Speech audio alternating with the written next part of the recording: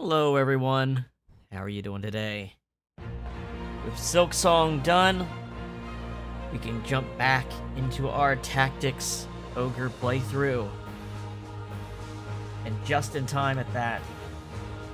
Just in time to do the CODA chapter.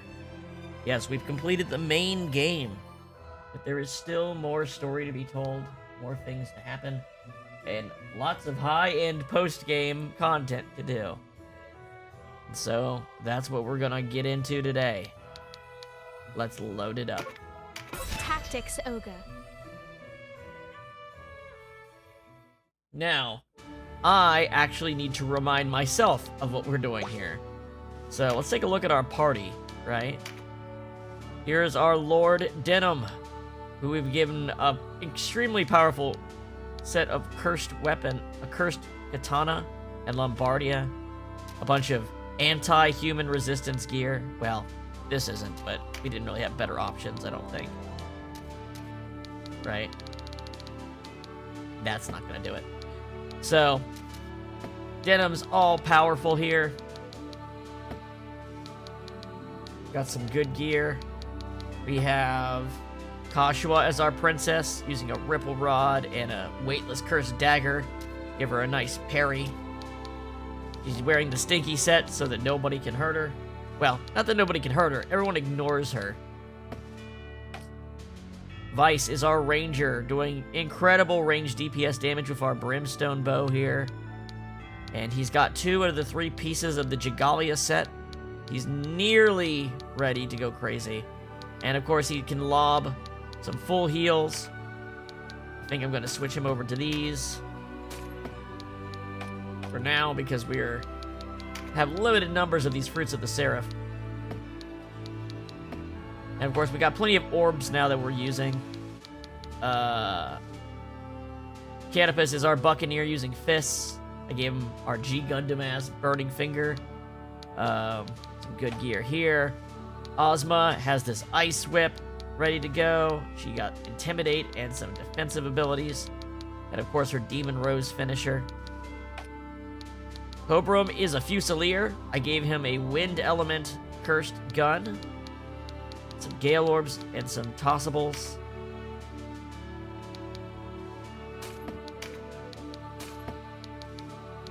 There we go.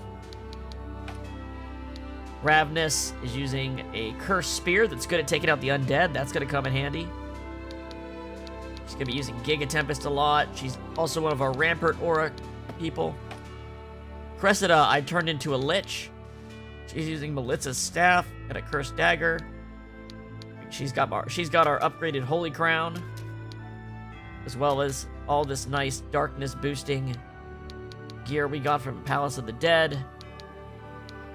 Or she's using summons and the Abyss magic we actually got, as well as some necromancy. She's got a nice set of options here. Olivia. Olivia is our shaman. She's got a wand of water and an exorcism staff and some decent gear. Gave her water magic as well as wind and lightning for some elemental coverage. Sherry is our other shaman with earth exorcism. She's using earth with fire and ice coverage. And then the last couple slots vary around depending on the situation, but we have Gildas with a big-ass fire hammer. Another Rampart Aura character. He's going to be mainly using his Crimson Reach ability. We have Ocean as an Earth unit, a melee Earth unit with Fault Maker and the Infinity Art. And she's got some good healing and tossables as well. Mirrodin as a secondary White Knight. Or, sorry, a tertiary White Knight on the fights where that might matter. Got him an Ice Spear. Looking pretty good. Deneb's a Wicca. She's not as upgraded as everyone else, but she's got some options. And we also have another Lich here, Lilith. And then the others, we're not using quite as much, but they're possible options. Anywho, we've got all that set up. Our Warren report is looking pretty damn good. We have completed the timeline as thoroughly as possible for everything that leads up to the CODA chapter. We've reached essentially the zenith of this playthrough, where we have done anything and everything that could possibly go on this timeline up to CODA.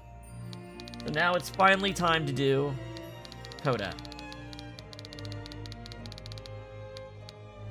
Alright. So, how do we do this? Well, first off, let's take a look at the talk that's going down. And here we can see the songstress of Amish. An enchanting winged songstress has arrived in Port Omish, a town of ruffians and rogues. People flock to hear her angelic voice day upon day. It's rare to see winged womenfolk in those parts. She's become quite a spectacle. Quite a spectacle, huh? Well, we'll just have to see about this, won't we?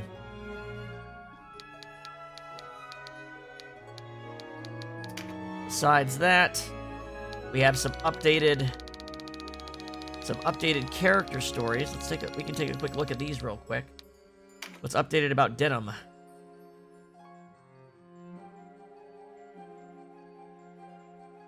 He fulfilled his father's dying wish and led the resistance to victory against the Dark Knights, defeating them in bloody battle. At age 18. Vice. He eventually reconciled with the resistance when Denim took up its leadership. His might and arms served the Order of Known well, helping to bring an end to the war. She sided with the resistance, devoting herself to bringing the war to an end and reclaiming the Valerian throne. Her coronation fast approaches. So, a little bit of the timing, we saw the coronation in the ending, right? Well, this is actually a bit before that. Where we are right now is a bit before that. Holy Knight Lancelot. He was captured in the Bakram invasion of Rhyme and imprisoned in the dungeon of Heim Castle. After the liberation of Heim, many prisoners were freed from the castle dungeons, but it's uncertain whether Lancelot was among them. There's been no word of him since, but we know better than that, right? Now, Warren. He later saved Denim when the Chaos Gate collapsed during a momentous battle at the Hanging Gardens, but was himself trapped. It is not known if he survived.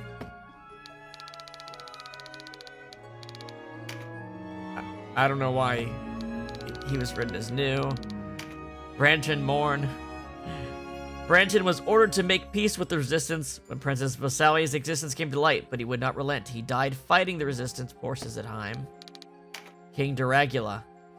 His corrupted form emerged once more when the gate was opened by the Dark Knight Martyrdom, but he was defeated by Denim. The Dark Knight Lancelot. He was detained when Sir Martyrdom and Sir Barbas rebelled against him, but later escaped during a battle between the Resistance and Bakram forces. His current whereabouts are not known. Falsiphon has the same situation. And Valak has the same situation. Mardum, however, he died in the battle to open the Chaos Gate, as did Barbas. Oz died at Phidok Castle. Well, Denim is not the rightful heir to the throne. And there's religious backing to the Doragula line. So there's everything against some outsider coming in and becoming king. And Doris. And Doris died pretending to be a traitor. And of course, Nybeth. After using the Ring of Dead to reincarnate himself as a lich, the Dark drew him to the depths of the Palace of the Dead. The Resistance finally defeated him, and he became one with the Dark, vanishing from the land. Gilbald. This character appeared in the ending. So if you haven't played Ogre Battle, you might not know who he is, but this was a Zenobian from Pesheval who once led the Beast Regiment of the Kingdom of New Zenobia. He was a close friend of Canopus. When Zenobia fell under the rule of the sacred Zetagenian Empire, he bent to their will at first, reluctant to bring war upon his people. However, convinced by Canopus to take action, he joined the resistance and led an uprising against the occupying forces. Lieria, sister to Canopus, also considers him a trusted friend. After the Kingdom of New Zenobia was established, he traveled to the Holy Lodician Empire, having fulfilled his formal duties. And Claire. This is the lady that's taking care of Lancelot, a young girl living in Heim. She was orphaned when the Bakram invaded Rhime. Having hidden away the grief of her loss, she now spends her days caring for refugees at an abbey in Heim. Her bright outlook and the words of encouragement bring hope to those she looks after. Anybody else? It's kind of... no. Okay. So... and my current title is Captain of Fate. So, what are we doing? What's the first thing we're going to do? So, we had that rumor about a songstress in Port Amiche, right? Sorry, I'm getting comfy here. We had that rumor about the songstress in Port Amiche. So, let's go check that out. A very unassuming start to a new chapter, but let's do it. Stop at Goliath here to save.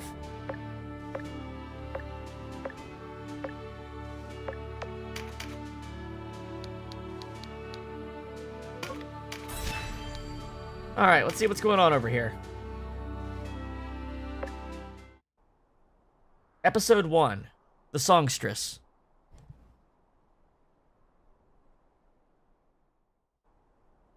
Another night, moon above, I think of you, and I know warmth in my heart, you beside me, two as one, we'll be together always. I forgot this was actually voiced.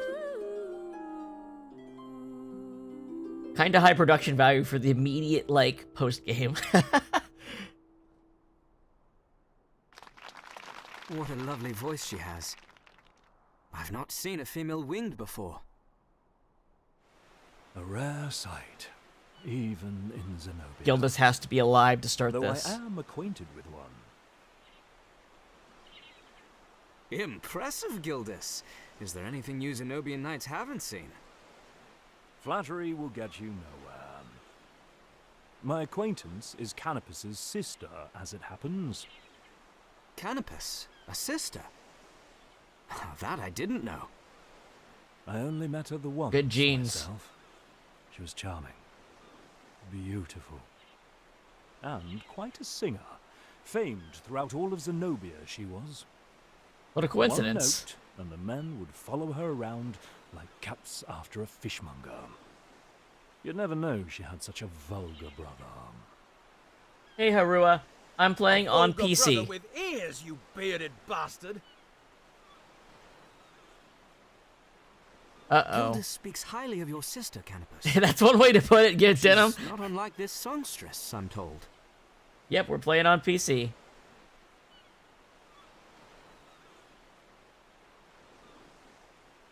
Yuria, what in the eight winds is she doing here? Well, goddamn, it is his sister. Yuria! Yuria, songstress. Is that you? Explain yourself. This takes place before the coronation. So this CODA chapter happens... Don't like her singing, is it? I forgot that the reptilians had that filter. This is before the very ending of the game. You, Birdman. What did you call me? Easy. There's no call for that. You picked the wrong fight. This is such a goofy start to this chapter. We're just getting into a street Canopus, brawl. Gildas, control yourselves. The boy's with him, eh?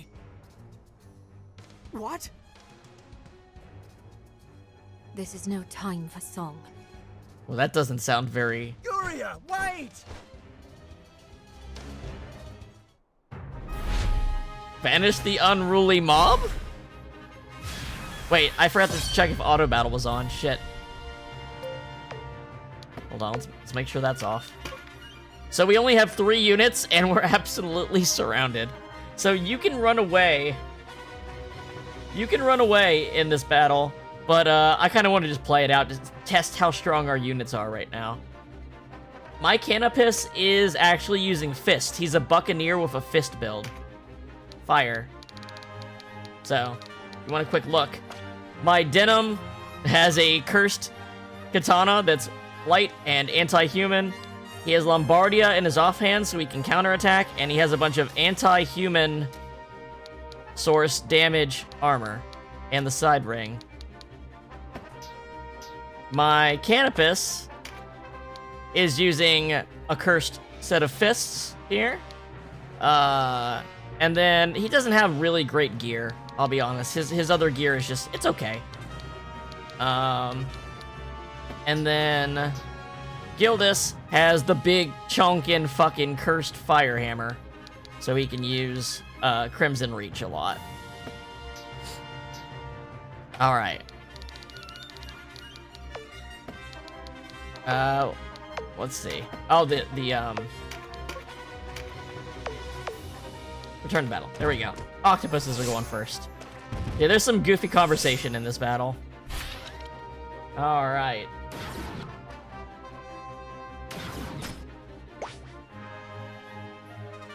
All build PLD? What do you mean? What, sorry, what's PLD? You're talking... Like... my mind goes to Paladin, but I have no idea what PLD is. Alright, let's see. Who are we actually fighting in this fight? There's a ton. There's so many. I probably should run away. Because if they're level scaled... They're not level scaled to us. Okay. Still. I'd have healing items on everyone, but maybe I should use these orbs I left. I forgot I still had orbs on everyone for the final battle. Maybe I should just breach a bunch of... Now, there's not a lot of armored units next to me. What's this guy? All build show. Oh, yeah. So anybody that is coming in here, not in the main playthrough, when I saved all the deep dungeons for the last playthrough we did. We did 4 runs. One which was a neutral route where we just did all the bad decisions, an actual neutral route, the chaos route, and the law route is last. But we saved all the deep dungeons for the final route. When I did that, I turned on an all drops thing so that I wouldn't have to grind the deep dungeons on stream. So I have a lot of gear. So this is not probably normal for having run those dungeons once, but also normally people aren't streaming the game and they might run Palace of the Dead a couple times. Like for multiple routes, and I didn't do that. So this was the way to balance it out, I guess. All right, so that's why my relic gear is pretty good, all things considered. And why I... Well, the curse items... It's easy to get curse items, but my relic gear is relatively better than just getting it once, you know? Okay, so Canopus, you're next to a water dude. You're a water dude. Oh my god, Canopus and Gildas are fire, and everybody's water in this fucking fight. Alright. Well... We're gonna make do. Alright. Berserker, kill him first. Get to work.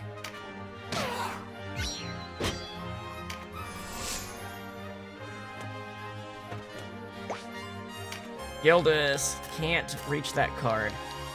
Let's focus down on... Let's focus down on this dude. Okay, we're pretty sturdy. How did we get into this again? I don't know how we got into this, but here we are. Now what?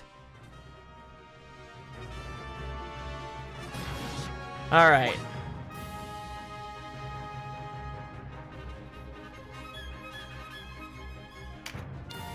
Alright, so... Let's work on getting some cards with Denim here. Pass turn.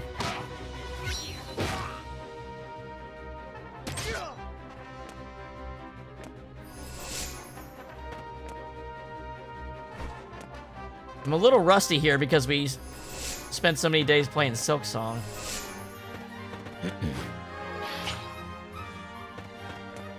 Alright. Alright, now that we've got a bunch of people clustered up, we can use this fire orb to breach a bunch of them. Never mind, they're dying already. No, actually, yeah, this is pretty good. Canopus is getting surrounded, and he can drop a fire orb here. They started it! I'm making everybody an asshole. It was that lizard who started this. I had to defend myself. He's right, Denim. Honor demanded it. They're not going to be any help. I guess it's up to me. Alright, so I should be able to drop this and do some good ass damage. Breach... I probably should breach the monster. The Berserker's probably not as big a deal. You know what? I can have both him and Gildas do this on their turn and hit different people. Let's do this.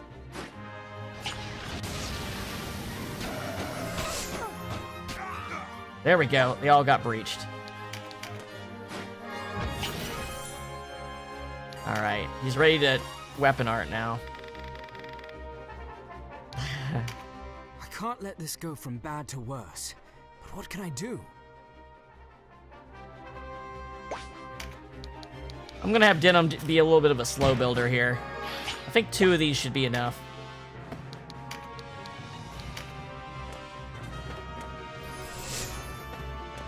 Because basically he has to fight everybody on this side of the field.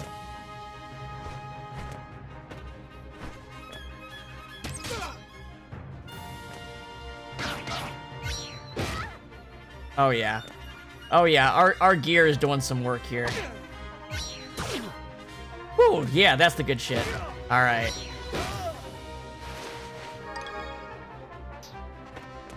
Now the nice thing about cursed weapons is if you pass your turn, your RT is really low in comparison to enemies. No turning back now. We've come this far. No backing down now. Are you daft? Don't encourage them. Keep pouring in. Let's be done with this so I can find Yuria. Are you going to help or not, you sorry excuse for a night? One step forward, 2 back. Uh. I pluck a feather for your sister. A feather, Jake? And you mock my sister? You're asking for it!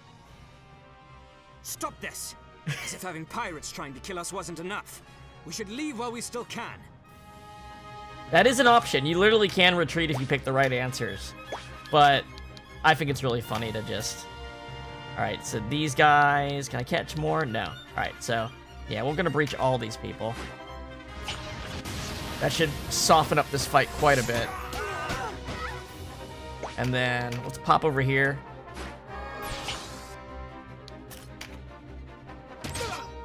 Okay. We should be able to clear this out now. Our counterattack should do a ton of damage, yeah. Yeah. Yeah, we got the statistical advantage here now. All right.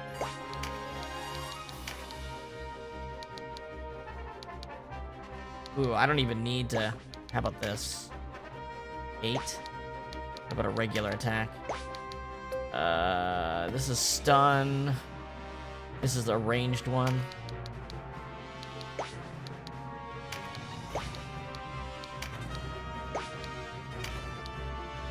Fuck it. There we go. Get back. Don't know me like that. I'm gonna get next to Gildas, so I can get his velocity shift. Uh-oh, poison might be something that could be a problem.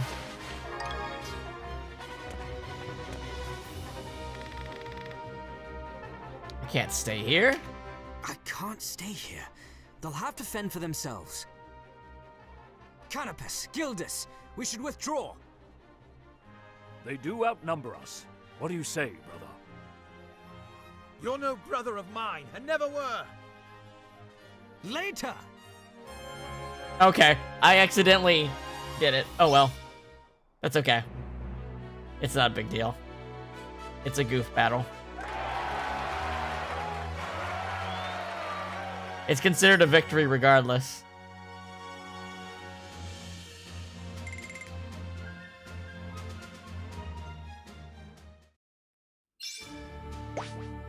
Alright.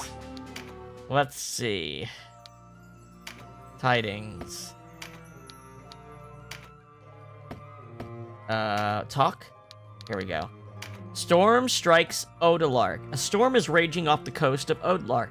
The waters around the island are known for their fickle currents, and the storm has only made these worse. The approach to the undersea cavern called the Pirate's Graveyard is currently too treacherous to navigate. Though thought to be a temporary anomaly, pirates in these parts whispered that the storm was called by a creature of the deep. In Euria's Requiem, the songstress Euria has won great fame for her talents, but since her arrival, death seems to stalk the sick and weak in Omish. The requiems she sings when the dead are laid to rest may bring tears with their beauty, but some believe her to be the dreaded Wicca Cyrene. Euria's secret. The songstress Euria has been the talk of the town of late, and new information about her has come to light. It seems she travels to the deadly caverns known as the Pirate's Graveyard night after night. These caverns are surrounded by treacherous waters and are said to be a gathering place for the souls of the dead. This suspicious behavior lends more weight to the rumors that Euria is in fact the Wicca Cyrene. Well, that's no good. Looks like we're gonna have to go check out the Pirate's Graveyard.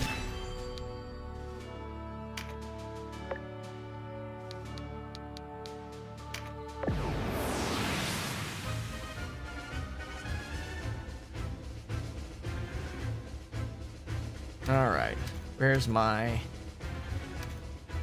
10 party? Let's take a look at what's going on here real quick. Are the enemies scaled? I think they might be. No, they're not. So what do we got? A bunch of ghosts, octopi, archers. Okay. Well, let's get Gildas in these fights, so...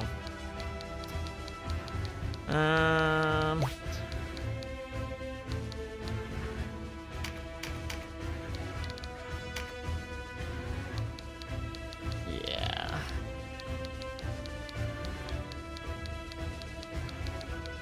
This should work.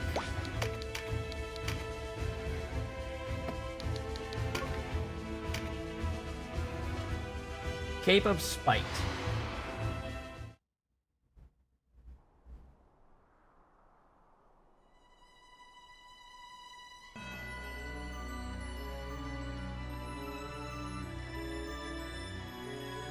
Let's hope we can catch up to Yuria.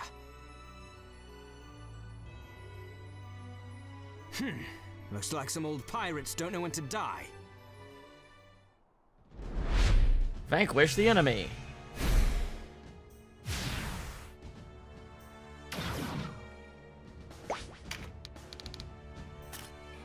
Let's see.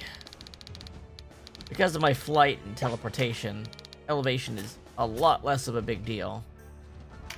Let's just advance a bit here.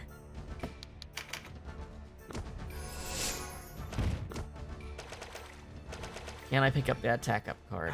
We shouldn't be wasting our time with this.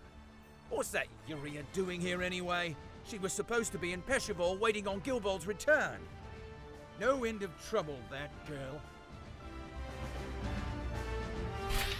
Canopus is not having it. Alright. You can go for Skelly-Mans. Denim, however, I'm going to get him down here to kill. Oh, you're not Denim, you're Ravenous. But that's okay, Ravenous is lightning. So, what does this... I wish the description reminded me what the status effect it does is. Stun. You know what? Stun's pretty good. Let's see if we can stun him.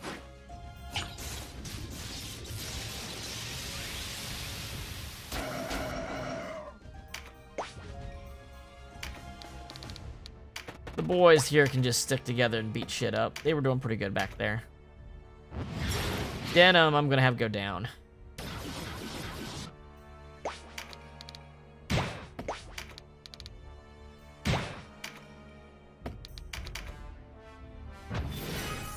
And I'll have Kashua head towards the ghosts.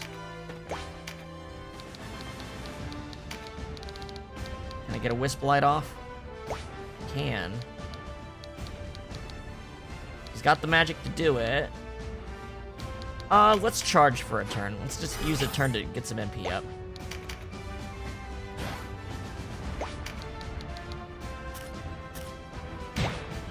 Basically do that with everyone. Just give everyone a charge, prepare a turn.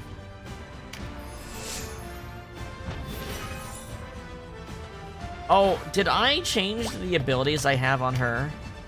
Because I had her redistribute MP ability, and I didn't really... It wasn't really working the way we hoped. Okay, she's got what I want on her.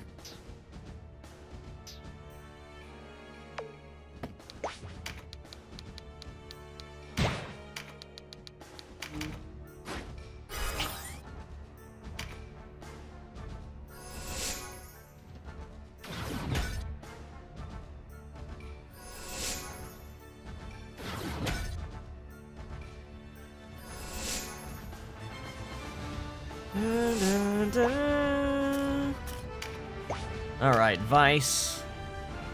What are you doing? Suppose I'll have you come here and... Oh no, you want the high ground. Well, next turn you'll have higher ground. Alright, what can you hit?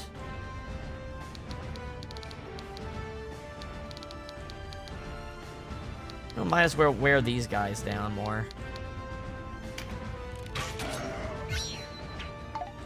Nice try.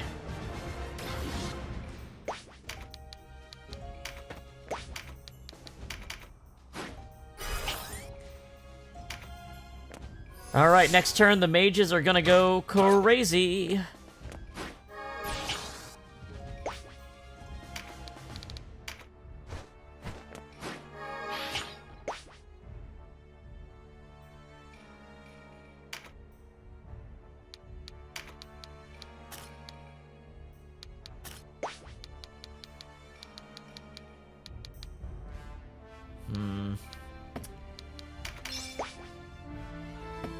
Oh yeah, what were my bonus objectives? Okay, I got the one that matters. The charms. Remember, we're pumping charms into our primary 3 while we're doing this.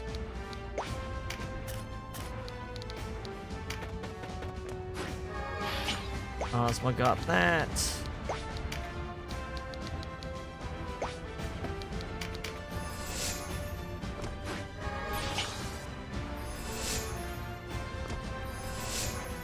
Everybody's converging. Oh, you ran into Denim and stumbled. Nice. Okay. Give him a good old whack.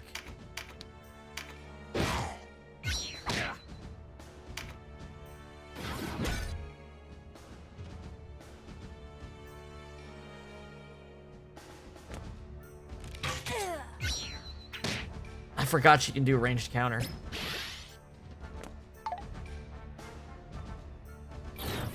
Alright, Ravnus. Denim goes before the octopus, so I'm gonna go here. For Giga Tempest. Build up. Oh, right, she can't hit from there. Then I guess I'll go here to help Denim.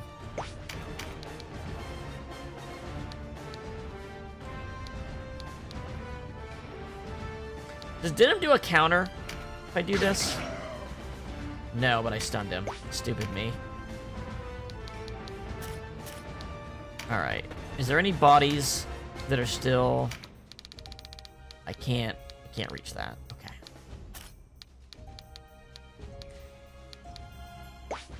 Looks like it's Wisp light time. Let's get rid of the octopus first. Yeah. Good damage.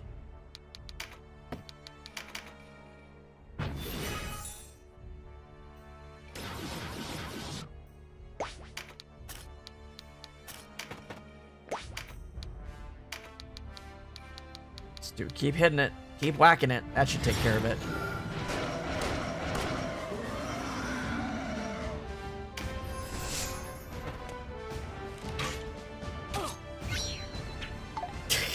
He's throwing insults. Alright, do I have the I don't have the MP to do...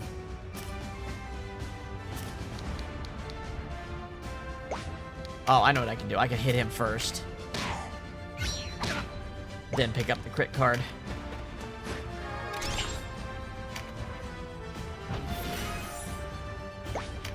Alright. Olivia.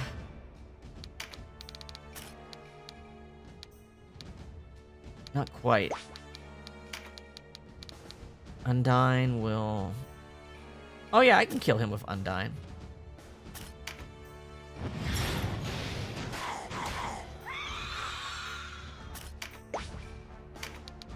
Alright, Sherry, what are you doing this turn?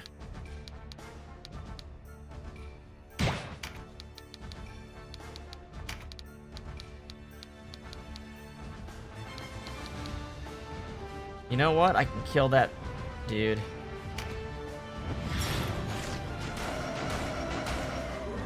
There you go. Then Denim can pick up the... Oh, this thing's dead. This thing's toast. Oh, the stun. You hate to see it.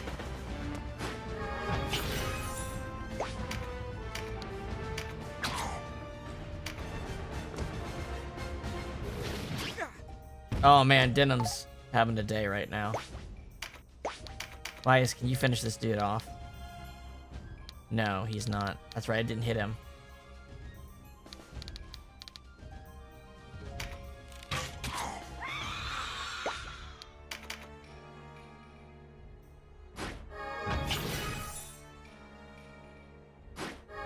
I don't know, I should have sent Ravnus after the undead. She has an anti-undead cursed weapon.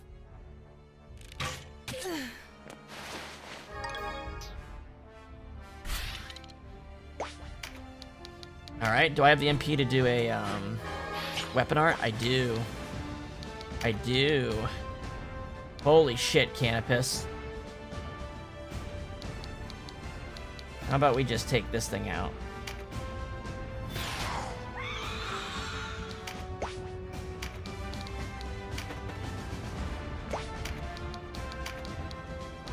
Good. Good damage. I'll have to use some exorcism wands next round. Oh, wait. I might be able to... If I move a couple spaces over because it ignores vertical height. Yeah. Hers has anti-undead as her racial element. They call them phantom units, but it's the skeletons and ghosts. So if I go here, I can use Holy Water as a skill. Doesn't take up her turn. Or here.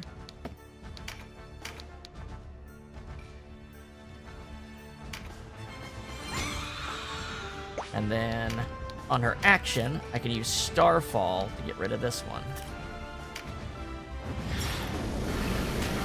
The Starfall has an exorcism effect. Boom.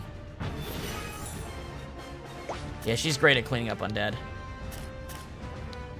Do I have Engulf right now?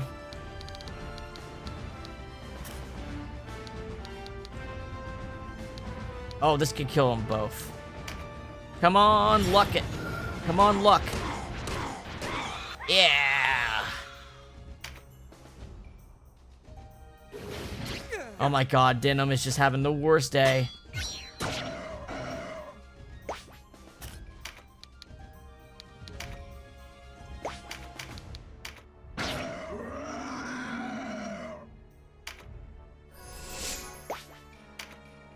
Alright, what next?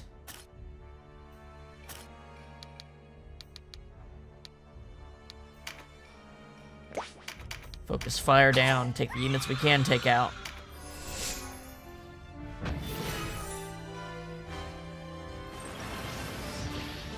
Oh, I see what you're saying, Partial. I actually got what you're meaning. Like, yeah, it's a cursed weapon, and it's good against evil creatures. That is weird. Yeah. That is just a weird concept. I think we don't even really need to exercise these things because we're going to win so fast at this rate. Whoa, only one hit? Wow, that's terrible luck. Okay, Denim, this time for sure, right, bud? Doesn't even matter, he can't reach it. I'll cast Ease on myself, maybe I'll get rid of stun. False Strike, damn it. I had 3 different status effects on me.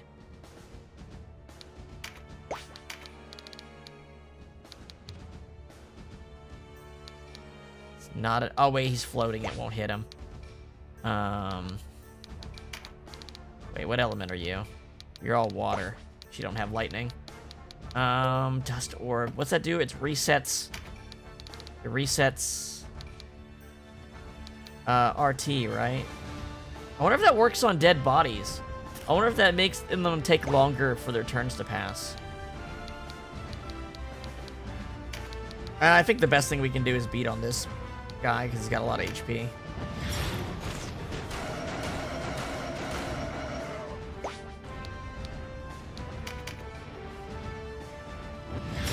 Nope.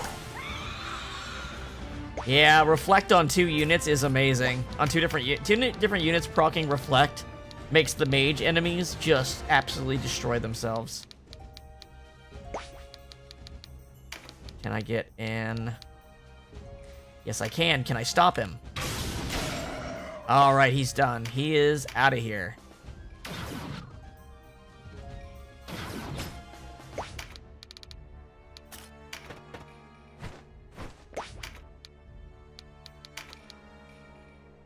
Almost enough.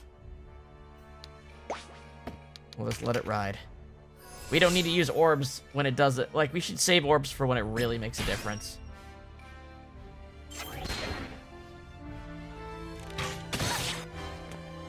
True.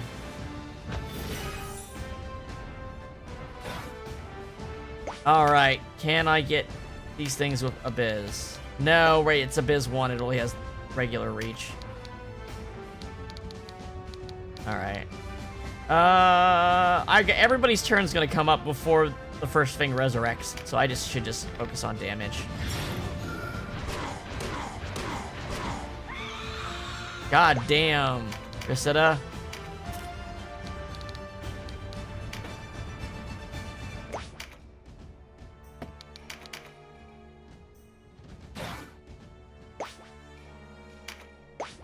Let's see. What can I... Well, actually, if I go here, I can get 2 things at once. And if I don't have enough for Starfall. Bad.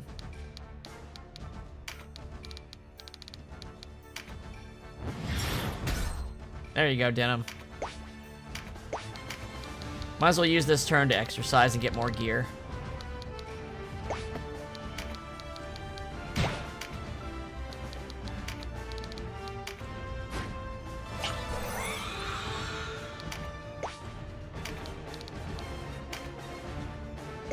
Hit him with that Giga Tempest.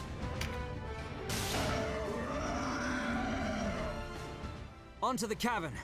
Uria's in there somewhere.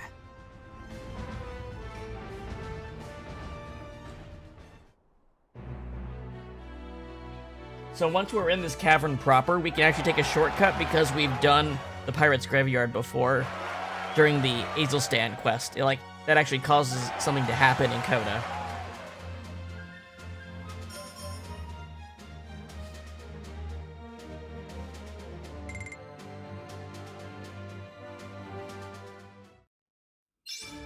Okay. So... next... I'm gonna go to Astride the Border.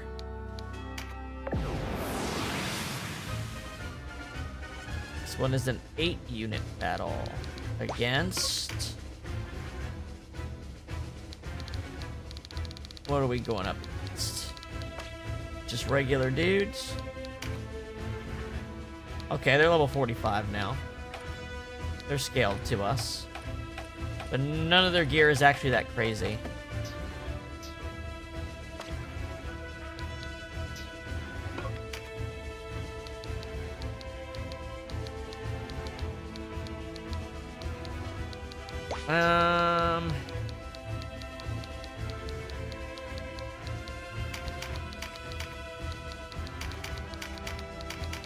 Our magic users are doing so much damage, it's hard to cut them out these days.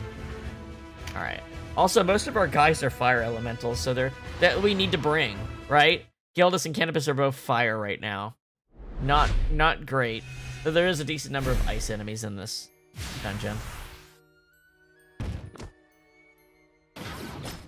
Apostate.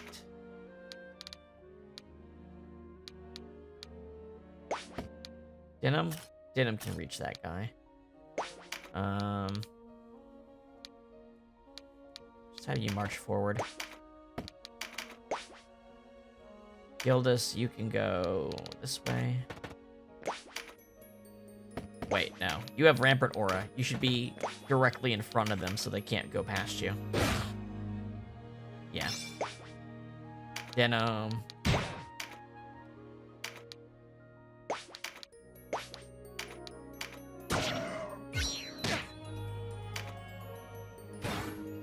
Alright, what do I want to do here? There's no undead, so Kashawa can pretty much go anyway. I'll have her march forward.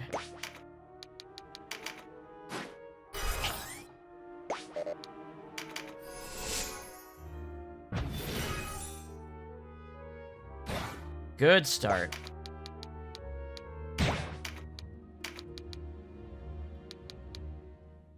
Ice. Earth.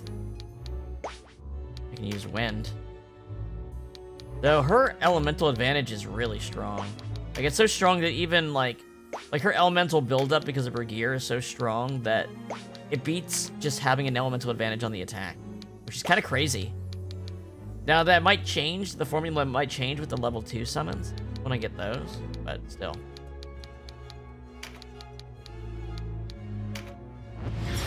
Focus fire, as in most RPGs, is, you know, name of the game against high-level enemies.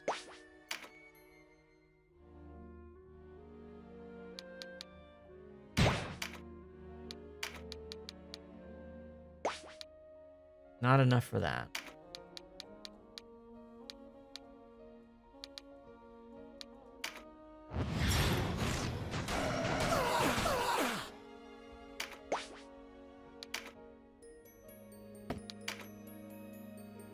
You know what? Let's get Vice. He's a little close if he's up here, but let's have him use this turn. Vice is a lobber, so I feel better using orbs with him. Like, it feels like part of his job, you know? The orbs are like upgraded grenades, basically.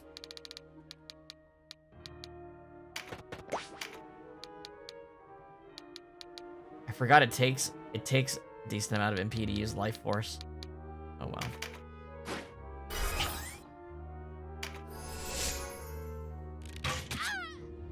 So, even with good armor, our casters are still not nearly as tanky as like our White Knights in Denim. So they're gonna often focus on them. Except for Kashua, because she has the stinky set.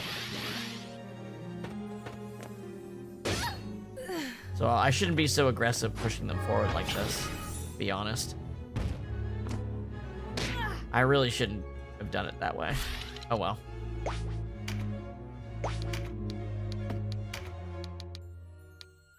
These guys are both ice, so do some decent damage.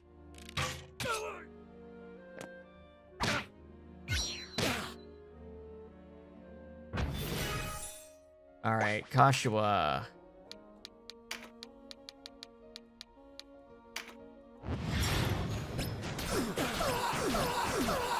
Yeah.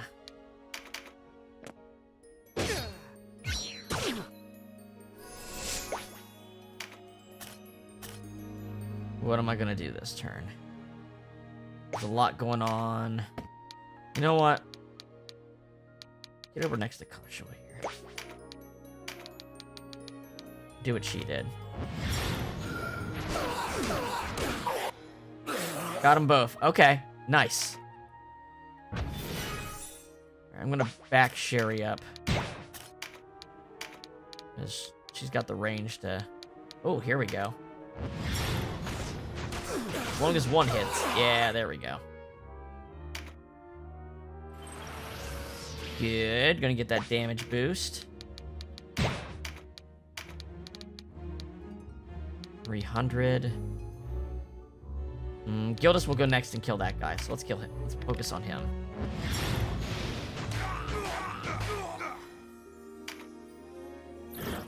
Ah, I moved her one space too far. Okay. Whoa, he survived that. I should have checked.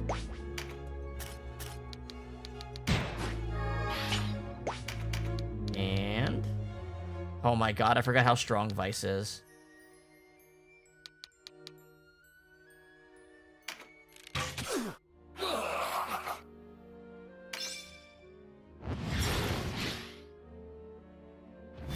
Okay, doesn't matter. Denim's gonna take this dude out. He's proccing everything like a madman. Did that do it exactly its health? That's funny.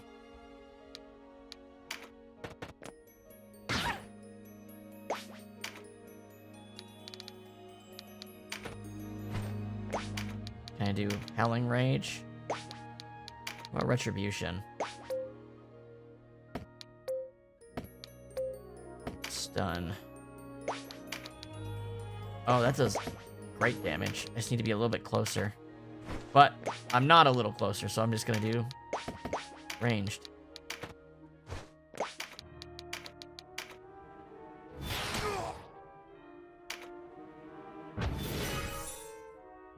All right.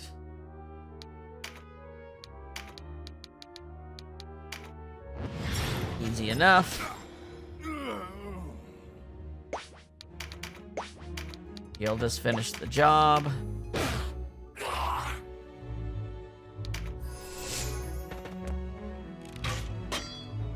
That's what the Cursed Dagger's for.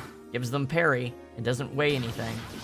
As long as you don't put something inside of it, it's a great defensive tool.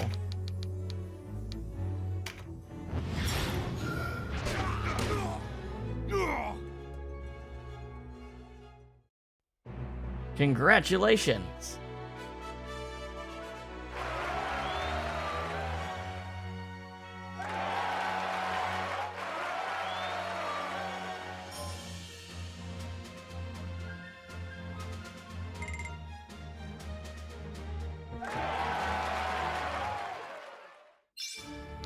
Alright, so I believe We go to Crumbling Garden. We basically take the right side, I believe, in order to speed our way through this.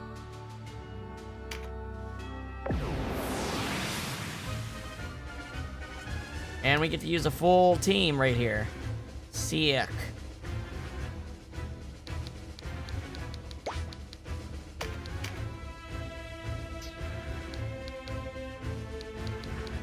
Get to use the full squad.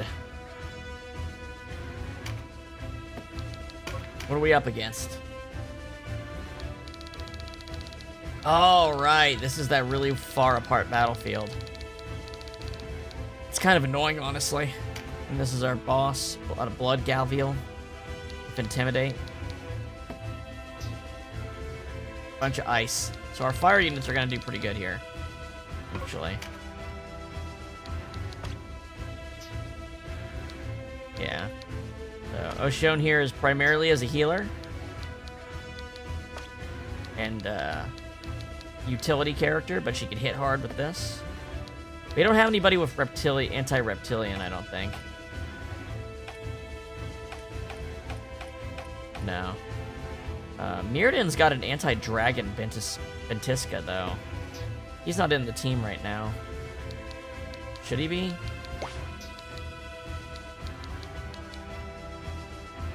Maybe he should.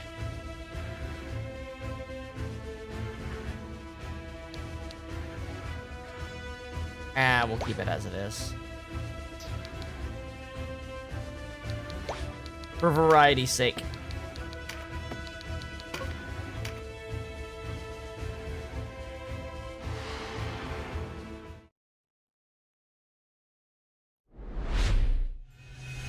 You know what?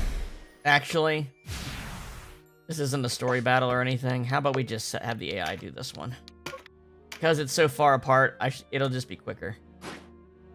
Also, the AI is gung-ho about using those orbs. I forgot about that part. Whatever, man. We got plenty of them.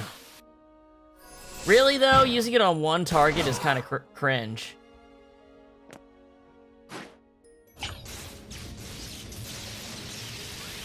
I guess if it gets this battle done quick.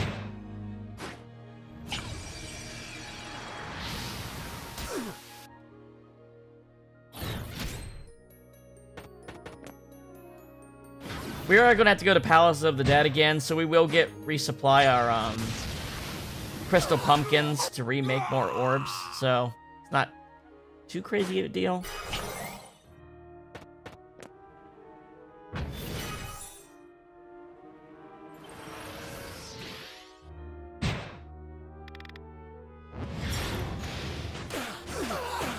Yeah, it can be pretty brutally efficient with the shamans and stuff, though. Charging Gildus is a pretty smart move, actually. Because it makes all of his attacks ranged for the rest of the battle.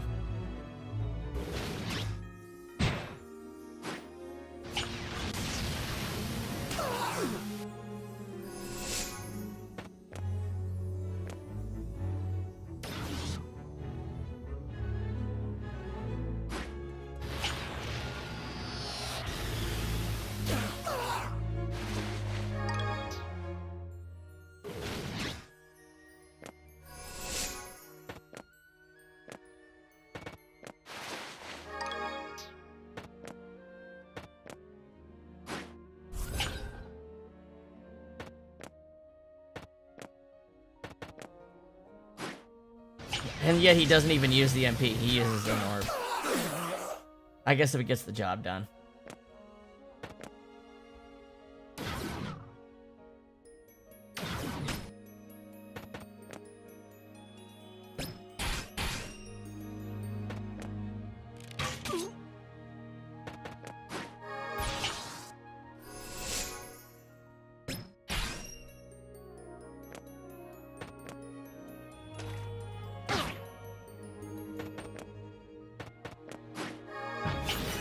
Crazy she can reach that guy from here.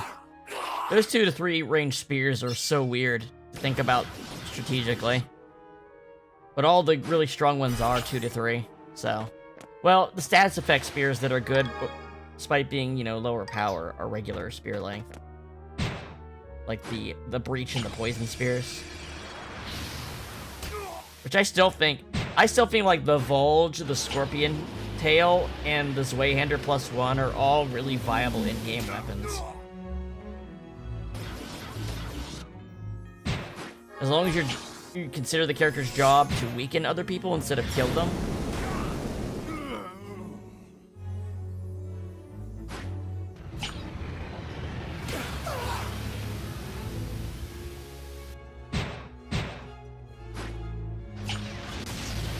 You know what? It seems like...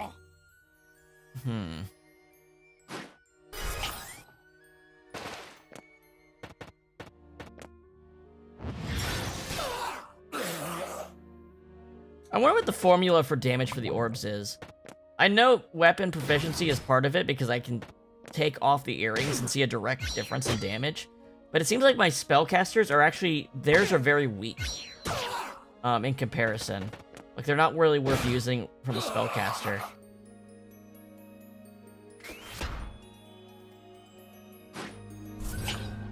Now he's gonna whack... I was gonna say, he could have knocked Canopus into a pit. But Canopus is a flyer, so it doesn't matter. Actually, none of our characters can be killed that way right now. Except if it's like an actual kill blow. Because they'll just teleport or fly up if they get knocked down. Which is very good for auto-battling in like Palace of the Dead and shit.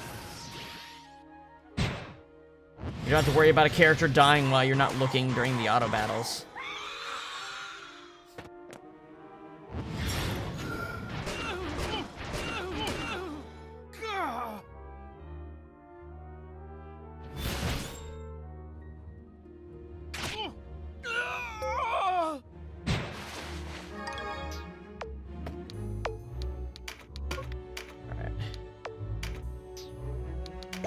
Alright, you gotta blast him, man.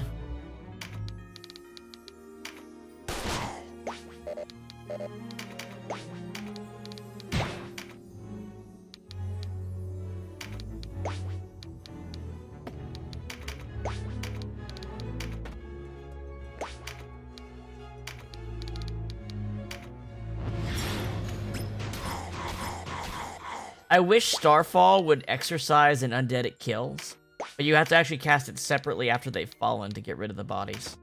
It doesn't, like, do both jobs at once, which would be really, really cool if it did.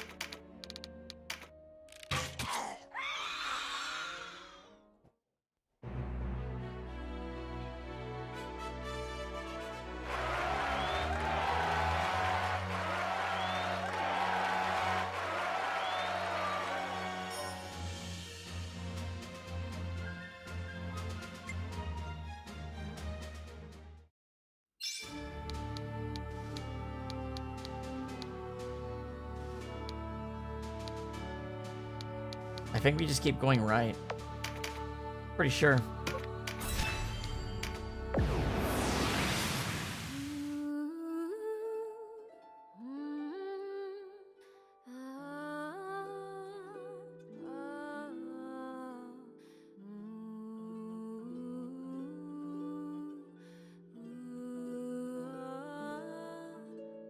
Yuria!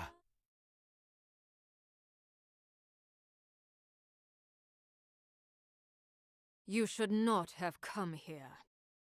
Well, that's not the voice that should Who come are out. you? And what have you done to my sister? Hardly the way to ask a lady's name. I am serene. Does my song not stir you? Oh, perhaps this body resists me. A lot of body snatching in this game. In this series, it seems like. Hold, fiend! Let's deal with these wraiths first, Canopus.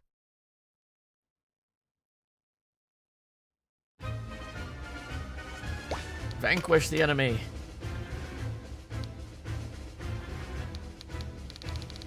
All right.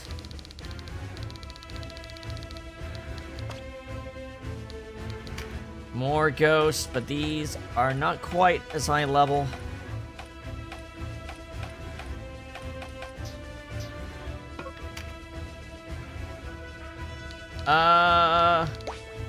Let's see. Deneb. Deneb is a body snatcher. And I might not be remembering correctly, but I think Rudlum does it as well in Ogre Battle. And there's a weapon you can get to steal bodies too, we haven't gotten. There's the cursed weapons to entrap one's own soul into a weapon. But there's also body snatching. A body snatching weapon. Which is actually really good. Only generics can use it, but what it does... Deneb may or may not be a demon. At the very least, she is a witch that has magic jarred herself several times over. And Rudlum, I think, has done the same. I think. I don't know Rudlum as well, but I know Deneb has.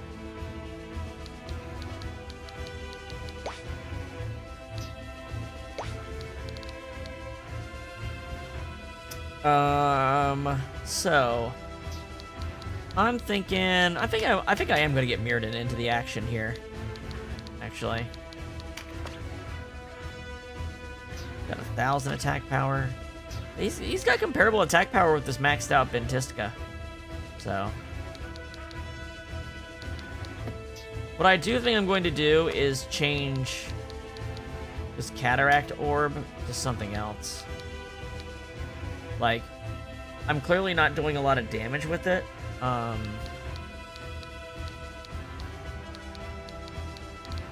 what I'm going to change it to, I don't know. I guess I did max out these.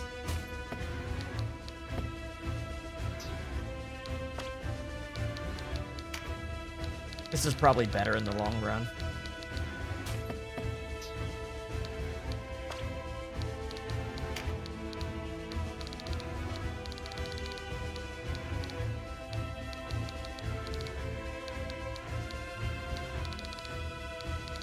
My god, where is... what's... This one's 10%. I don't... These are 75... These are hard to make. These are not as hard.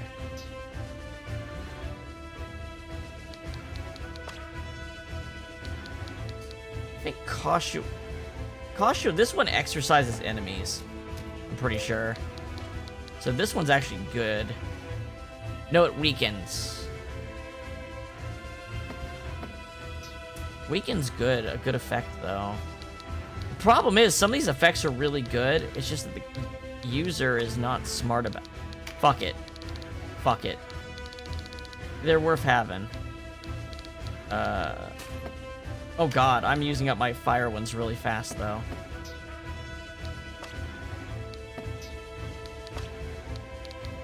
And the water one's poison, so it doesn't even have to do a lot of damage.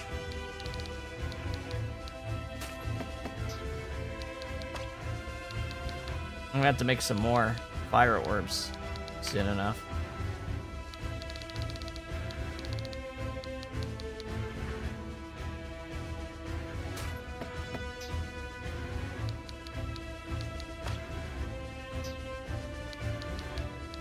Yeah, okay. Let's roll with this.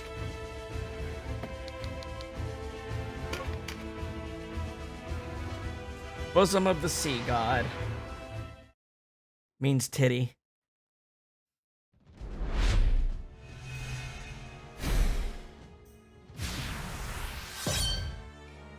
Alright.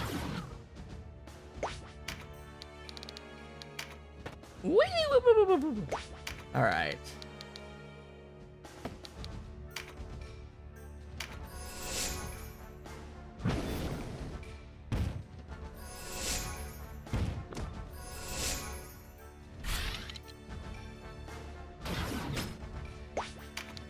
Apostate. What do I want to do? I want to get my... I guess I want my casters to go closer towards the center because there's so many undead in the center. And I can have my Melee fighters take the left side.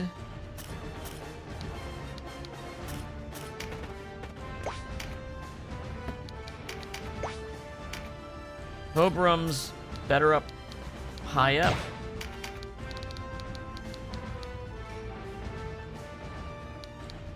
Now, Hobrum's got Gale Orbs, so if there's ever a chance to hit a group of those, that inflicts stop. That's like the best one. That, besides the Fire and Wind are probably the best ones. The Darkness one is pretty good too. Fire, Wind, Darkness, and Holy seem to be the best orbs. But there are no bad ones. Earth's probably the worst, but still pretty decent. Yeah. Either way, he's not doing a lot of damage with this. I might switch him back to his relic weapon. I think it might just do straight up more damage. Being an elemental gun is cool, but like it doesn't seem to be as effective. All right, Ravenous. Get him. Denim. Denim's going straight forward.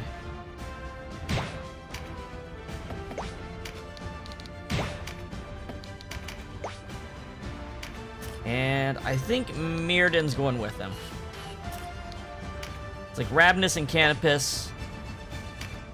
Mirrodin and Denim here, and then Ozma and Gildus on the right. Meanwhile, the casters can hang back and charge up their magic.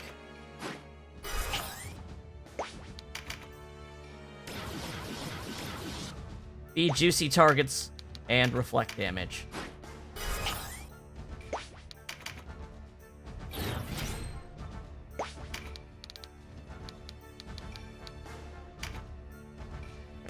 You know what? Vice might be able to reach that. He will next turn.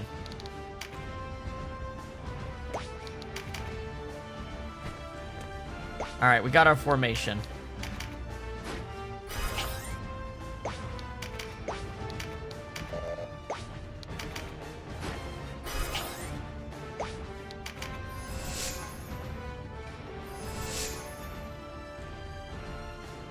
So those enemies are pretty widely spread out. Alright, Vice is going to pick up crit cards. Anybody I can knock into a pit? This guy, not this angle. Ooh, that's almost a kill.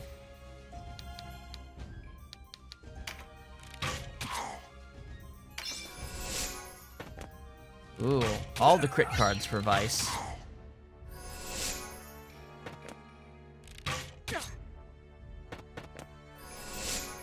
Why are there so many crit cards?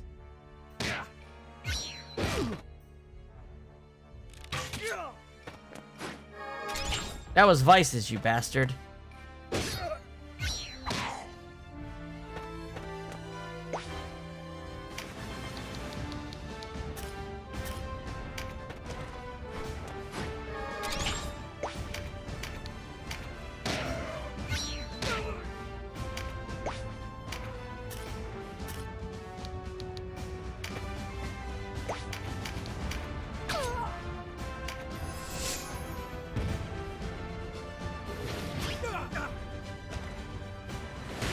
Ooh. All right.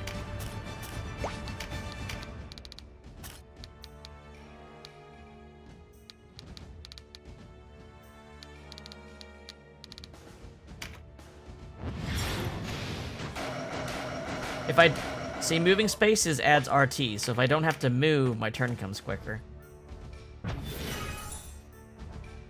You start thinking about RT a lot more in the post-game. Like, because getting your turn earlier might just make all the difference.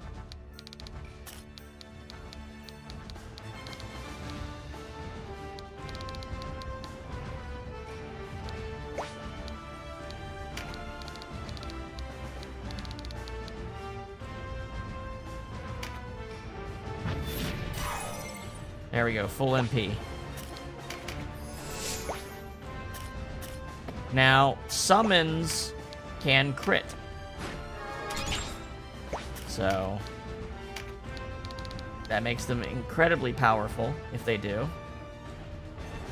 Let's see. Nope.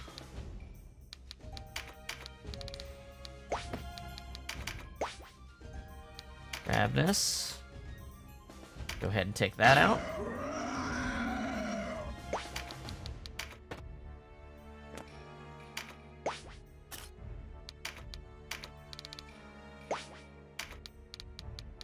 Oh, these guys are in range.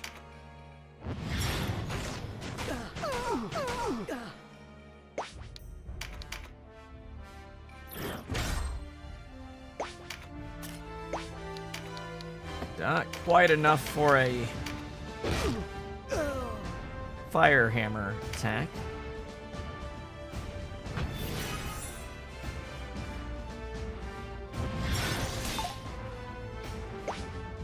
Vice is the only character in this fucking game that can dodge, basically. Because I put every single avoid charm into him. It's the only way to overpower the stat multiplier difference.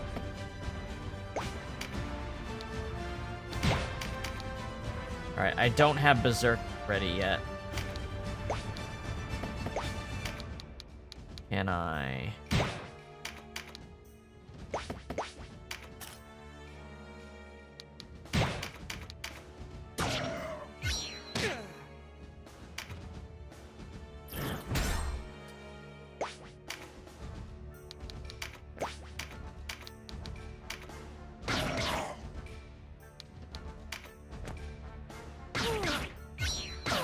I forgot she can counter in a weird way like that. She countered...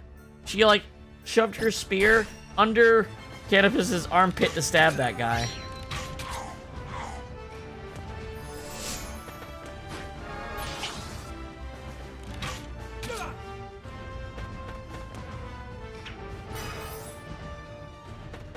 I forgot the Emmys sometimes can throw items, too.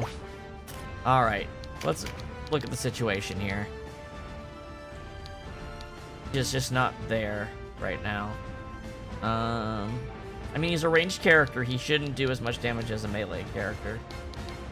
Like, you know, balancing-wise, it shouldn't be that way. Doesn't mean it is. However, can we Gale Orb?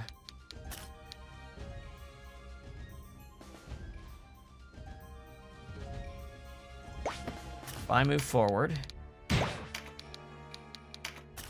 I can catch multiple enemies in one of these.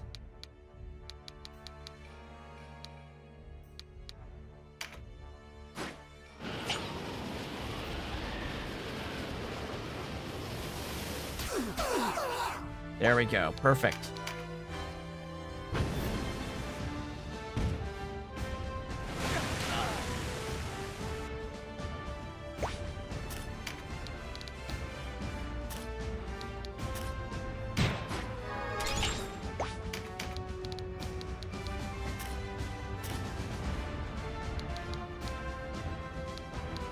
Hold on.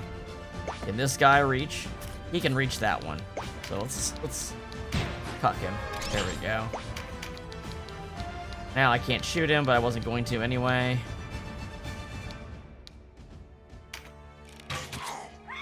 There we go. Alright, so while they're stopped, we'll take out this dude. Oh, he's light? That means Retribution's gonna kill him. What's the distance on Retribution? There we go. See ya, dude.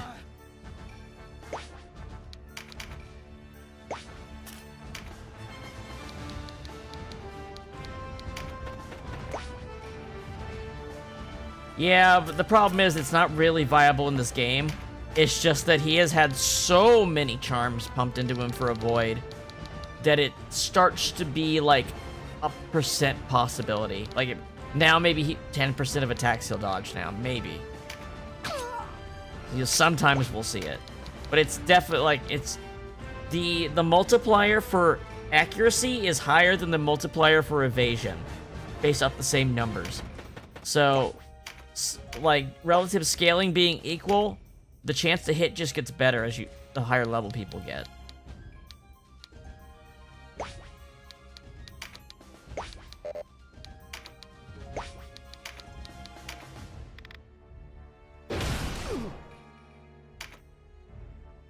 The average level's agility.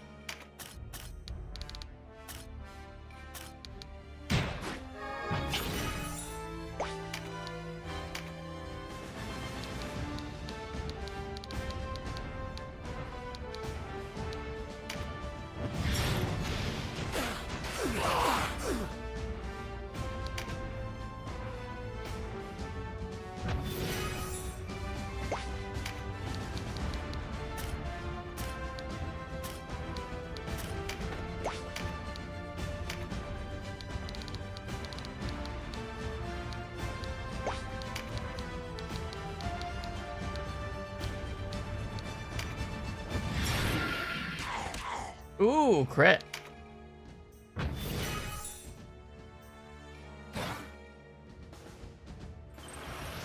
Alright, we're gonna get a big hit here. Who are we gonna do it to? This octopus? Yeah. Ah, if it had been 4 hits, they would have died.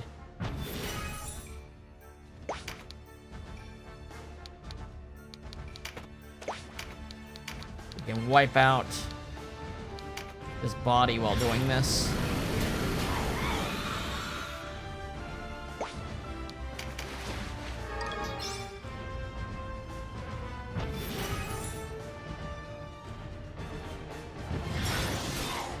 There we go. Reflect is doing its job.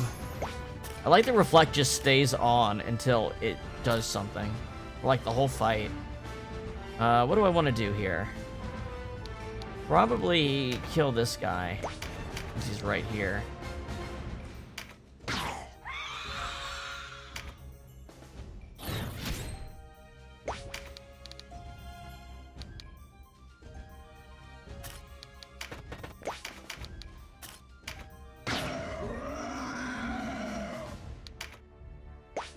Alright, that stop lasted just long enough. Denim's going to... He can Starfall both of these guys, but he could probably just kill someone instead. We want to pick this up. Skill triggers are super important for Denim because you're getting like all the crazy abilities on him.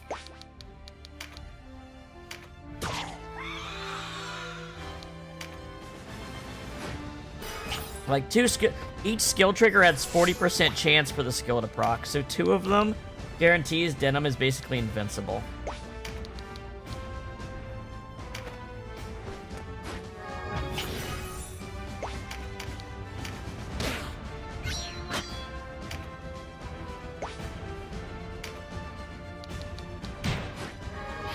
Alright, Hobrum. There's only one enemy you can hit. Oh wait, no, there's 2 enemies here you can hit. Yeah, attack boost also affects orbs very strongly. So, if you get your lobbers to pick up an attack boost, very, very strong.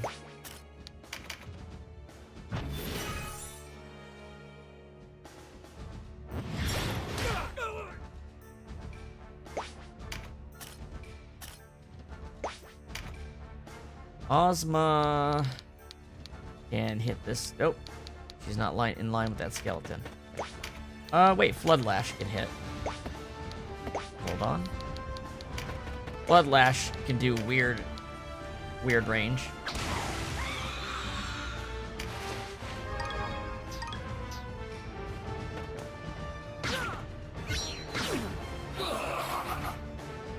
Alright, now it's time to start exercising the undead here, because I think we have 1 unit left. And we'll work on killing it, but we'll try to get some dead bodies. Try to get some bodies along the way taken care of. Unless Vice just straight up snipes this thing right here and now.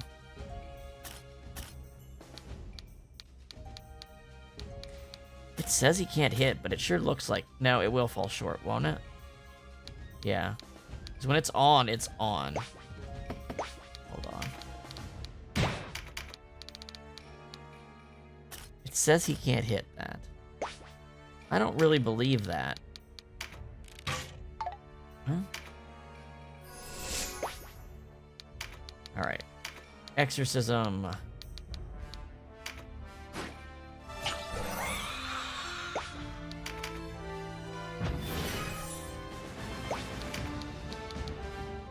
Banish.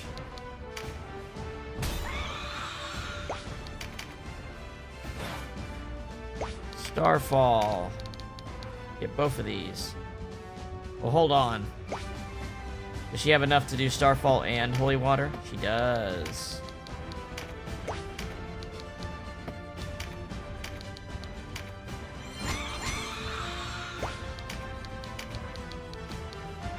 There. She is the best exorcist in the game.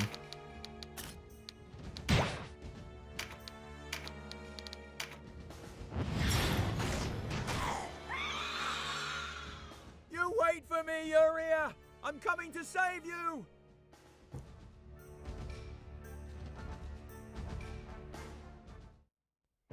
Congratulations!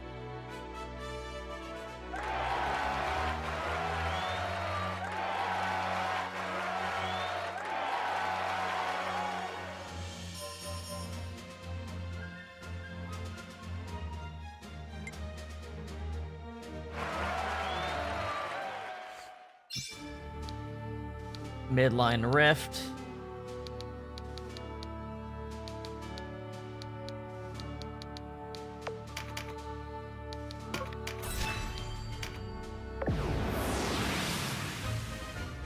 Back down to 8. That's why I keep different battle party. Each of my battle party configurations is a different number of characters to make this easier.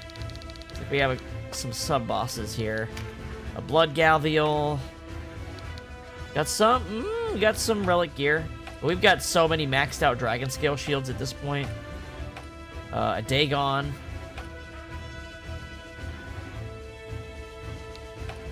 It is. Like I said, it's a very unassuming start. But there's reasons behind it.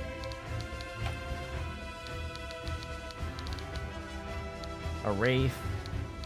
Ooh, it's got Avalanche 4. Alright. Yeah, our fire units are gonna make good work of this battle, I will say. I'm gonna make this an auto battle. I'm pretty sure there's no story content for this fight. Yeah, and it's crazy because, you actually get her, and she's a songstress, a bard.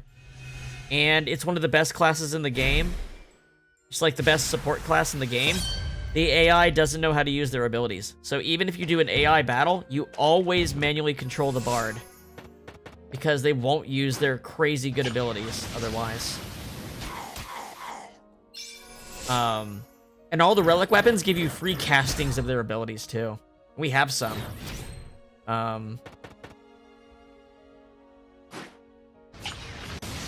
Yeah, she's really good.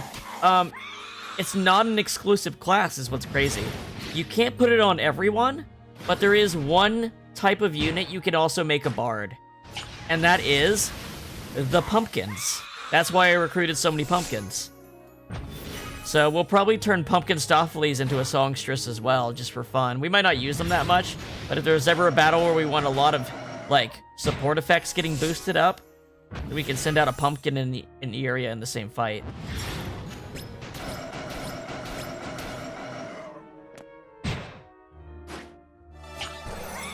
I do like at the very least, the AI is very good at using the exorcism staff effectively, so that you pick up as much gear as possible while auto battling. I appreciate that part.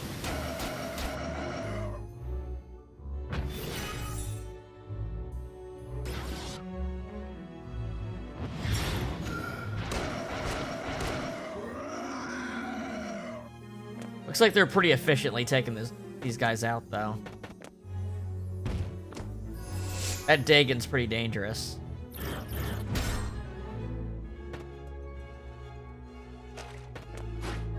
That's right, don't let it get MP. Good move, Canopus. Yeah, this game has so much depth, it's kind of crazy.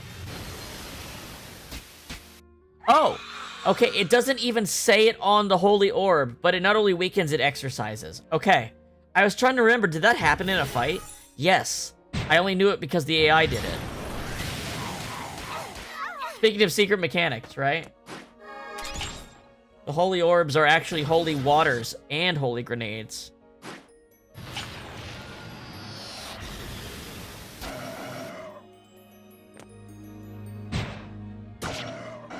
Yeah, this is probably one of the deepest games of this, like, grid-based, like, tactical RPG type.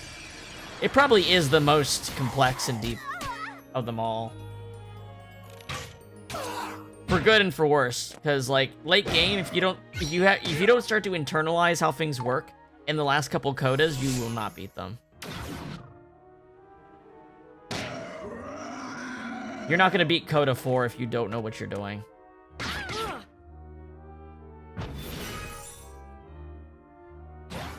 Or the bonus boss battles we'll see in CODA 2 forward. There's gonna be these battles called the Heavenly Generals, and they're there. You have to bring tuning forks into certain rooms of different deep dungeons to fight them. But you'll get really powerful gear for beating them. But they're like 20 levels above you and incredibly powerful. So you can't just win by statistically trying to, you know, mash them. You have to actually know what you're doing. They're tests of your gameplay knowledge.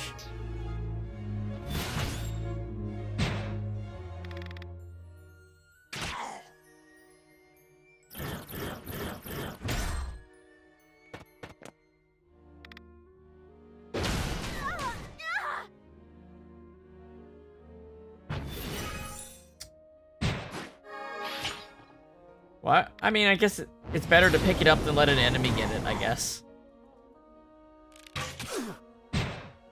But he's right next to a card. If he wouldn't got that card, he wouldn't be able to hit anybody, though. Yeah, the fist, I regret not using the fist earlier with Canopus. I forgot how good their weapon skills are. Like, that fire elemental one is a very cheap move and low RT, so it's better than regular attacks half the time. Even if it wasn't an elemental advantage. The ranged one is really strong. Like, and it's better range than the dagger, even, which is already good with the Heart Crusher. Heart Crusher is so good at the beginning of the game because it's like you have it by like level 10, right?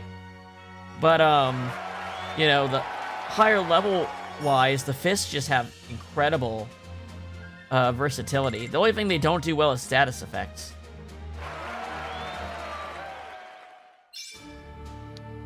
Okay, so on Holy Ground is the final. It's where the special final battle of the Easel Stand quest is. You're like, why were there two of these at the same level when this was the final one? It's because this one is the one for CODA. Into the Darkness is actually the CODA map.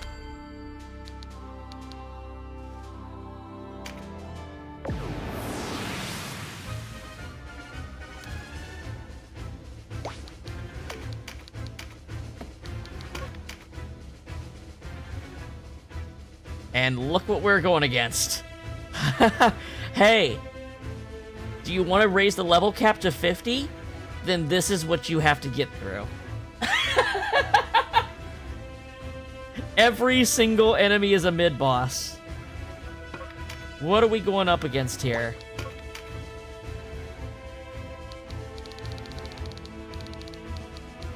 Here's like... Alright, so we have Cyrene here. What does she have? She has Summon Darkness, so she can summon more of these units. She's got Pandero, which comes with Arctic Conga. And that one gives Spellcraft and restores MP.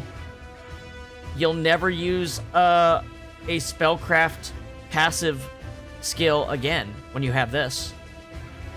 You can use that slot for other things.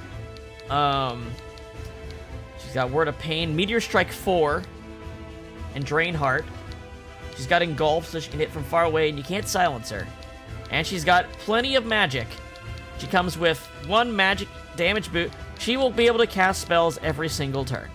Every single turn. Okay. She's level 48 also. We have an Executioner.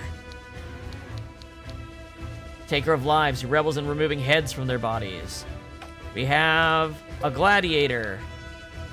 Former swordmaster, skilled with the blade, now fallen to killing men for a pittance of goth. These are basically like boosted enemy versions of classes that you can't get. Sniper. Snipers never hesitate to pull the trigger of their fusel on a man. In fact, they rather enjoy it. Death Eater. A dark mage, said to practice cannibalism. They serve one who must not be named. Level 4 magic.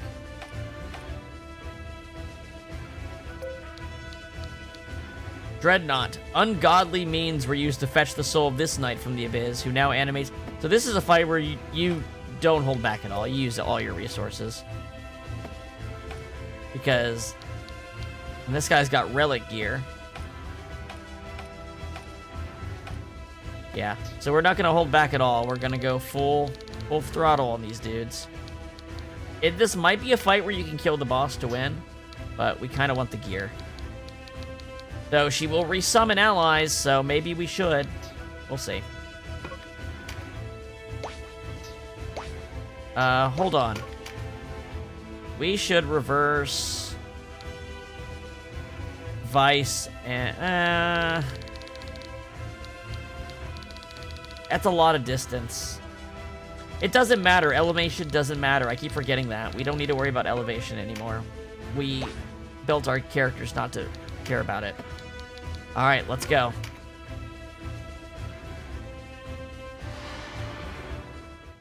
Now this is a fight where you dump your orbs. My song may not work, but my voice has other uses. Denizens of the abyss, from ink of blackest night, I summon you, darkness to me! Oh, that's right. There's two more body snatchers. There's Beelzebub, the demon, who's in a snatched body, and then George, her apprentice, who uses snatched bodies. Right, yeah. Palace of the Dead had two more. That's right. That's right. I forgot we fought a demon in Palace of the Dead in the middle floors, and her apprentice is presumably also a demon, or at the very least, a really evil person that the demon really likes. That's how we learned. That's how we got Books of the Dead and the Undead and the Lich Ring. Witch Serene, release Yuria at once. No, she is mine, eternally mine.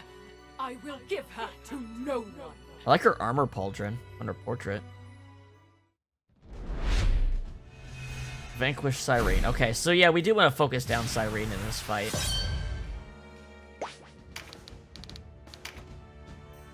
She is quite strong. Thankfully, we got plenty of good gear and items. Where have you hidden Yuria away, Witcher? Why, Yuria's right here, with me. We fit perfectly together, you know. I've not felt such a fit ever before. And my voice, enchanting. Of course her voice is enchanting. She's a singer, you salty harlot. You're not good enough for her, fact is. You sing of death, but she sings of life and joy and warmth. Everything you're not. Let her go. That's right, Canopus. Let's fucking do it. Let's do it, bro. I'm gonna have Hobram go for this card up here. Everyone else can kind of just march forward right now. Oh, I guess it depends if more cards spawn. You fucking... Of course her voice is enchanting. She's a singer, you salty whore.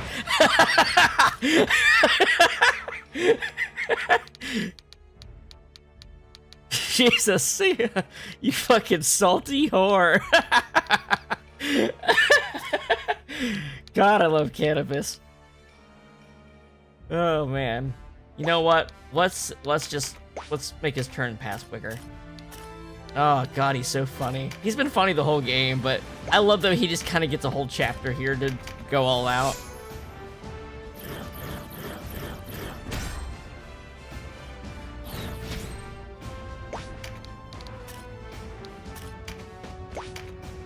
What would be really nice is if Denim and Cressida procced their reflects. I'd be super game for that. What am I gonna do? I am actually going to get Vice's MP up. So I can charm something next turn. That's what I want to see. Get all of my White Knights doing velocity shift off each other. If Yuria is lost, Do not fret, little boy. The girl is safe inside me.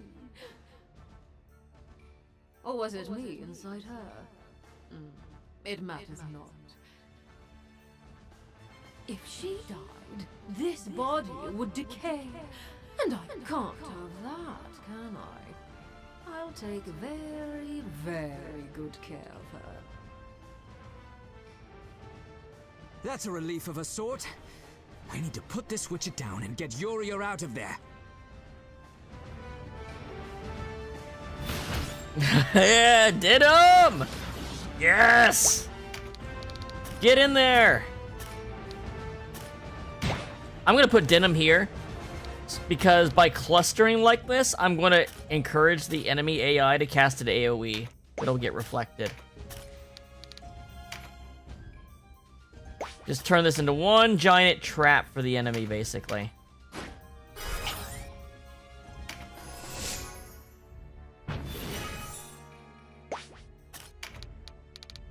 It'll be too tempting to ignore.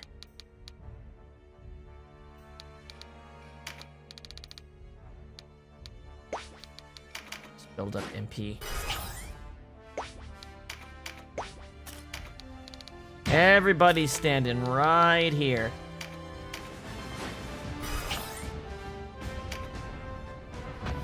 And also, next turn if Reflect procs, that'll be it. The battle will just end itself, practically. Alright. Okay. What are you gonna do? There's a lot of spellcasters. They're probably just gonna build MP this first turn. I've noticed that the AI will always try to do that if they have the option. Which, honestly, I do it too.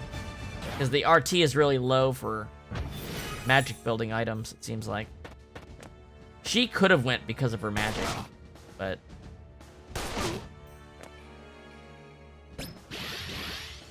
Okay.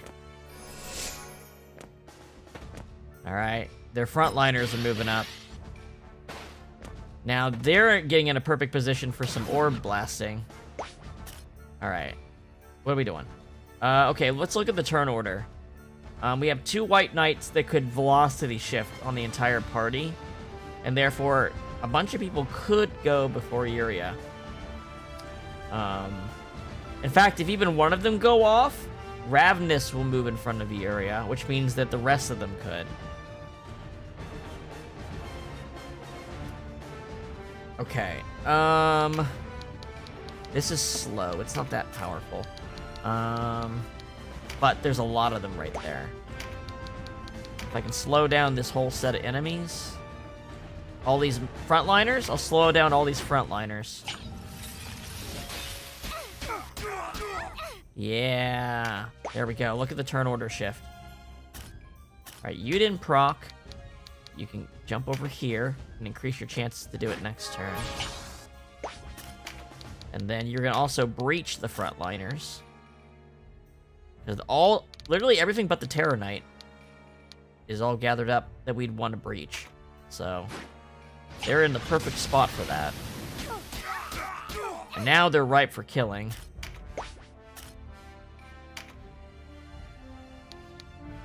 I can't reach anyone. So instead, I will...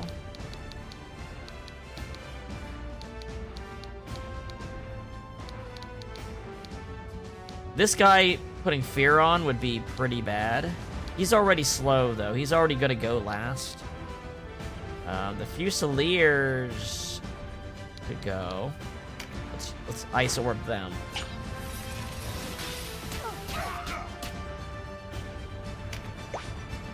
Alright, Hobrum. We're stalling you out here. Canopus. I'm just gonna position him here. I'm actually just gonna pass turn. Alright, now they've spread out a little bit. Let's see what she does. Oh, she just sat there and generated MP. Okay, Ravnus did it. Ravnus did it, and Ravnus has... Well, shit, Ravnus might just be able to kill them with this. This stun ward might just kill them. Or if not, put them all within kill range. Yeah, these guys are having a bad day. But frankly, they're higher level than us. They deserve it. Alright, Cressida. Biz. Not enough. Hellhound. Let's see if I can kill him.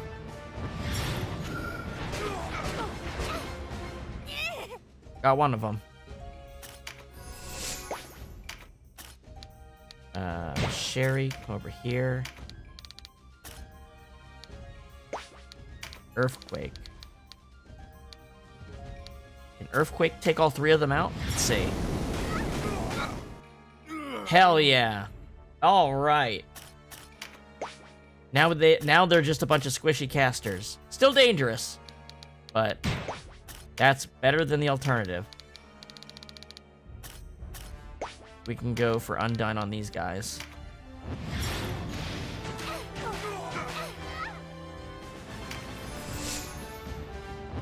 Come on, pop Reflect. No. I don't think it'll pop if he already has it on. There we go. Skill card.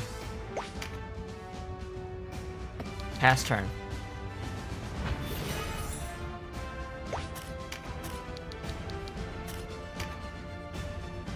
Now there's a big jump in difficulty after we beat this, just so you know. The union level goes up to the max, and then the enemies are like, you better be maxed. CODA 1 is sort of like a transition chapter.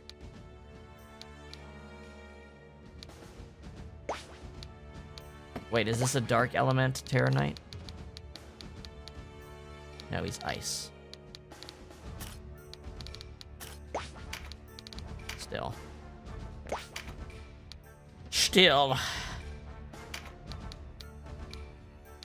I might kill with this. Let's see.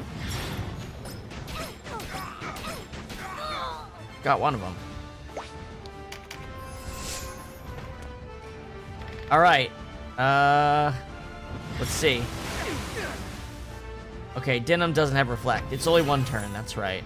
They waited. That's what they did. They waited. They stalled a turn to not Reflect.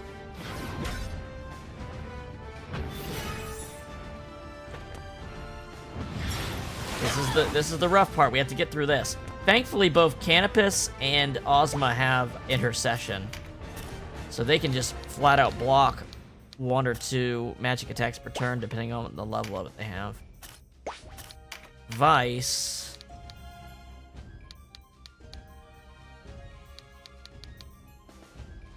Can I get up there? Next turn I could get up there. I'm gonna get Vice at where this guy is.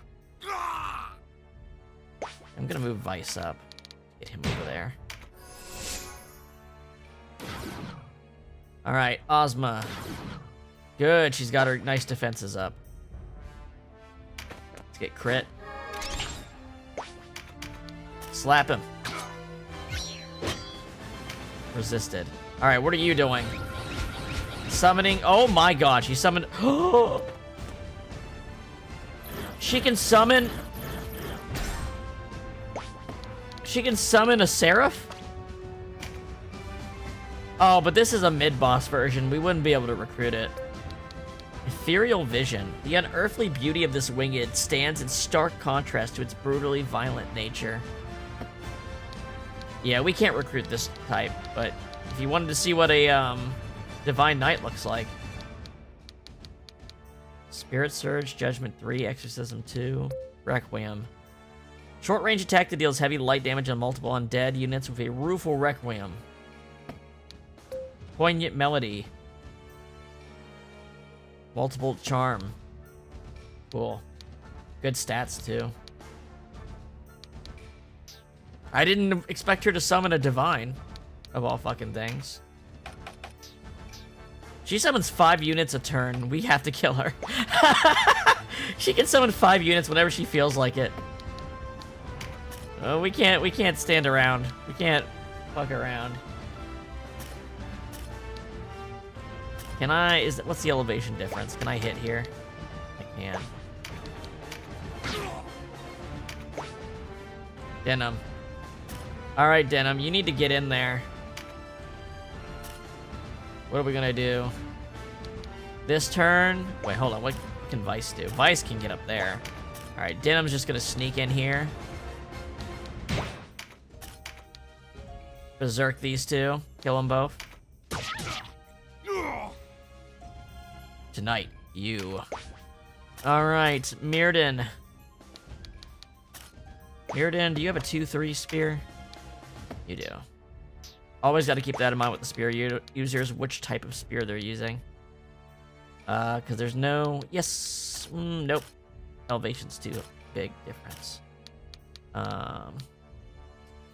You know what? Let's go over here. Not enough damage, but I can Rampart Aura here. Oh, he might not have that equipped.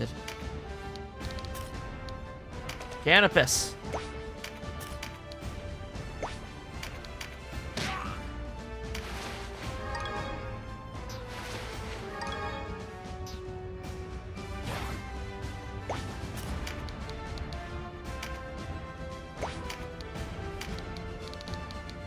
Alright, there she is. Let's go for it. Good ass damage.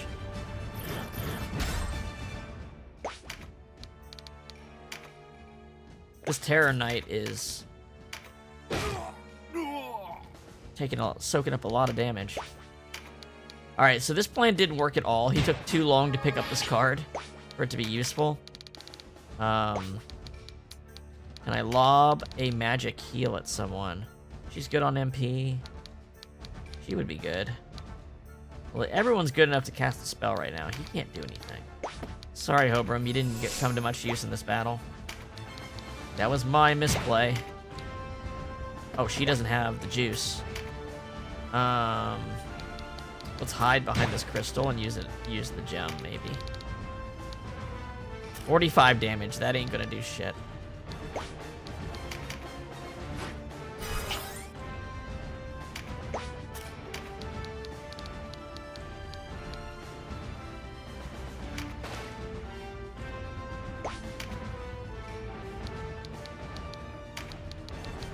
Kashawa might be... Yeah, Kashawa can beat her. Okay, got her.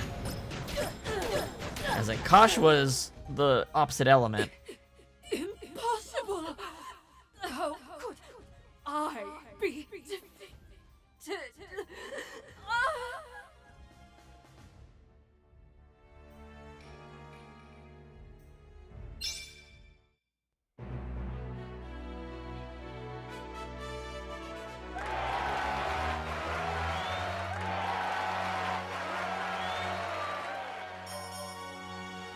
Bum bum bum.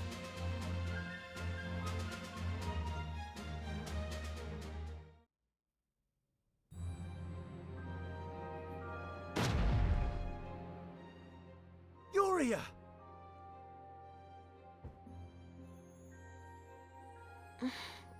Brother? Great Father! The bewitchment's lifted! Bewitchment? Serene! Gone! You don't have to worry about that Witcher anymore! Gone? You killed her? Serene's dead? Are you in pain? Serene saved me! What's that now? You're not making a lot of sense. We saved you! No, I was on my way to Valeria after you when pirates attacked our ship. They were about to take me for booty when Serene came. She destroyed them all, brother. Serene saved my life. Huh? She took your life, girl. Possessed your body and was probably fixing to snack on your soul. That's how she lives. She can't help that. I know it's wrong, but I will mourn her, with or without you. Yuria. Another night, moon above, I think of you, and I know warmth in my heart. You beside me, two as one. We'll be together always.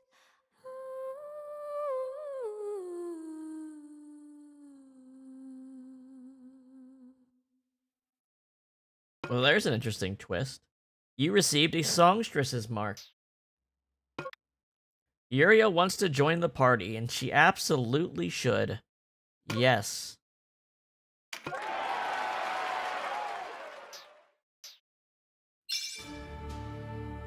Party level has gone up to 5. There's new stuff in the store. And Yuria has joined us. Alright, let's get her up here. She's pretty much going in the party. That's why I was kind of being iffy about my 12th slot, because actually she's the 12th slot.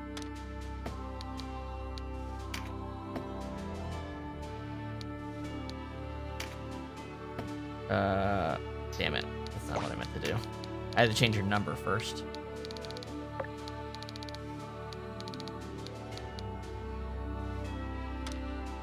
Okay.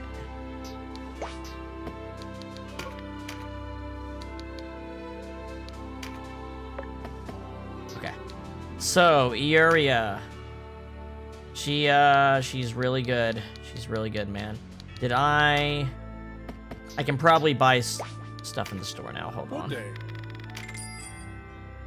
Let's see, what is new? I think it might just be the instrument stuff.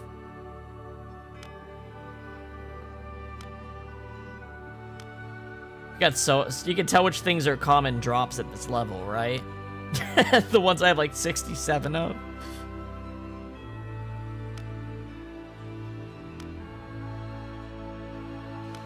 Yeah. Okay, it's just this. But, there's probably... I'm just gonna double check. There might, just in case.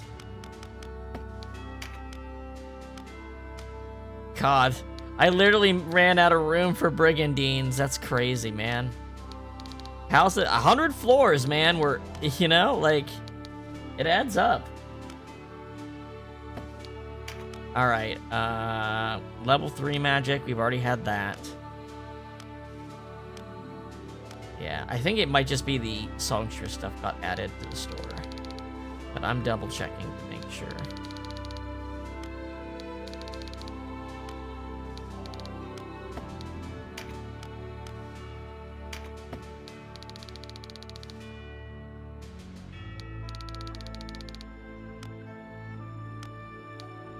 Yeah.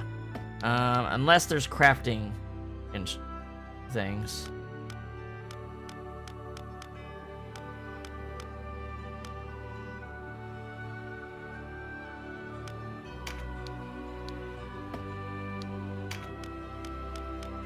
I think there are crafted instruments, but I don't... I might not have been able to pick up the recipe card for crafted instruments until I had her. That might be why I don't have them. Or they might be in the next dungeon or something. Okay. So, no big deal there. Basically just sold the starting weapon. If you wanted to make something else one.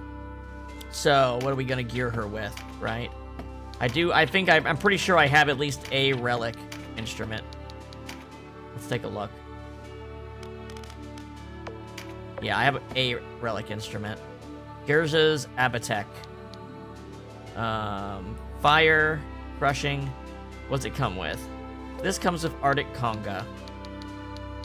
5 casts of that, which recovers MP and gives spellcraft. And this comes with Stirring Folklore. Grants Healcraft, so this makes your healers better, but that's not an ability to be that useful. But it is significantly stronger. But stronger might not matter with her. You can make a cursed one too. If you're gonna make a cursed one, this is the only other water weapon art, and it's a high level one. So water's good for her, and so is wind.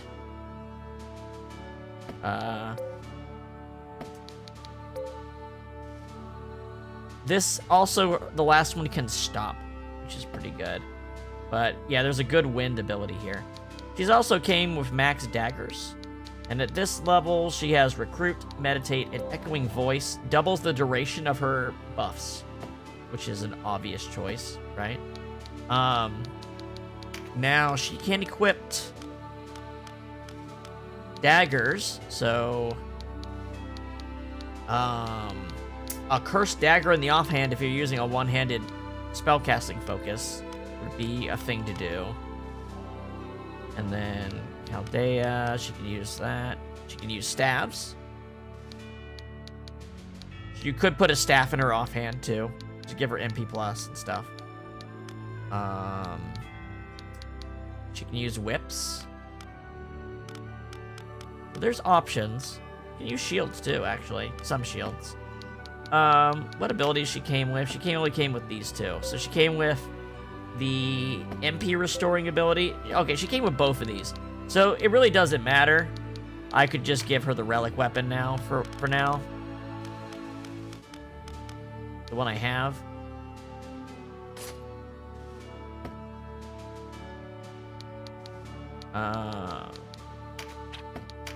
Now everyone's gonna get some new abilities during our last set of things here.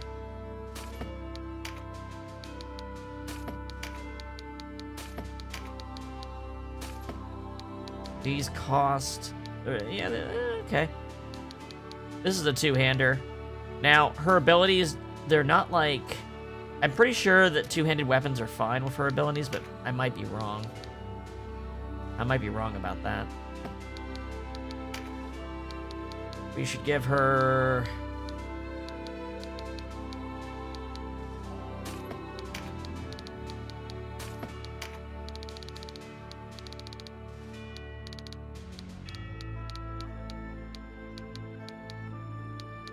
water. She starts divine, but I'm gonna make her water.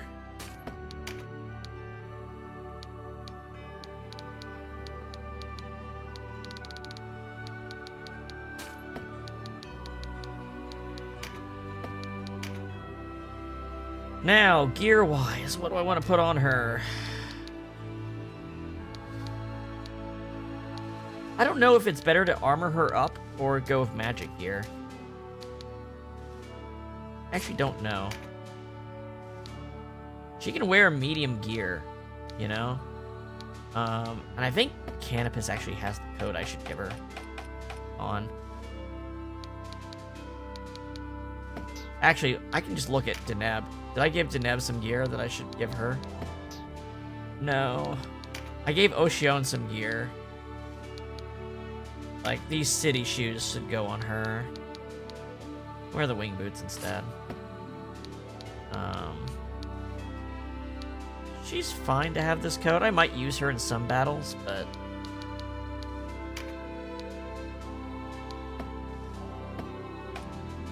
you know what? This coat has... I'll put it... hold on. I'm just moving stuff for now.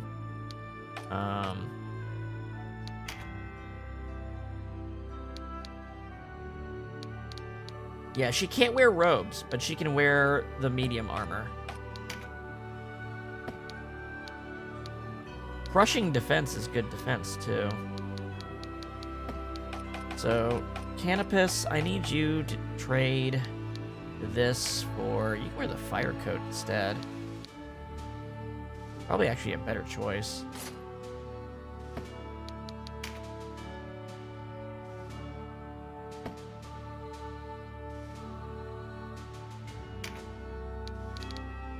Where are the fist rings?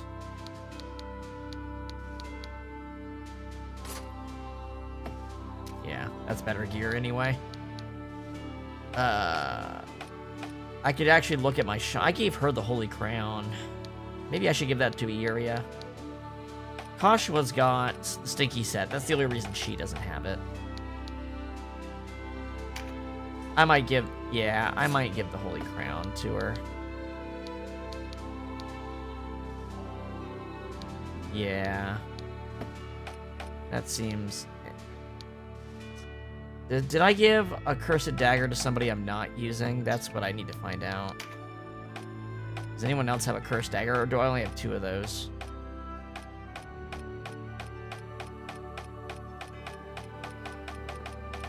Looks like I only have 2 of those. Yeah, Bard's my favorite class. I want to treat her good, but Lich is good.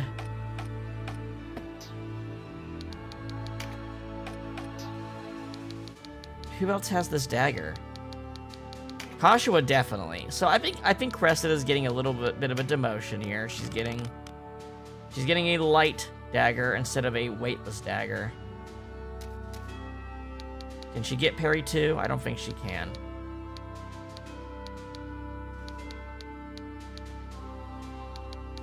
So I'm just stick the stickler on her to affect her RT as little as possible. And then Valeria.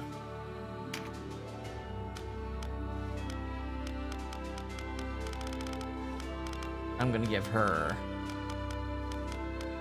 the one-handed. This ability is more useful. Counterattack, I don't think I'm gonna use. She's a backline character, right?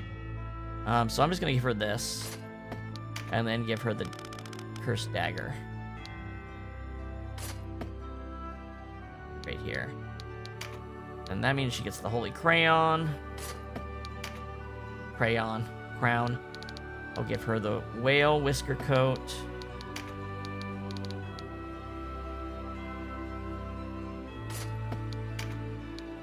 And then we want the best crushing defense. Just Daedalus Gauntlets. Then I'm gonna give her the side Sede Shoes. Now she teleports. And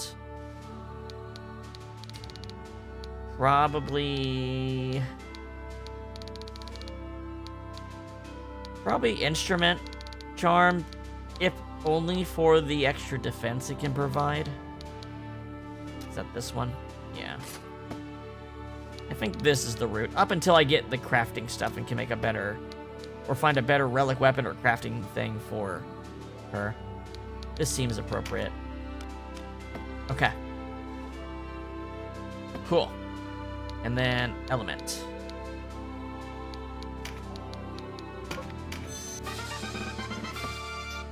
Alright. Yeah. Okay. Yeah. I think that's good. Alright, now we need to train our team up. We need to do a couple training battles. Porto Mish is a shitty place to do that. Let's do... I think Almorica is the easiest place to do a training battle.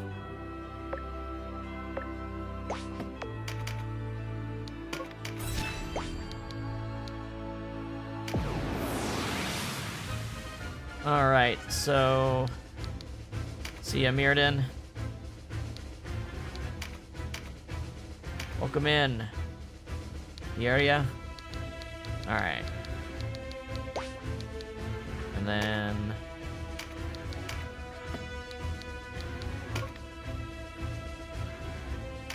Alright. Let's get them leveled up. And I don't know how many battles this will take. Might take 2, 3, maybe. But it should go pretty quick. The only character I can't AI control if I want them to be really functional is her. So, her AI is set to manual. Okay. Alright, get to work. Oh, they're gonna use the orbs in the training battles. That's not great. But I guess if it speeds this up so we can get back to the content, that's fine. I can train my non-main units off-screen.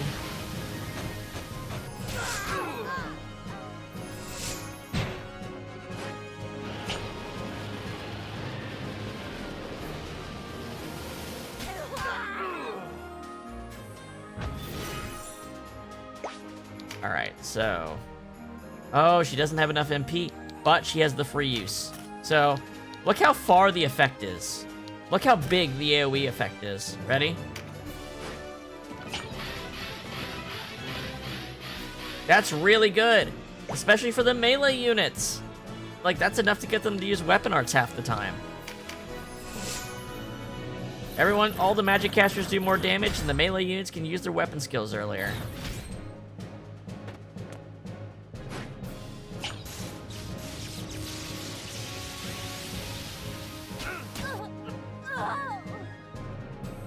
Are the training dummies even level 50 here? Probably. I don't know if Reflect works on songs or not. I guess I should find that out by trying it. Yeah, these guys aren't level 50. That's okay.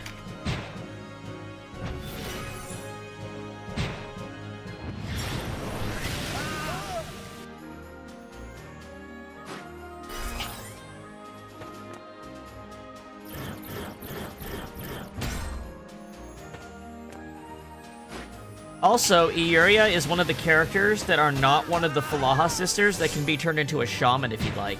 So she's actually like the best water shaman in the game. Well, you could make her any element, right? You could probably go ice or lightning, since you have the sisters for 4 of the 6 elements.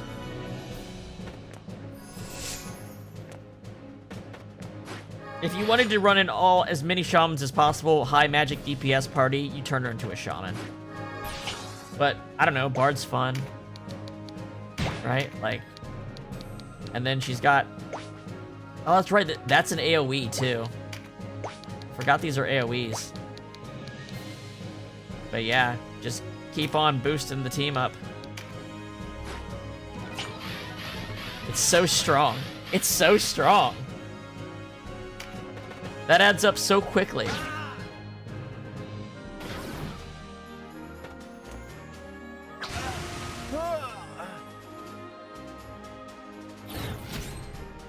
A bard makes the marshals keep up with the spellcasters. That's the main thing it does. Now Denham's got the juice to do, like, Dark Blade. Yeah. Because the marshals have to start hitting people to gather MP. They don't have meditate. Except for Denham could. But this allows them to have the MP ready by the time they get to the enemies.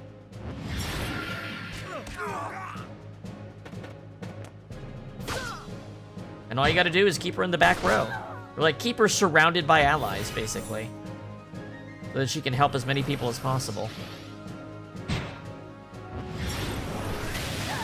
We're casting Dread Vapor every turn right now. That's the shit.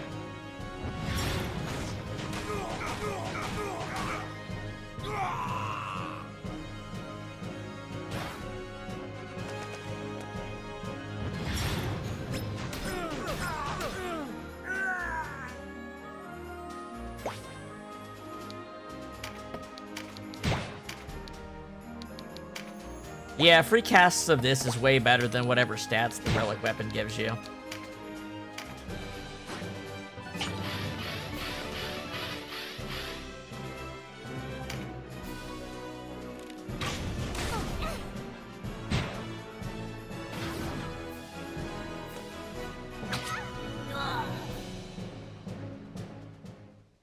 Oh, and I meant to switch Hobram's gun. That's right. I meant to switch him to Chakabakamaki or whatever it's called. Oh, this might take a few battles. Oh, what did Denham get? Oh, and this also means I have to rotate Denham through all the classes again once I hit level 50. What did he get? I think he got the healing, group heal ability. Yeah. I think this at level 4 is actually pretty decent.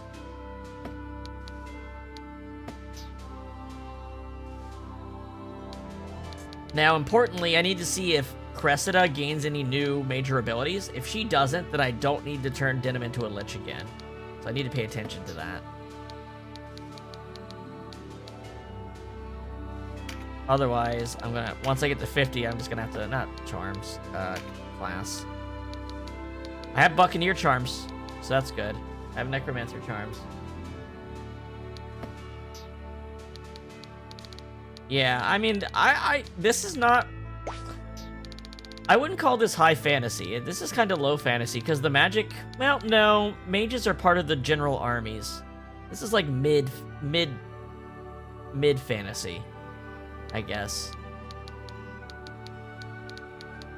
But also, there's only one country in the world that knows how to make these things, right? So, like... Yeah, you know, this is a considerable... I don't know which one of these... The range is so much better. It's a lower weight gun. It adds to stats. It's got anti-human. But this goes up to fucking 34.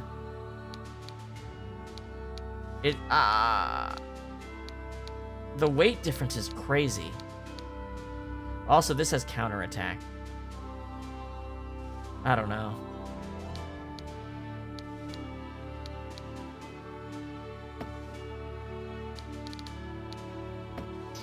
I like...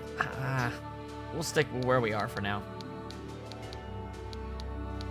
Vice has had his dex boosted. I think that's why his weapon is so much stronger.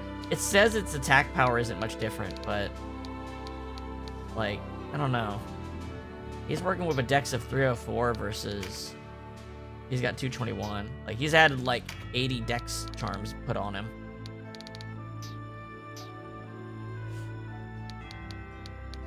Well, he's probably higher dex than a Fusilier, actually, but base. But, you know what I mean. He's been charmed up.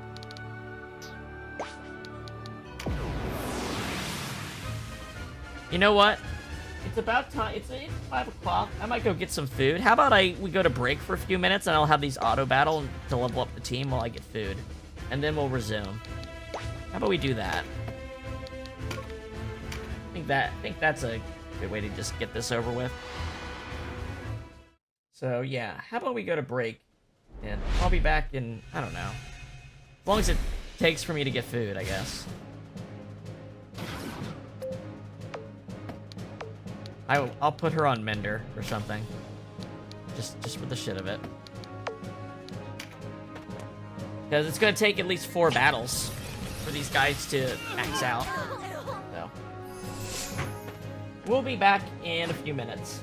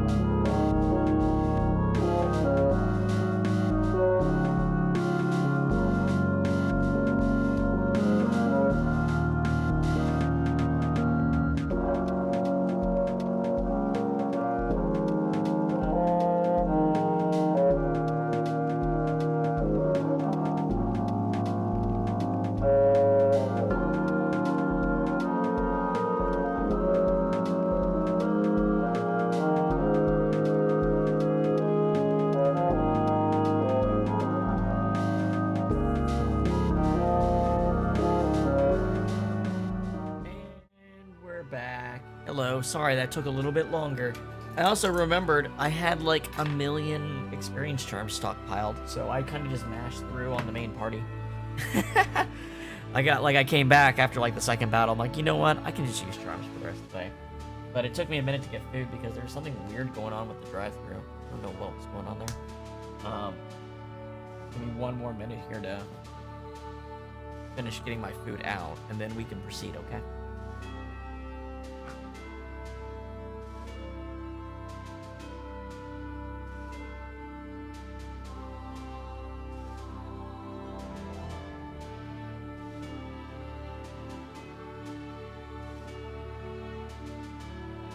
So, not every class got like a new upgraded passive between 45 and 50.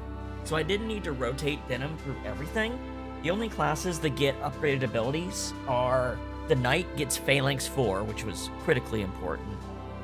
Terror Knight gets Lament of the Dead 4. Swordmaster gets Mind's Eye 2, and Ninja gets Steel Stance 4. So basically, the top melee units get new abilities, which is, you know, cool. So Denim has... The only thing that really effectively changed for Denim is that now he has Phalanx 4. So he... Which I can't remember. I think he was 80% for Phalanx 3. Oh, I had to equip his abilities. Whoops. Yeah. And Still Light. Wisp. He doesn't get Starfall.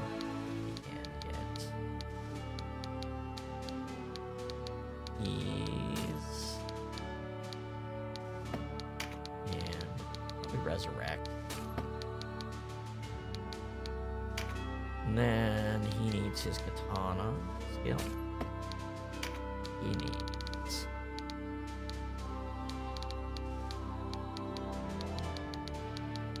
how we're going, first aid. Well, he got first aid 4 from Lord. Yeah, Lament of the Dead is now a level 4 ability.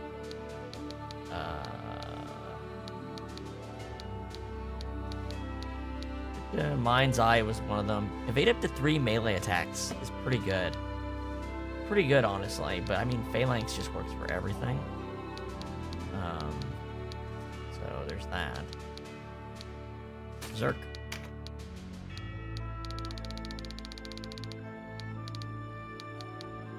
Phalanx. That's Steel Stance 4. Phalanx 4. 90%. Reduces damage by 90% until the next turn. And then, of course, Reflection from the Lich class to make him just crazy. He's just insane, right? Like, look at this setup, man. Besides that, everyone's stats are... I mean, Denim's stats are crazy. Kashua's mental stats are crazy. Vice's Dexterity and Avoid are pretty damn good. Canopus is looking sturdy. All around, he's just all around pretty good. Same thing with Ozma. Ogrim's got good dex. Ravnus' stats are amazing. Cressida, look at Cressida, 279. A 30-int difference between her and Olivia. Olivia was raised for the most part as a cleric, so that explains that. But look, her mind stat is barely higher. Cherry's a shaman. She's got 271. Gildas is nice and sturdy. Uria's got... She's like Canopus. She's really balanced. Then Ocean. It's okay stats. Mirrodin's got good stats. Deneb's got really high MP. Her MP is like pretty high. Good intelligence. No. Not everyone's fully equipped it right now because I was taking relics off people. I went up upgraded the Lich too, just to see. 283 from a fully grown Lich. That's a generic. Pretty good. If you could turn... Now, I was realizing, technically, the strongest Lich you can get in this game is actually Canopus. Because if you kill Canopus, you can recruit him at like level 1 by traveling back in time. Zombify him so he doesn't gain any XP in the battle you recruit him, and then turn him into a Lich, and then level him up all the way for 50 levels. And he would and he has bonus stats and better RT. So Canopus technically is probably the best Lich in the game. the thought I had. But yeah. I basically went through and just got all of our named characters up to level 50. So then we have them as options. Now, what do we do next? Right? What are we going to do next? First, I'm going to... Sorry about the noise. First, I'm going to get my food down. We're cold.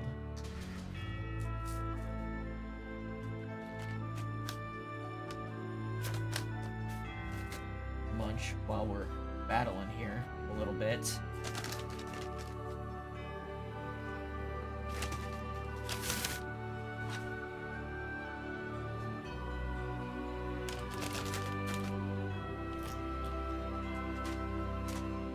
Sorry about this. I know delays in the middle of the stream are one thing, but I'm like, yeah, this is actually the perfect time because we're about ready to jump into something, you know?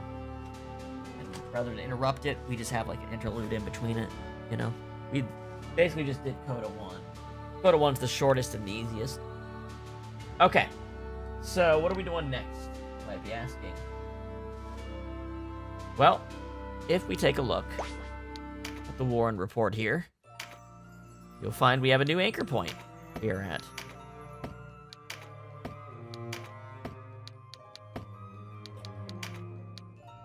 And if we look at the talk section, San Bronza ruins discovered. The Bay of Gobanda is known for the thick fog that hangs over its waters. It was recently discovered that an immense tower lies hidden within the fog. Scholars from the Royal Academy say it once stood in the ancient city of San Bronza, which was destroyed in Dragula's Great War. The Bay of Gobanda was formed when magic, wielded by King Roderick of Brigantis, shattered the lands in the last day of the war. That's the Apocrypha that we were looking for before. Also destroying San Bronza. Scholars had studied the tower before the Great War, but it is still not known when it was built or by whom. It is said the Hanging Gardens were built by King Dragula, were inspired by the Tower of San Bronza. As news of the tower's discovery spreads, there is concern it will be looted by thieves, and the Resistance is considering sending an exploratory party there. There have been further reports of a large island floating in the sky above the bay, but nothing more is known at this point. And then we have the King of Brigantis. So, the other side of the war that fought against Dragula, they used the Apocrypha and destroyed a lot of the continent. It is not commonly known that the Brigannia Flats were once a lush paradise. The Bay of Gobanda was also an inland area.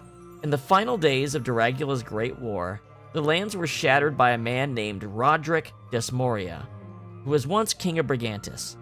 He fought alongside King Dragula to unite Valeria, but in the end he became his mortal enemy. He is known for using forbidden magic to wipe out those who opposed him. Though his reputation is marred by this, King Roderick was an austere ruler who would not stand for injustice or compromise. He at first resolved to use the Apocrypha to aid his people, but it was this act that caused them to turn against him. It is said that he died in captivity at Brigantis Castle after his defeat at the hands of King Dragula.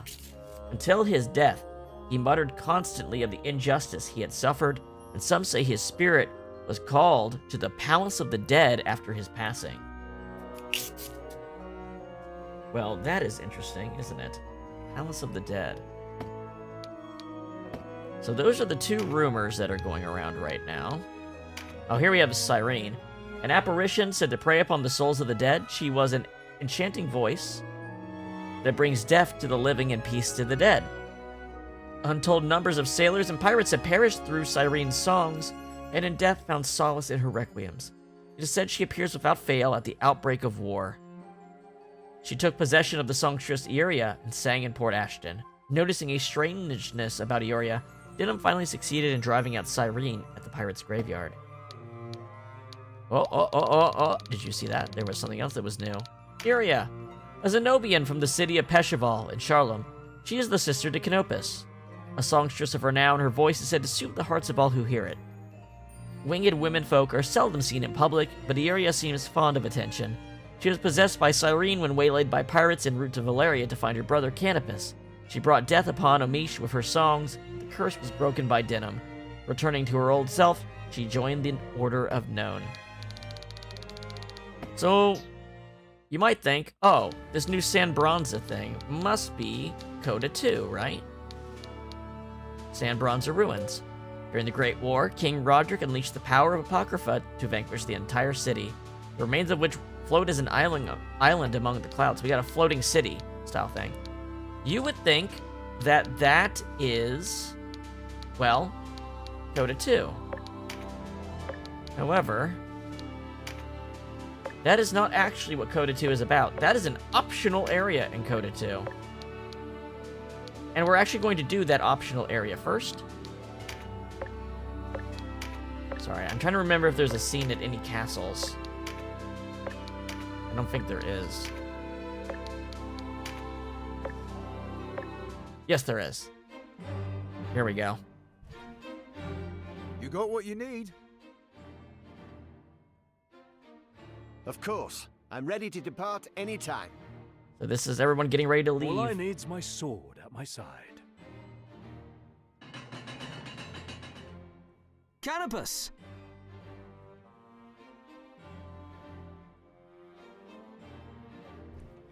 I heard you were preparing to leave.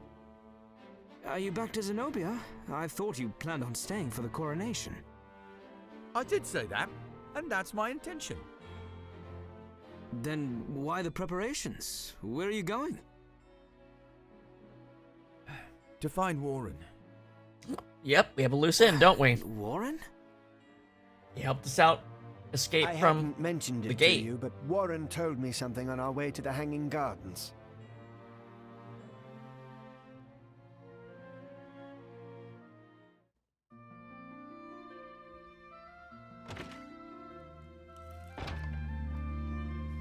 Warren, you're awake.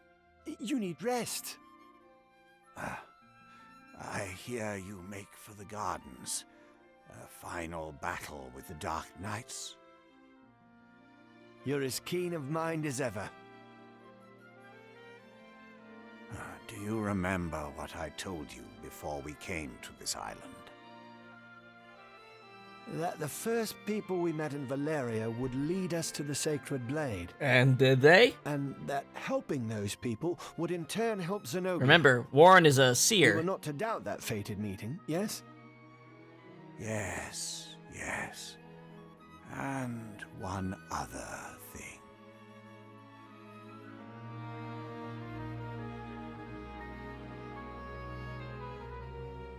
Warren revealed to me a prophecy. He said that all 5 of us would return alive to Zenobia. Well, that's interesting, isn't it? What? Because there's only 3 of them standing here right I now. know. Lancelot's... Do not worry, Denham. The captain will return to Zenobia, however it comes to pass.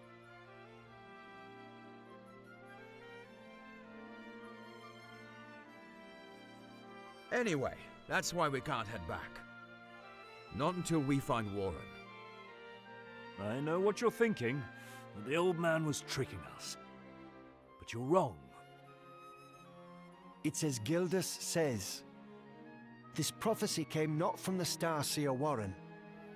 It came from a greater power, a sage who took part in the very founding of Zenobia. So you think Warren yet lives? Aye, even if he's beyond the Chaos Gate, he's alive. Well, how are we going to get him, though? The foundations of the Hanging Gardens were damaged in the fight. It's no longer possible to reach the Chaos Gate. Aye, but there may well be other Chaos Gates If you had to elsewhere in guess Valeria. where another Chaos Gate would be, where would you think it'd be? There were several in Zenobia, I can tell you that. Every last one of them sealed off by Warren. That's why the Palace of the Dead caught our eye. Mm-hmm. Its legend is told even in Zenobia, a dungeon built by the Dragon Lords. If the legend is true, the palace may very well hold a gate. Aye, and if Warren's alive, you can be sure he's not lurking under a pile of rubble. Most likely he got stuck on the other side of the Gardens Gate when it closed, and now he's sitting there waiting for us to come get him. If all this is true, How can we know that Warren hasn't been taken by the Dark, as King Dorgalawa was? Because he's based. If he is, we'll deal with him the same way we dealt with Dorgalawa. Let me help you then. I want to join the search for Warren. I appreciate it, Denham. So this is CODA 2, The Search for Warren. Episode... I didn't realize that was the literal title. Okay. So, our main objective is the Palace of the Dead. Specifically, there are floors beyond floor 100. There are 15 floors beyond floor 100. And we can fast travel to 75, so we can skip most of the palace and just get to the late floors and the new ones. However, San Bronza has really good shit in it. It does have story content in it, it's just not like the main goal of this. And how can I put this? Not only that, but there's an item we need to get here in order to activate a special boss for this. So, it's not required, but it's kind of crazy not to do the San Bronza. San Bronza is much smaller than Palace of the Dead. I think it might be 16 floors at max. And you might not even have to do all the floors. It might be like, you can pick between them. I can't remember exactly. I know there are 4 story battles here, though. I have them written down which ones they are. So we're going to be doing San Bronza Ruins to start. Let me pull up my checklist here, and I will tell you guys what we should expect. Yes, so CODA 2 has started. We activate the Warren quest. San Bronza, we have story battles at 3, 10, and 12. On floors 3, 10, and 12.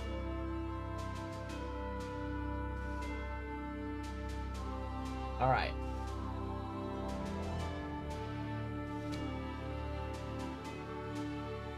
But also, hold on. That's not all we have, is it? Because... right. We can also start doing the Heavenly Generals battles, I believe. So, actually, let me get a piece of paper out to remind myself where I need to equip these. So we have... Story... I need a piece... Hold on. Piece of paper, piece of paper, piece of paper. Here we go. At San Bronza,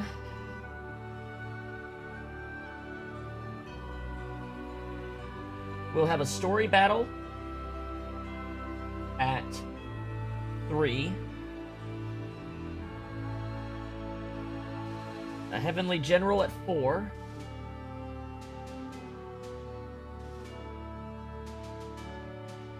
Another Heavenly General at 8. A story battle at 10.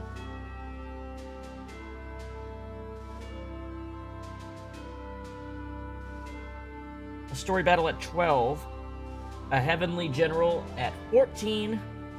And a Heavenly General at 16. So we have 1, 2, 3, 4, 5, 6, 7 special battles to do here. And the rest are going to be general battles. For good equipment. Oh, no. What am I thinking? I saved the Heavenly Generals for later because we need to get the regular equipment drops because the equipment drops are different. Yep, sorry, my bad. I might accidentally miss the item we need to get if I do the Heavenly Generals on the first pass. That's right. Ignore me. I need to trust old me that wrote this down for a reason. I wrote it this way for a reason. So 3, 10, and 12 are the important floors. On floor 3, we need to bring Seraph recruitment skills. Alright, let's do this.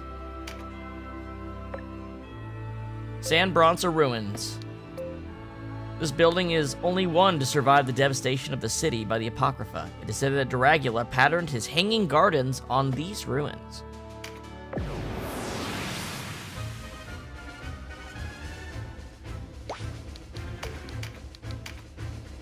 And we do get charms by winning without incapacitated units or without using the charity unit. Let's take a look at what's here. Lots of undead. They are level 55. These enemies are level 55. They have level 2 Draconic Magic and level 4 General Magics. And they're coming with relic gear. As you can see, the enemies have stepped up their game. Prepare for a battle. They're all wind here. So, gotta be very careful with Sherry. But Ozma can do some work.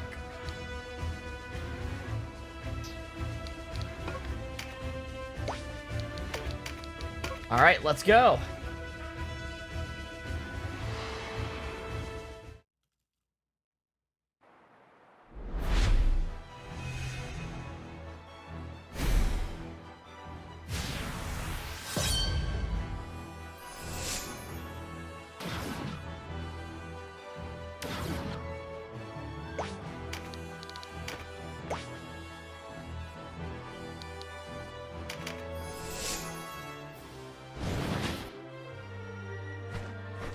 So, enemies are almost always going to have a level advantage against us now.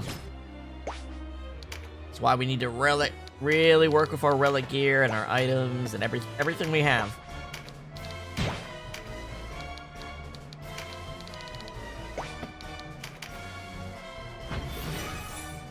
So, Valeria. Awesome, she's getting everything proccing. She got an ability to expand her song range, too. Which was already good. So now we can just buff the entire team up. Beautiful.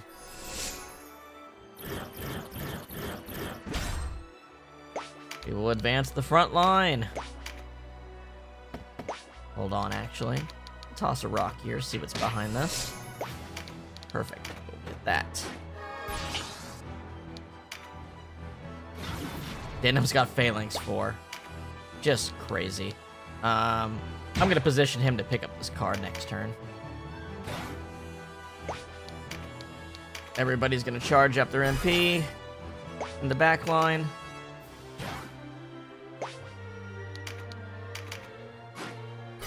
Let their skills proc, getting golf ready, all that good stuff. Good job, Gildas. You're not picking that up, that's for Denham.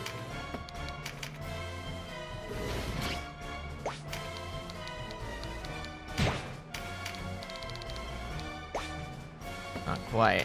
Alright.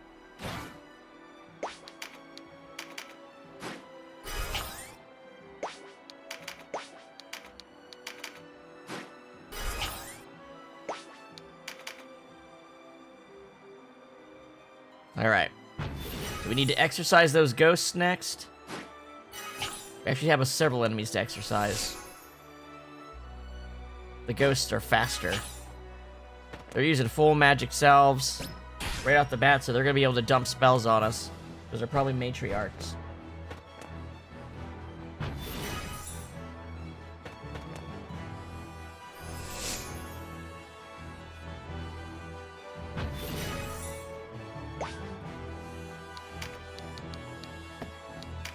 And have Uriah move in and get all of our front line juiced up again.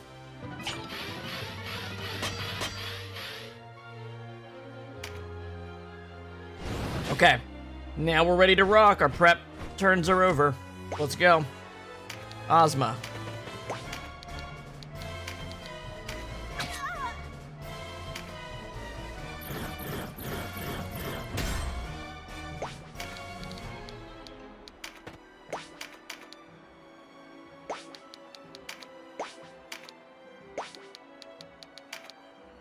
There we go. Tyrant's Mace. You're out of here.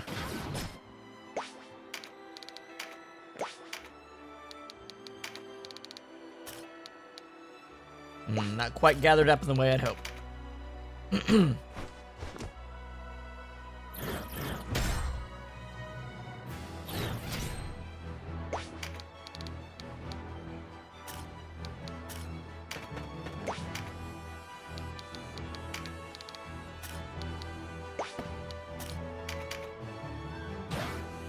Alright, Hobrum. Can you stop a couple good enemies with this?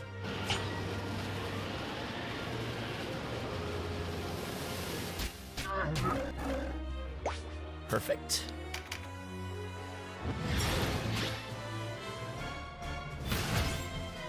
Alright.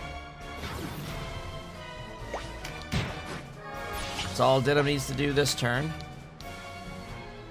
Oh, I meant to put Exorcism on him. Oh well.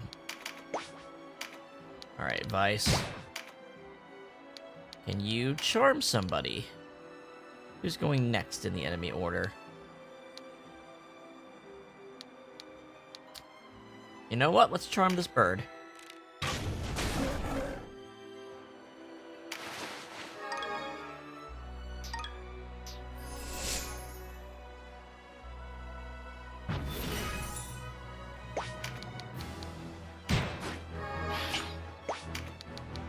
Exorcism.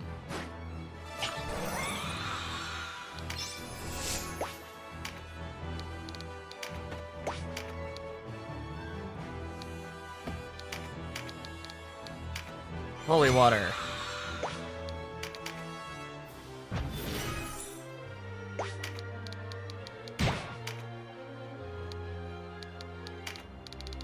I can't quite reach those guys.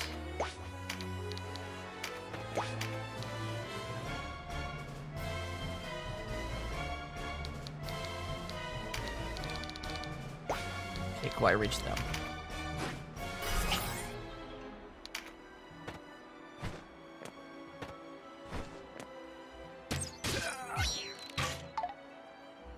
A little bit of disadvantage for Vice in this fight.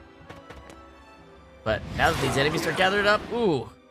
Reflect is also very good in here because all the enemies are getting super strong spells.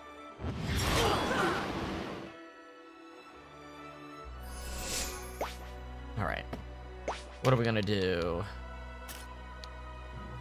Probably go here. Honestly, I think getting Vice juice for charm is actually better. Let's do this. There we go.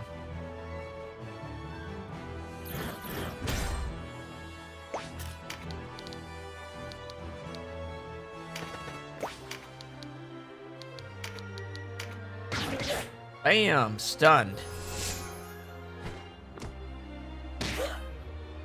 Good damage.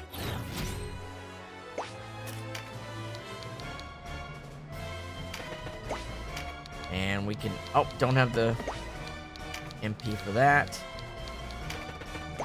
Bash this guy. Getting them all stunned. Alright, Denim is now ready to roll. Can't reach anything this turn.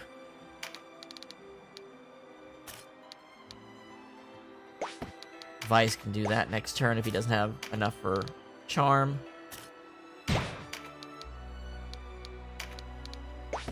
Oh, wait. Here we go. Nice and juicy. Well, actually, if we could not hit our charmed person, that would be the best. Let's do that.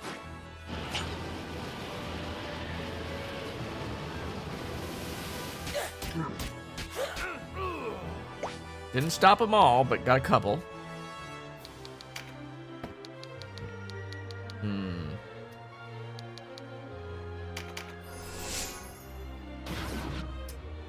And there's a perfect little attack boost for Canopus right there.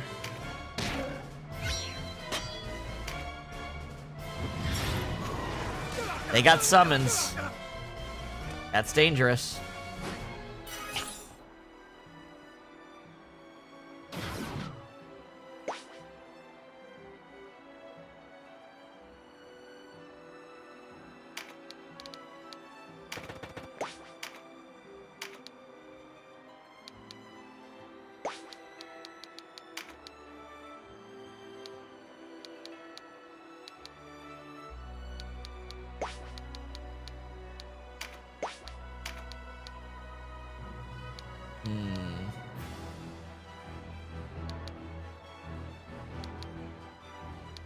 What do I want to do?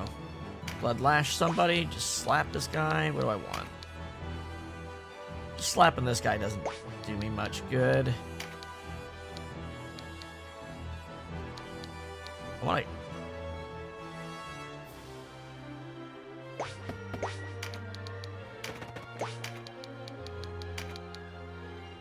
Yeah, here we go. Demon Rose. Now he's charmed.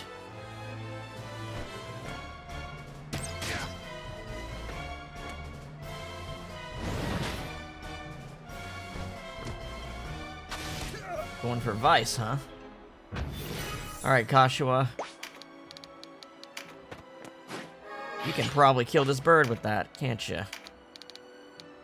Or even better, kill these guys. Or they can do anything.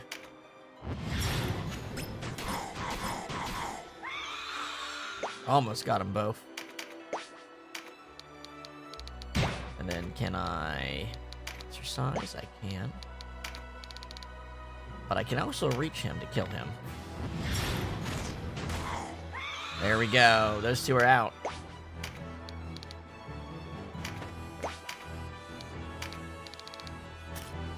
Alright. Can't banish. Probably kill her. Do that.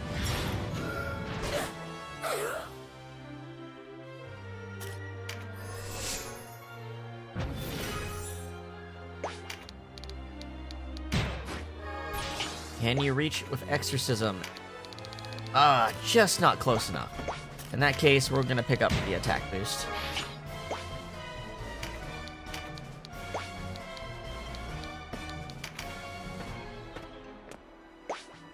Alright, Vice doesn't have enough, so he's gonna do an Inferno Orb.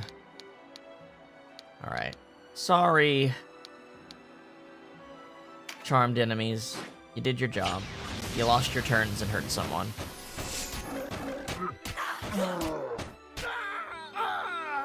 Two kills. Good.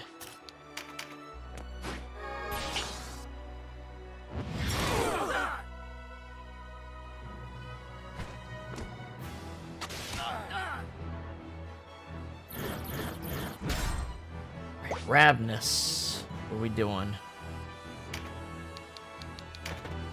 Well, he's breached.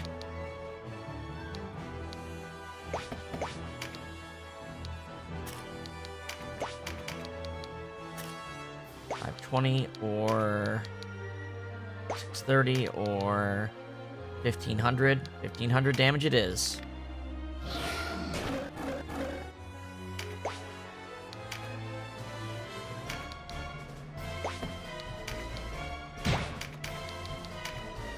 Pop.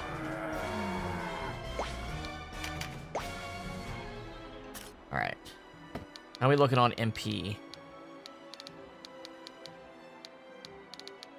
If I do this, then Vice will have his weapon art ready.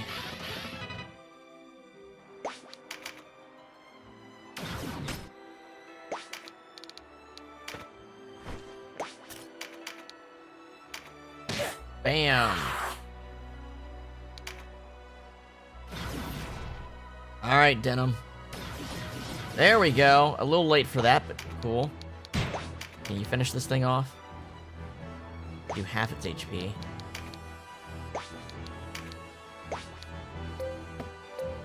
This is a double attack, that's right.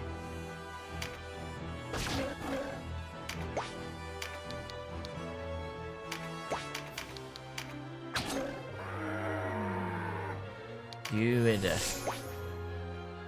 Gildas. What are you doing? You can come up here. Hit this dude.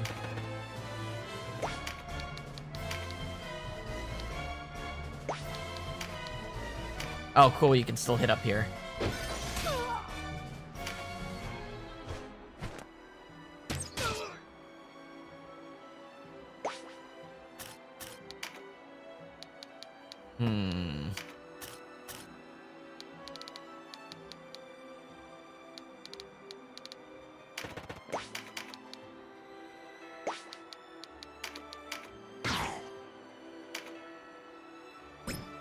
Eagle Eye.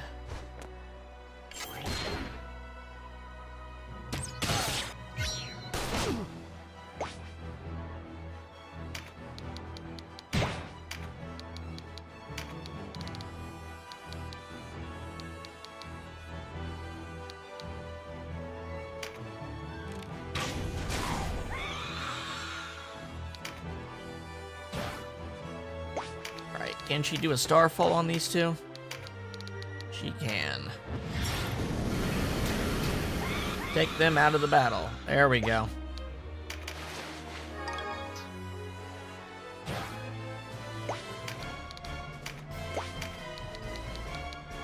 Vanish, can reach. Hell yeah.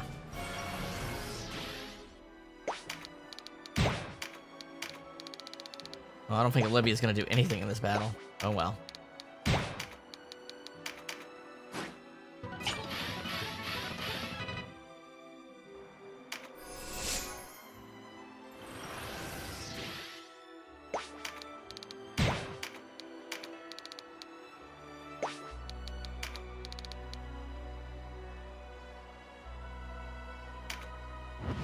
Wendigo.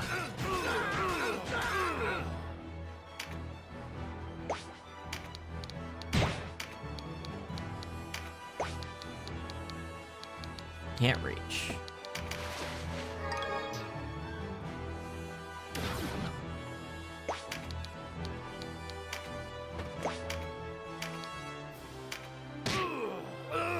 He's out of here. And Ozma can clean up.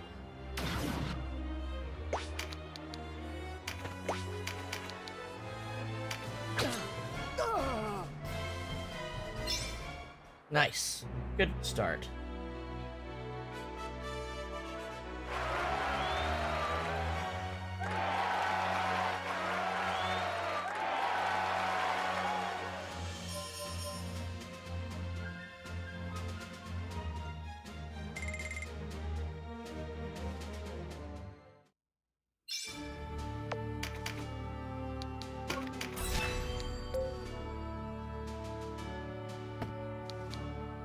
Alright, floor 2. This looks like a smaller battle. A 3-person battle. Well, this is my 3-person team.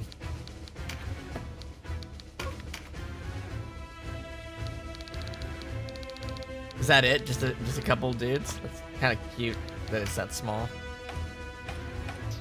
Alright.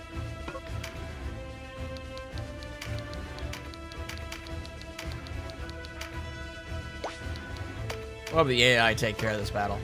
Get him, guys.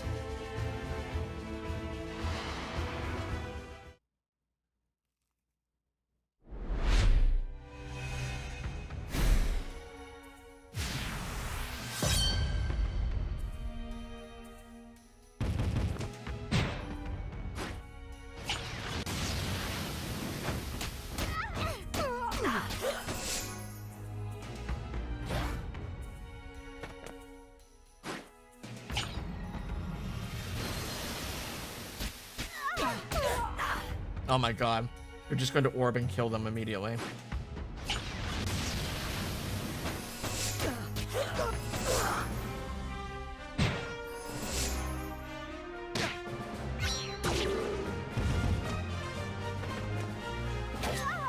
She used the cursed dagger as a weapon. I never expected that.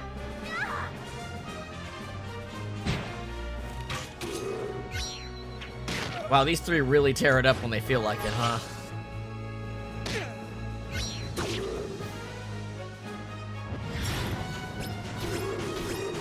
Oh my god, Kashua. There you go. Floor 2 complete.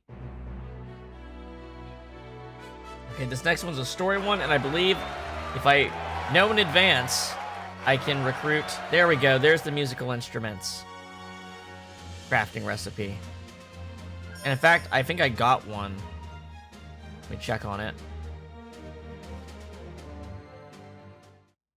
I might have actually gotten one. Guitar. What ability does that provide?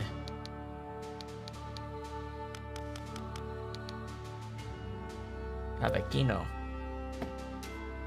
Taunting Mambo. Inflicts stagger on multiple near... Nah. Nah.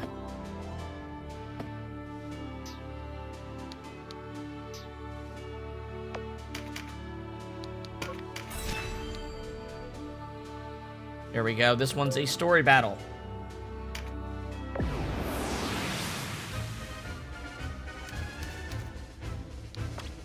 Then, I would like you to equip a different ability today. Today, you're going to equip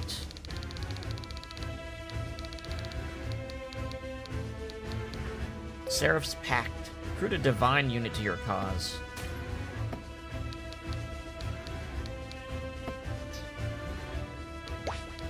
Turn AI off.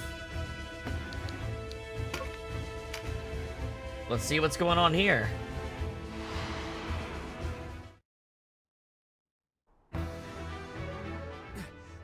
Master Vapal! The army of the false king approaches! Then we are not alone in The our White Mage quest for Vapal. Great Father's miracle. Let us not delay further.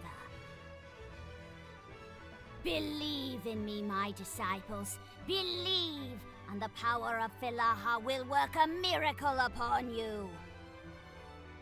We believe, Master Vapal.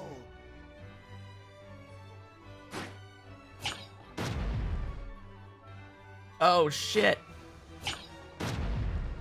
Oh shit. Oh, a miracle. Now, dedicate your new lives as you did your The own. Tigers of Burnham. The Tigers of Burnham. Those are the people that most likely killed Denim. What are those? Angels?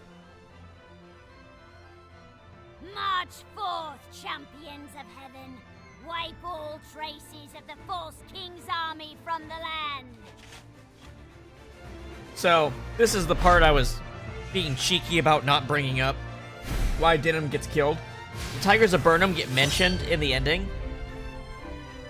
And the implication is it's the King Roderick loyalists that are pretending to be like Wallister Resistance that killed Denim. Because they were already doing political killings in that same cutscene. Instantly revive stilled units. Damn. But yeah, we have a couple recruitable. Leopold and Bert. Pretty good, because they are level 55. Now they'll be tuned down to level 50 when they join our party. But yeah. This is the easiest way to get these things without having to go through the process to make them yourselves. They're pretty good units. I mean, they have stats equivalent to like a named unit. And they have very weird skills, as we'll see. Anyway, we can literally just jump up here.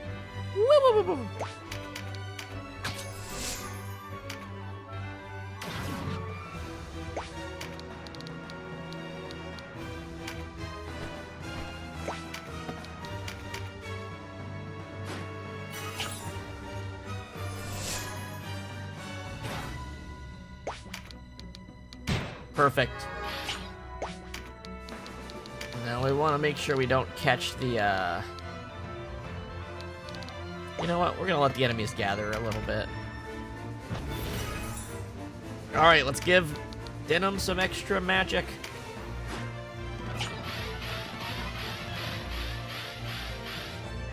Hell yeah.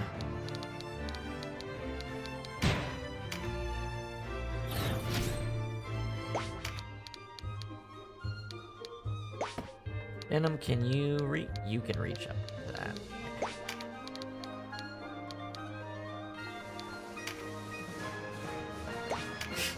It looks so funny.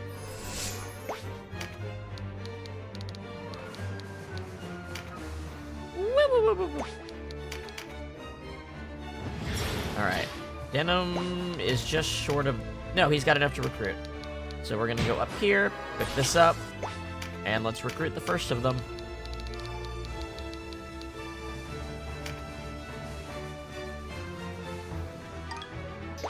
Leopold has joined.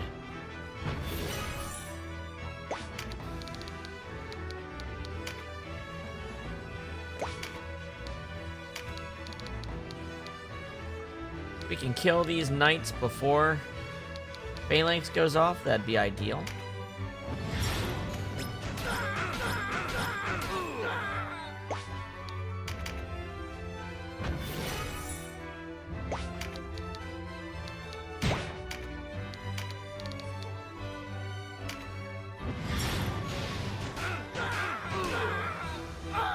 Okay, one of the knights.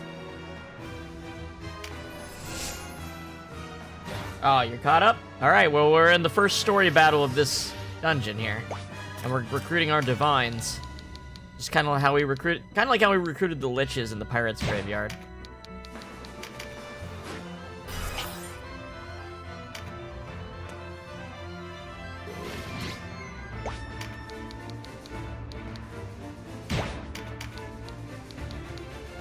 You know what? Since you can't hit him this turn, you might as well pick this up. Also, recruiting this guy proves a very good distraction because he's sturdy as hell.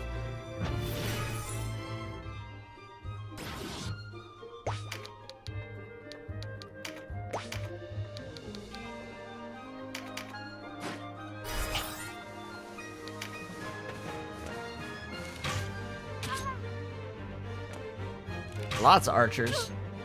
I mean, given the map, it makes sense.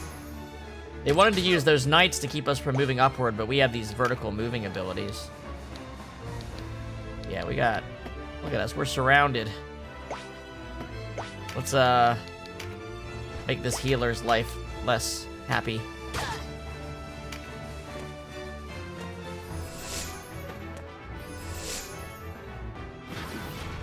Damn it, her Phalanx. I was hoping to take out both knights before Phalanx started going off.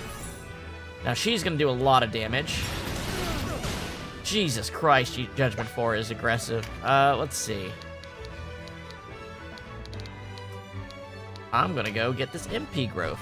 Thank you. You know what I can do? Reach her, so once Phalanx does wear off, I can kill her immediately. 28 damage, yeah. Phalanx 4 is 90% damage reduction at this level. So it's crazy. Can Denim reach that? Denim can reach that. So Denim's gonna pick that up.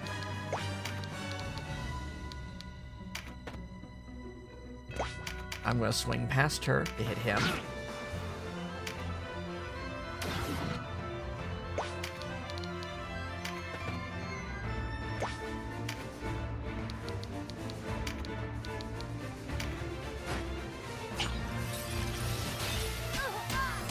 Slow these archers down. They've been pecking us.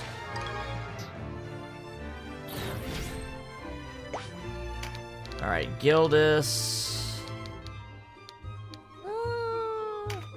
I think my spellcasters can stay on the level below and be pretty safe. Oh, I can't believe she took a swing at him. They're all taking swings at him. Parrying like a god.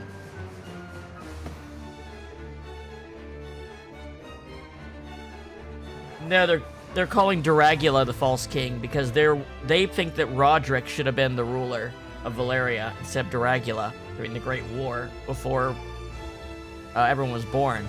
Since Kashua is the daughter of Dragula, that's what they're talking about. These are the people I presume killed Denim in his version of the coronation.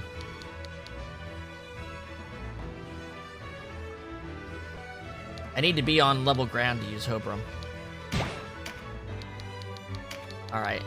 This should do good damage because he picked up an attack card.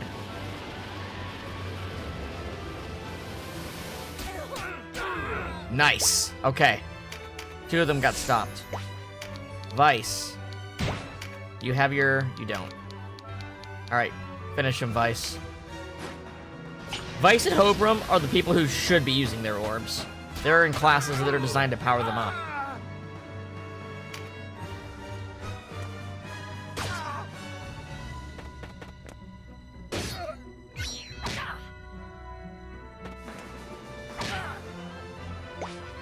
Kashua. Alright. Kashua take care of this lady. Wow, she's got a lot. Level 55, they get a lot of HP.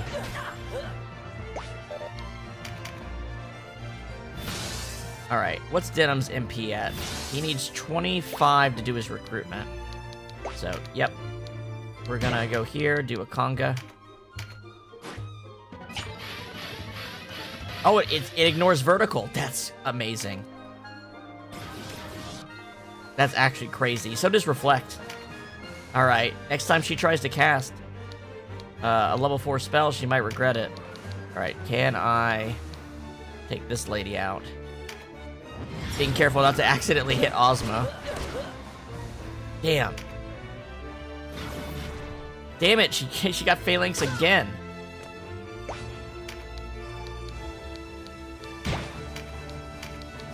Alright, let's get this warrior lady out of the way.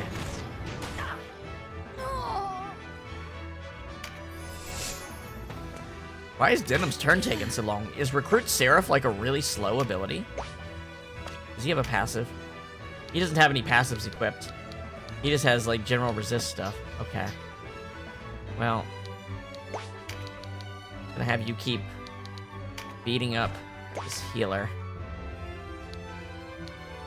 Oh, you have spirits. You do have a level 4 spell right now, but you're just not set up to make use of it.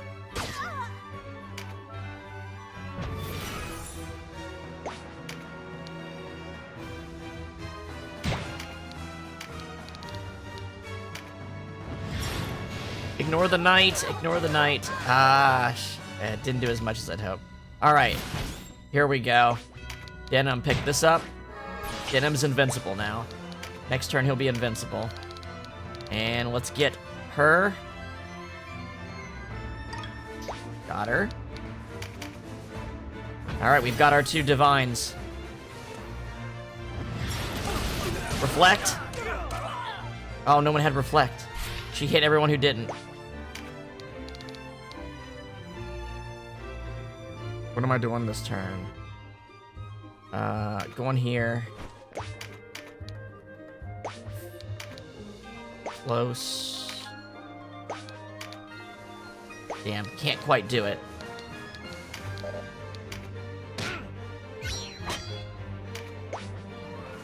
Alright, Gildas.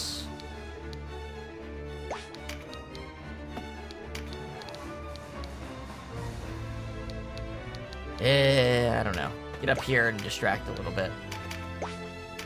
Ozma.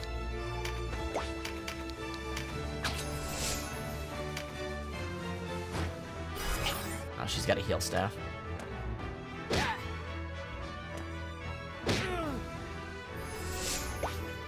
Alright, Ravnus. What am I doing this turn with you? Ooh, there's options. Go here. Yeah, their color changes to match yours. There we go. Oh my god. That damage. Now, she's not gonna get shit, but the other unit will die. That's the difference between Phalanx. That's 90% damage reduction, right?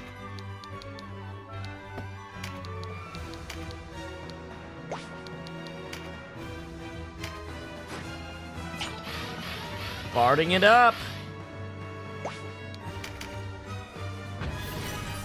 Alright, I think I do need to get a little... Well, with Engulf 2, I might not need to. Reflection, that's nice. Okay. Now, Denham's gonna proc Reflection on his turn as well. What can I do with Hellhound? Kill this dude? Yes.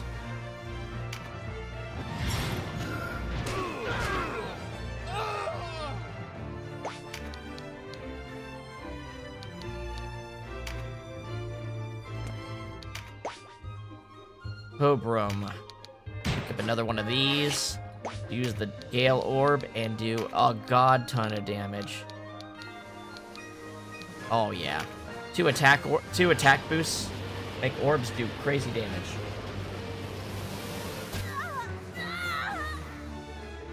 Oh, did I misread? I thought I was gonna hit 2 things with that.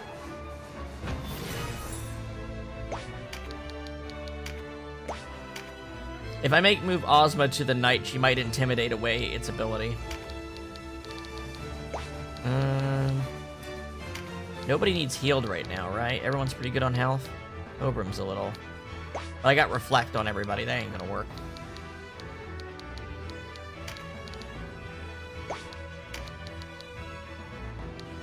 Let's lower her health.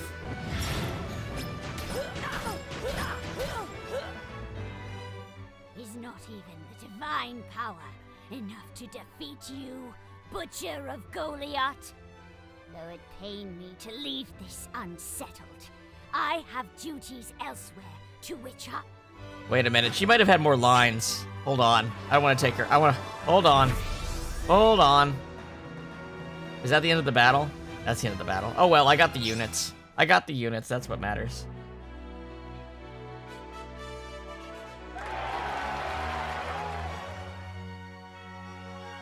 Keening Bowgun. Thunderbow. Tempest Bow. Got the charms.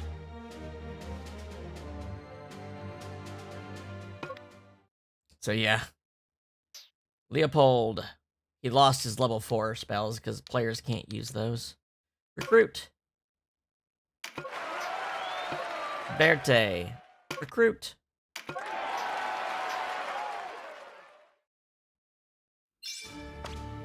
Now for... Let's take a look at them. Which one's stronger? They have the same gear on.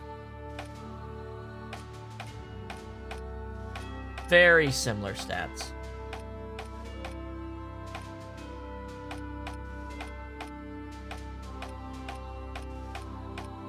Very similar stats. For some reason, she doesn't...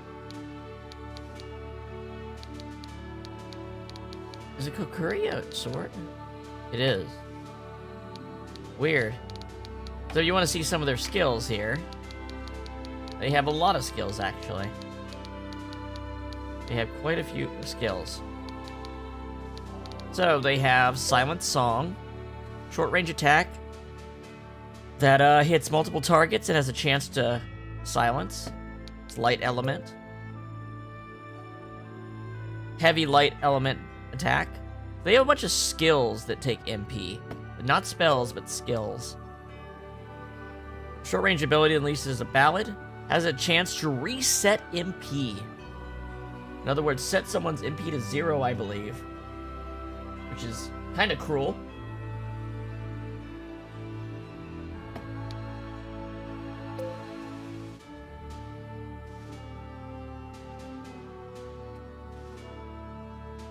Oh, these angels are pretty fucked up too. Don't get it twisted. This is some SMT shit. These angels are not nice people. Let's see. Has a chance to charm. And this one can remove zombie. So you use this when you want to unzombify a unit. Or you can use the item, but... Absolution. This negates Condemn, the ability that makes you unable to resurrect, like the final boss does. Very situational, but... Sanctuary Shadow. Basically, it's like Rampart Aura, but it's for keeping undead away. And then Rampart Shadow for Rampart Aura. They have Meditate 2. They have Evil Bane. Increase the damage dealt to Umbra units by friendly units within 3 tiles. So this makes you do more damage to orcs and imps. They also have... They can use swords, hammers, bows, and crossbows. They have Constitution and Insight 2, Pincer Attack 2, Rampart Aura 2, Sanctuary 2. So really, like, their main draw is their special skills. Is that they have, like, special skills that can also do light damage and status effects. That's kind of their thing. And that they just have naturally high stats and that they can fly. And they have good RT. I think they have good RT. Anywho, I got them kind of to have them. They're not the best units in the world. Maybe we might... I don't know. We might body swap one of them. And then turn it into a Lich. Raise it as a Lich. Turn them back into a Divine Knight so they have a Divine Knight that can actually do good magic damage. I don't know. There's different ways we could go about it. But we've got them now. I guess I'll move one of them up here next to my Lich. I kind of like... they both have good designs. I don't know. We'll take the male one. We took the female Lich.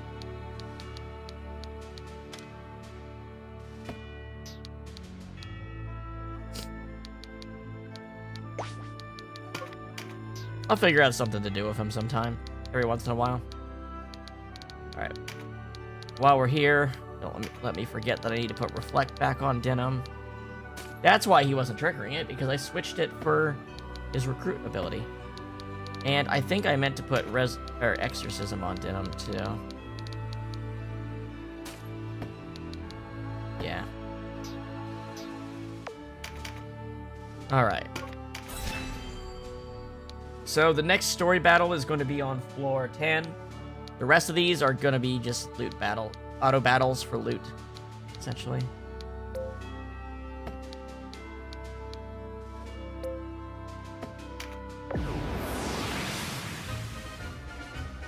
Unit battle.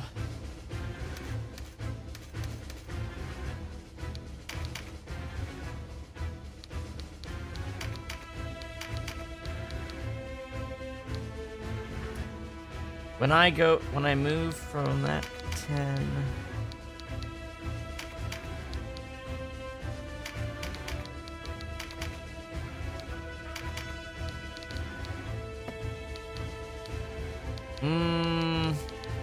Well, I don't want to have to control my bard, so I'm just gonna...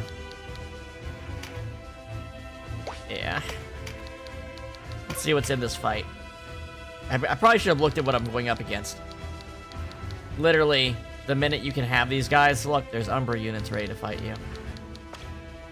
Alright, what kind of... any good gear on you guys? Sometimes the gear is hidden. It's not equipped to them, like, as a drop. So these guys look normal, but they're level 56. There's a good chance they have some relic gear. So, I've got Exorcism on enough units to safely auto-battle against the undead.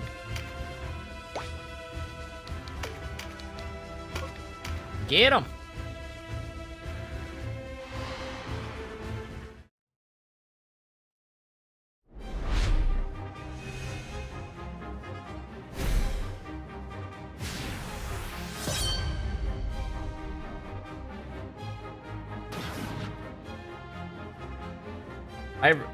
Ivory Tower, or not Ivory Tower. Intimidate is great for hoplites and knights. Also Blade Masters. Anybody that has a defense ability you can turn off with Intimidate. It's one of Ozma's abilities. Yeah, this map isn't big enough. I can my AI can orb spam these things. And honestly, I don't mind it. I don't mind speeding up these generic battles in the deep dungeon with orbs.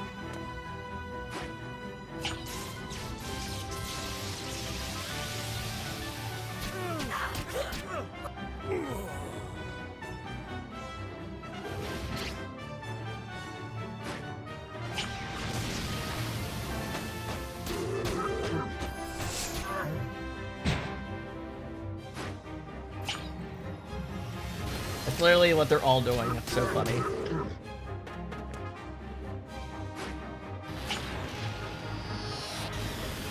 It must be a very high priority thing to do with the AI. It seems like only the summon spells are higher priority because of their raw damage potential.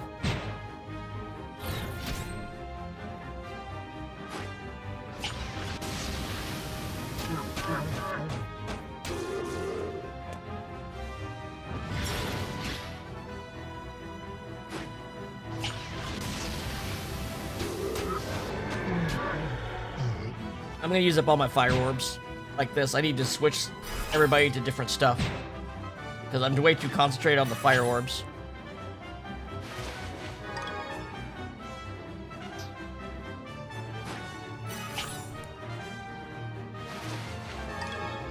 Oh wait, they're dropping level 4 spells. How dare you?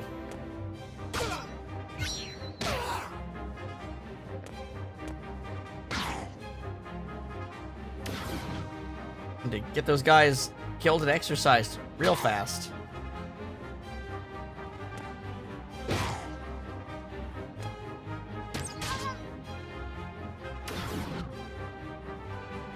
There's not a lot of human enemies in this battle, so a lot of my cursed weapons aren't doing their extra damage.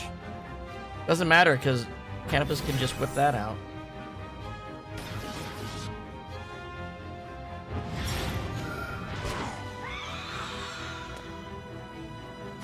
There we go. Get them rewards.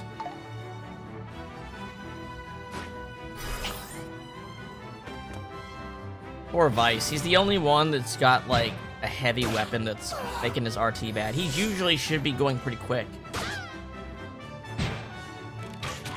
That's okay, though. When he acts, he usually kills someone.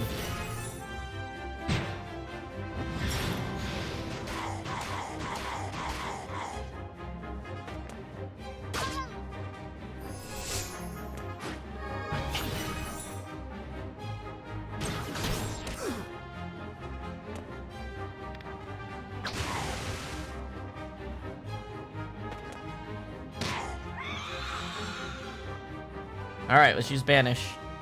No, you guys need to use your exorcism abilities. Come on. There's enough of you to should know better.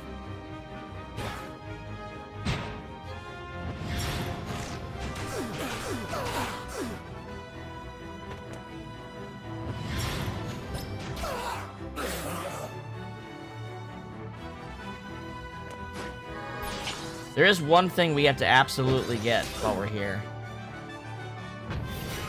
I don't remember which floor it's on, but by the time I'm done, I should have 4 of the wind ruler weapons. All 4 of them.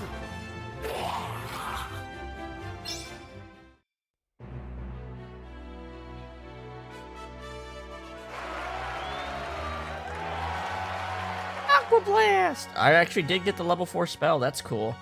So this is a way for, like, wizards and warlocks to get upgrades. Because otherwise, they can't get summon magic, they can't get the Apocrypha. Which are basically better.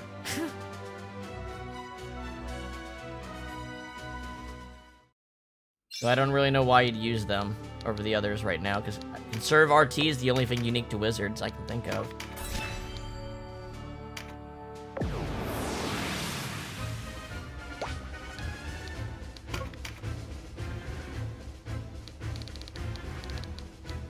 Oh, wow, look at this. Alright, what do we got? Matriarch.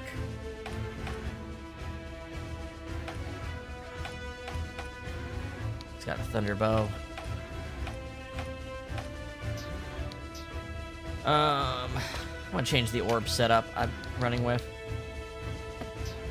You see, I think I'm nearly out of fire orbs, so I need to really just...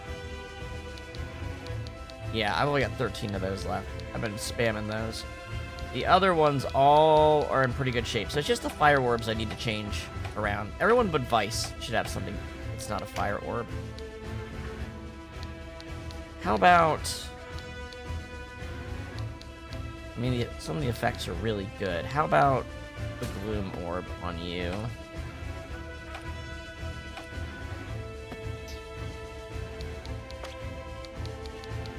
Or you know what? Denim, yeah, Denim can have the Radiant Orb. There we go. Vice should use his. Canopus.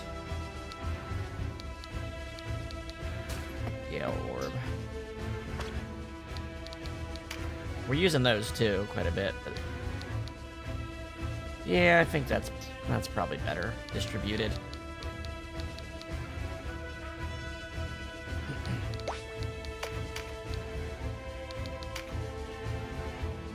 Win with a Dragoon, I think I'm good. Not a lot of reasons to be using Dragoons at this point in the game.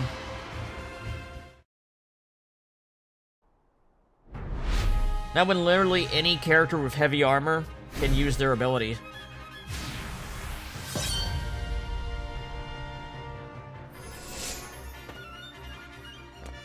Literally anyone can use the Worm Scale set to get Dragon Slayer now.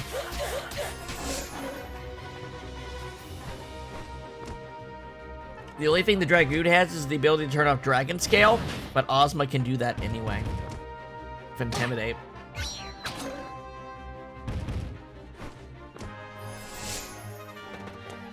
So as you can see, there's a lot of space to fall to your death on these maps, but everybody in our team has flight or teleportation. So unless it's a kill blow, they will survive a fall.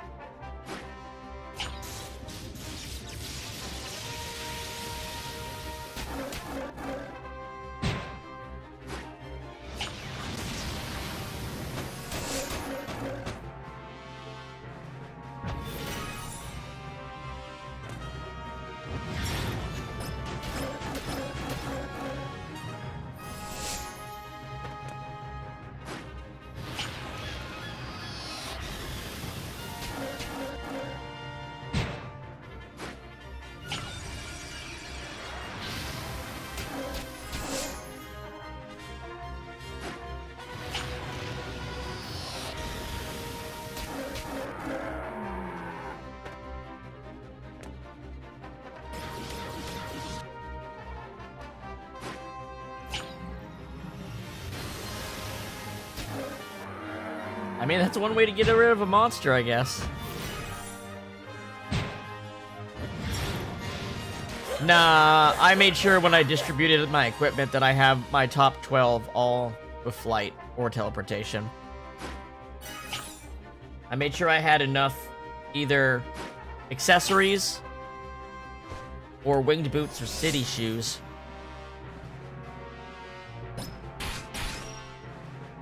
$12 people.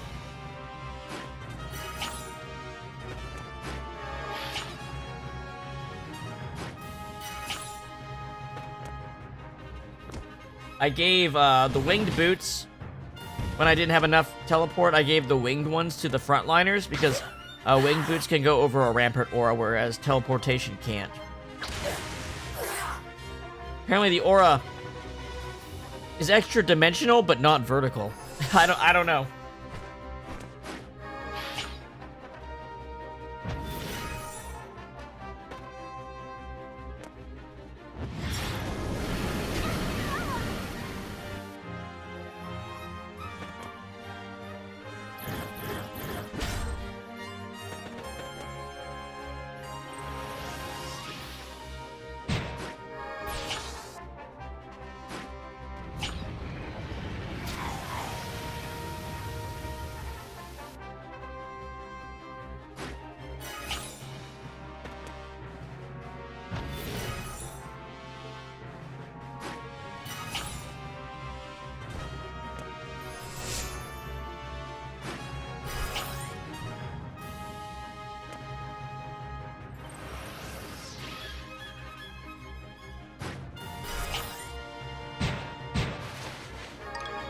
Next time I'm at a store, I need to craft more fire orbs. If I have the resources to do that. I'll have to check if I actually do.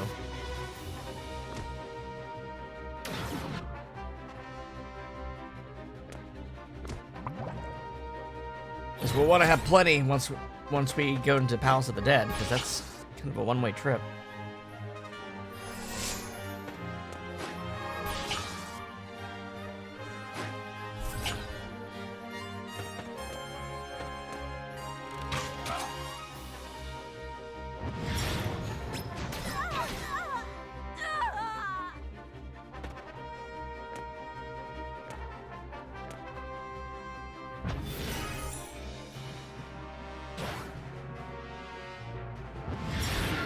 Biz. I believe I can actually get Starfall 2 here. No, I can get the Light Apocrypha here.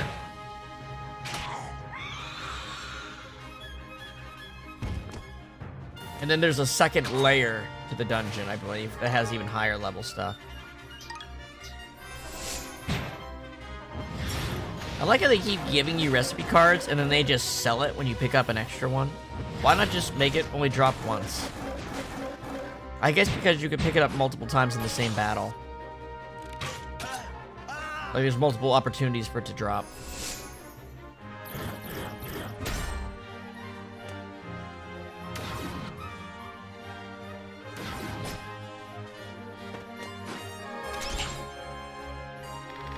This is strength.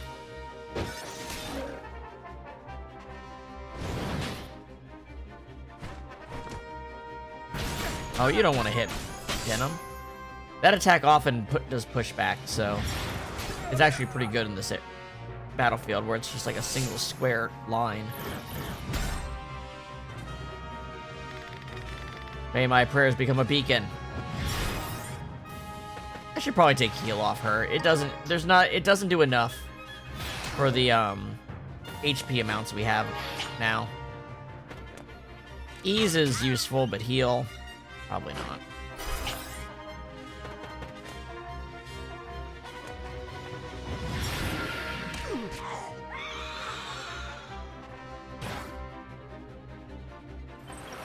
Nature's Touch.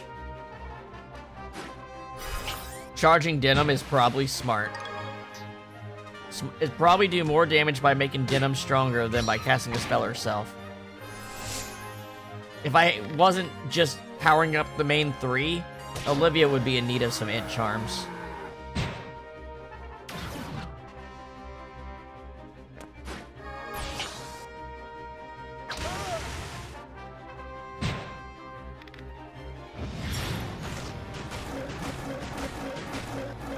Yeah, bad element for that. Ooh!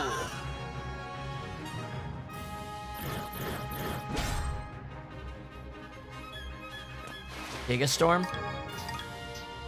Nope. Alright, what are you gonna do? Charm? Nope, just gonna kill. Straight up. It always looks so cool when the archer or the fusilier is like teleporting and shooting.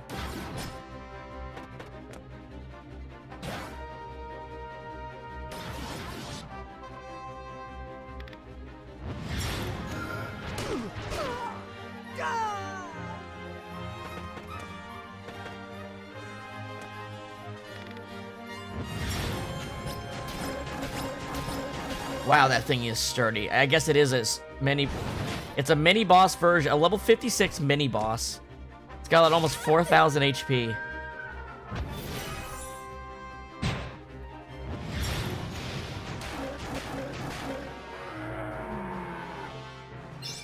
There we go.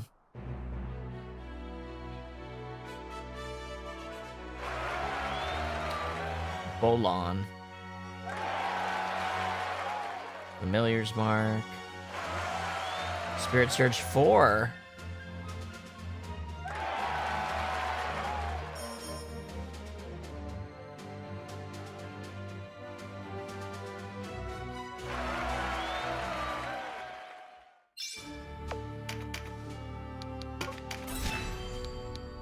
Level 6, 7. Level 6. A lot of 10 character battles. Is that a flowing river? It's quicksand. Quicksand, huh? Huh. That's unique. A lot of golems.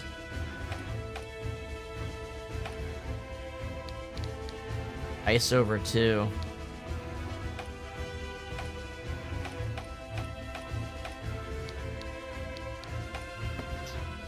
Where's Rapness? Yeah, let's just take the heals off of our White Knights because they really shouldn't be spending their action to do that. It's just slowing down their next turn where they could do something effective. Yeah.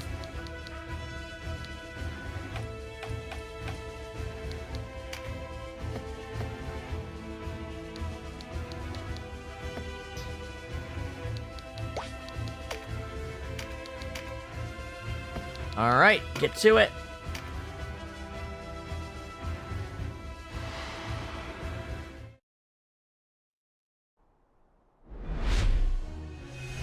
Ooh, this is new music, isn't it?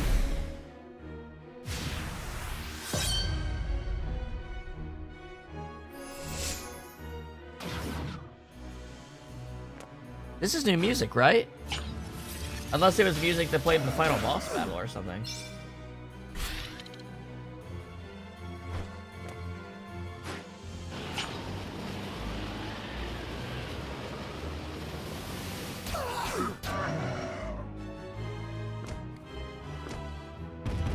It sounds like maybe this music played when we were fighting Dragula.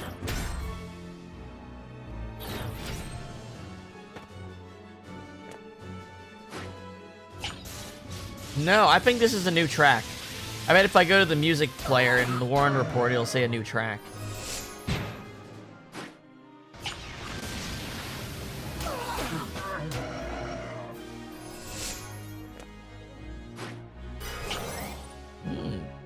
Powering her up, huh? Good start. If she casts Ice over 2, that'll really come in handy. Though she's really far away, she probably can't reach.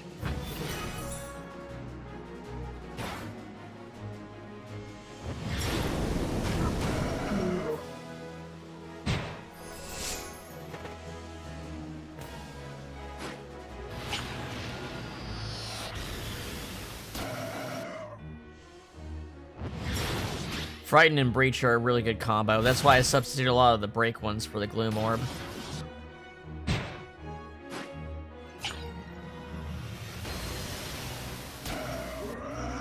Wow, Denim. Holy shit. Yeah, I should have had Denim on the elementally aligned orb earlier. 800 damage? That was almost 900, actually. Jesus.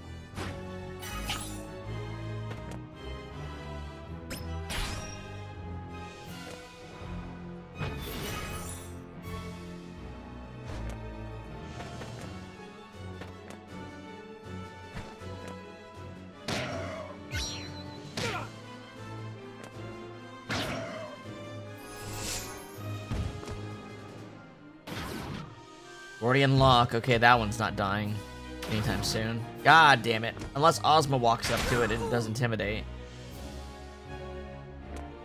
Yeah, next turn she'll turn his ability off if it's active. Ozma's the anti-tank. Like, she takes out enemy tanks specifically.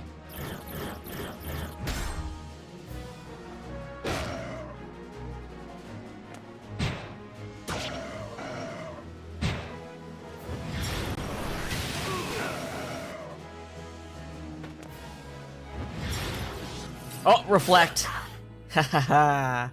Nice try. Nice try again.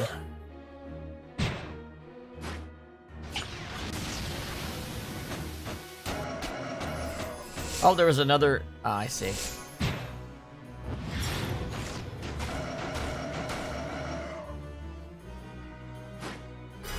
Wow, she's doing a lot of MP charging. What's she trying to prepare for? Oh wait, Ozma can use Ice Blast 4. I should put that on her. I forgot that I do have at least one unit that can cast the fireball spells, but nothing else.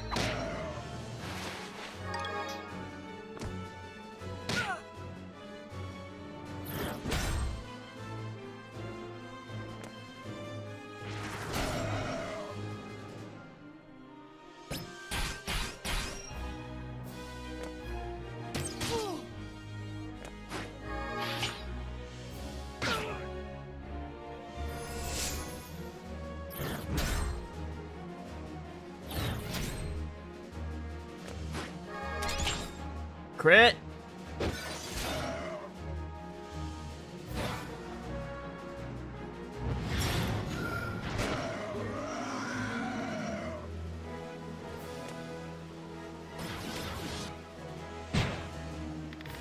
My blade is arrow swift.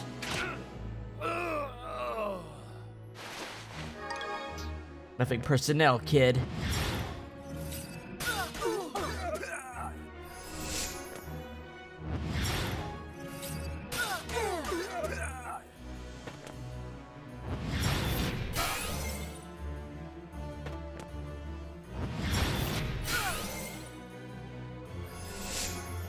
Alright, what are you doing, Kashua?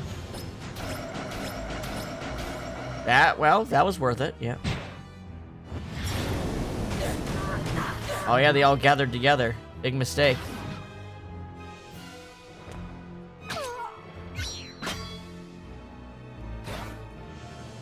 This team is pretty brutally strong, I put together here. Gotta say. They're making good work of this high-level content. Even when I'm not controlling them. Now, trust me, it's gonna keep escalating. Our power level is gonna be static here, and it's gonna keep getting higher. Except for, like, you know, boosting relic weapons and stuff like that. Which, honestly, we're already using some maxed out relic weapons, so... even that's gonna have its limits. I think right now our general power is coming from relic armor and cursed weapons. I think that's why we're generally strong enough to do well against these 5-6 level higher enemies right now. Be geared up properly.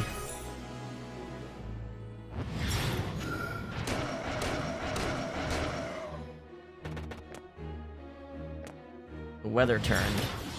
Oh, you're dead.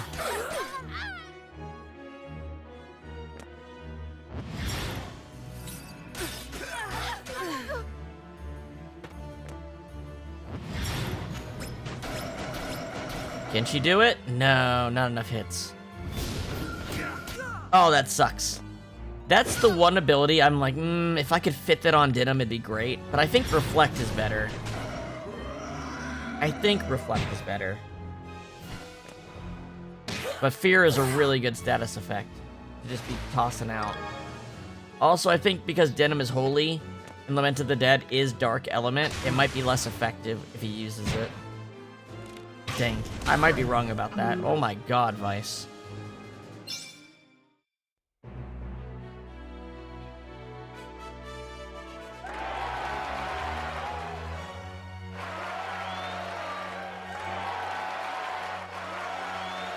Where to Pain 4?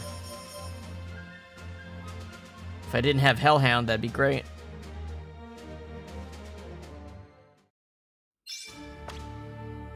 So, Ozma, I think I might actually have a better spell for you.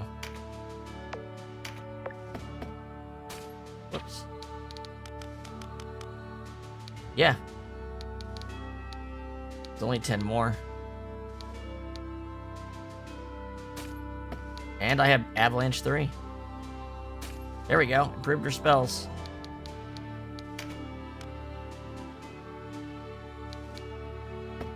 I don't think she'd ever use heal.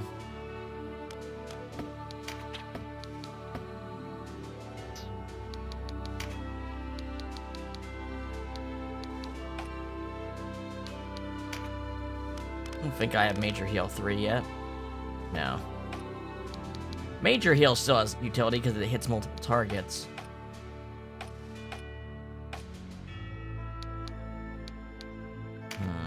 Maybe something else instead of Life Force. Curse. You know what? Curse might actually be good. Because the enemies are getting so much health. But then again, Poison would just be better at doing the same thing because it'd be taking that health away. Maybe I'll put Poison back on her.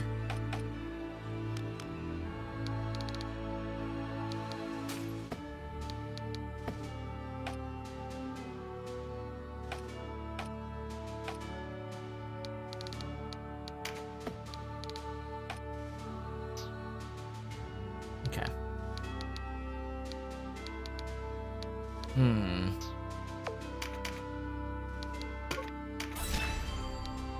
Where's level 7? You're level 7.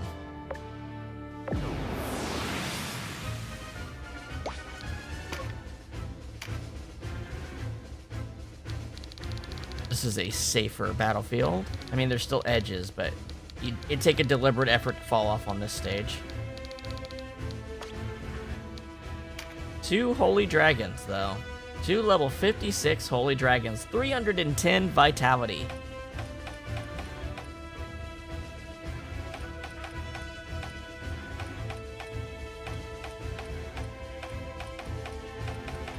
But no mid-boss enemies, so that's something.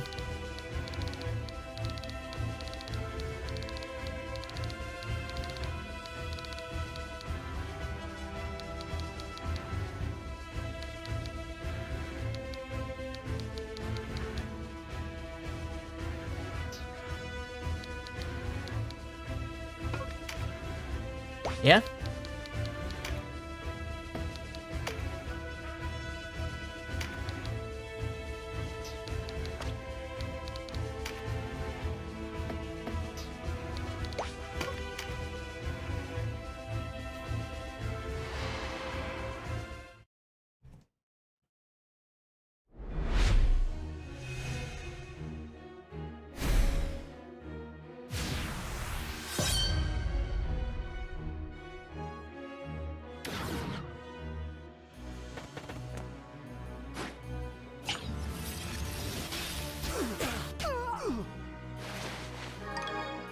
I might turn Vice into a regular-ass archer to get double shot.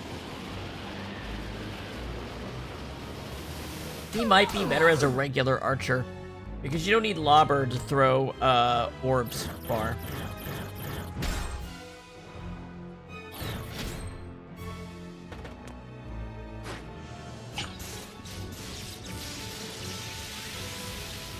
Right, you can stack double shot and tremendous shot, and he already does so big damage.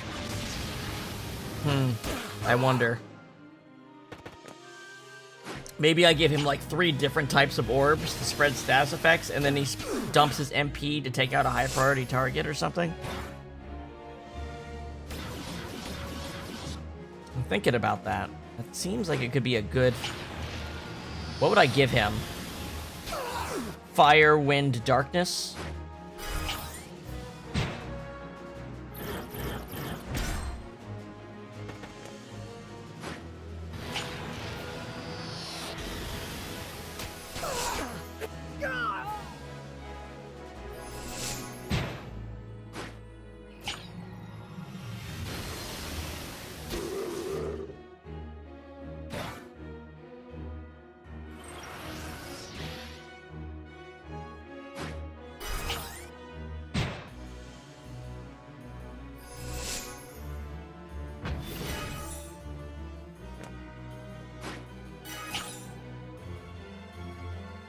Yeah.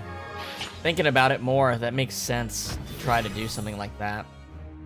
Spread out the status effects he can apply. And that way I don't have to keep making the same freaking orb.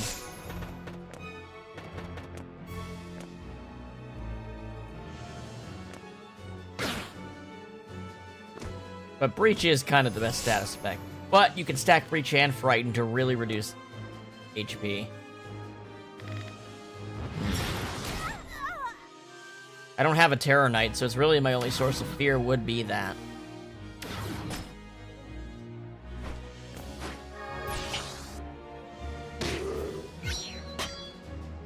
Also, Ranger doesn't have Engulf. It doesn't have the range increase ability, which is crazy.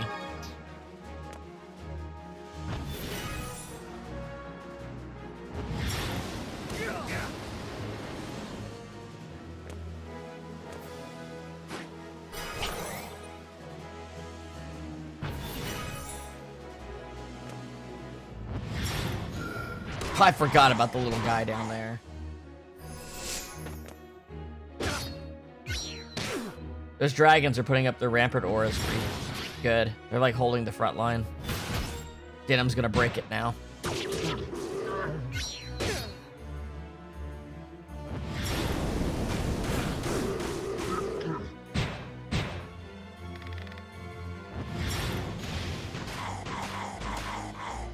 Yeah, Ozma's kind of wasting her time going after that guy. Oh no, why would she use it there? Oh, there's another guy. That's fine.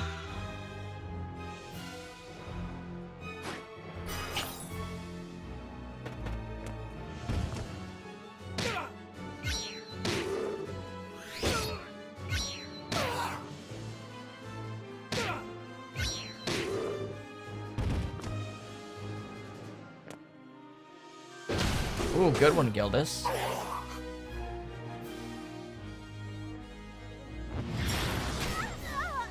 Reflected.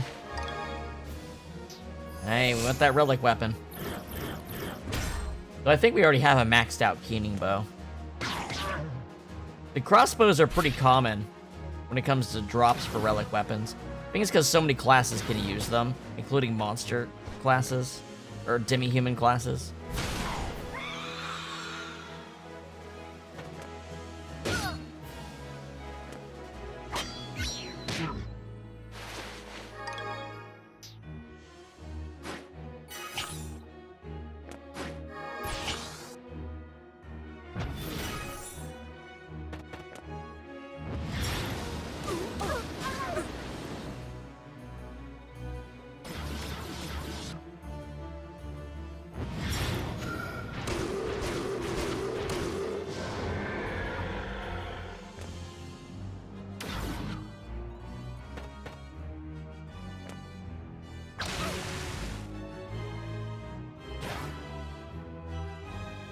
Alright, what are we gonna do?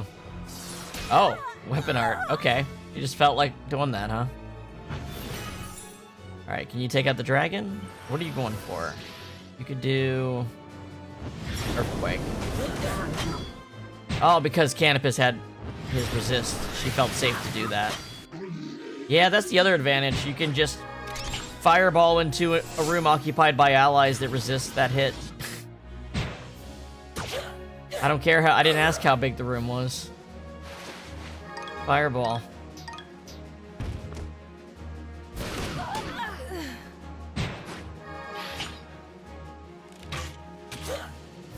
Ooh, yeah. Honestly, Vice would be best if I just gave him the ability to shoot twice. He doesn't need weapon arts. His regular attack is so strong.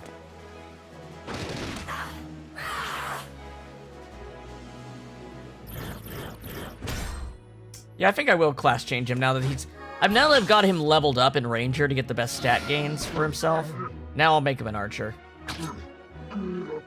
It's sad. I wish Ranger had more, like, good abilities to really make it a standout, unique class, but it really doesn't.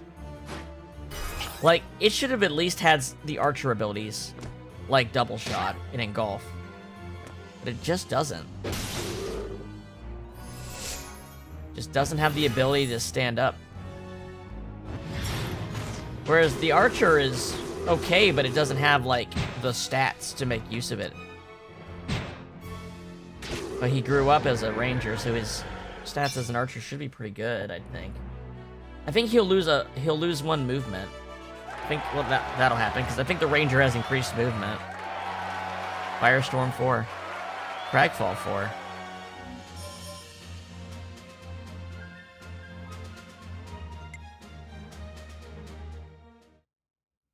Yeah, let's change Vice. What's he got on? Damascus Helm, Jagalia Dark Coat, Jagalia Bracers, Side Shoes, Stalker Earrings, Brimstone Bow. I don't think his equipment... Maybe his helmet might change. I'm gonna make him an Archer. He's gonna lose a few stat points in every direction. But he's gonna get better abilities. If I change my mind, I have 36 Brave Marks. Jesus.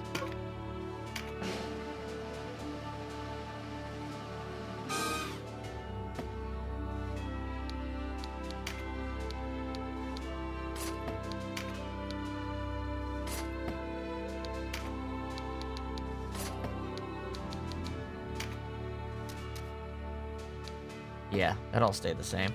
But now... I can give him... Ooh, Eagle Eye.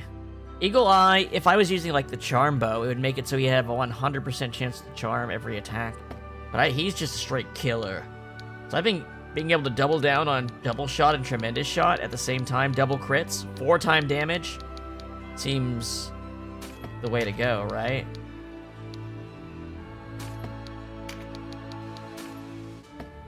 That seems like the right way.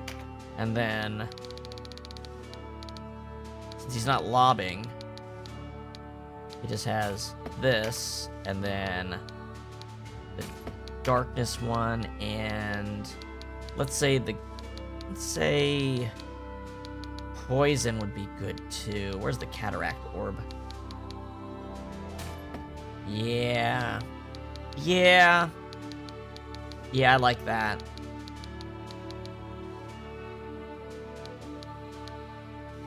Oh, I can see who all has him. He's the only one with this, but I'm almost out. I will put this back on Baby Denim. I don't know.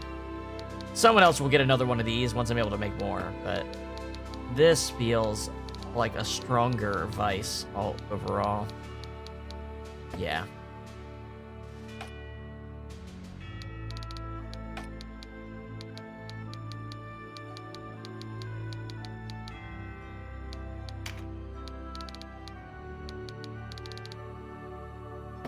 Yeah. That seems better. If Ranger got spells, it'd be pretty good. That would be a nice advantage, if it could just get a certain set type of spell.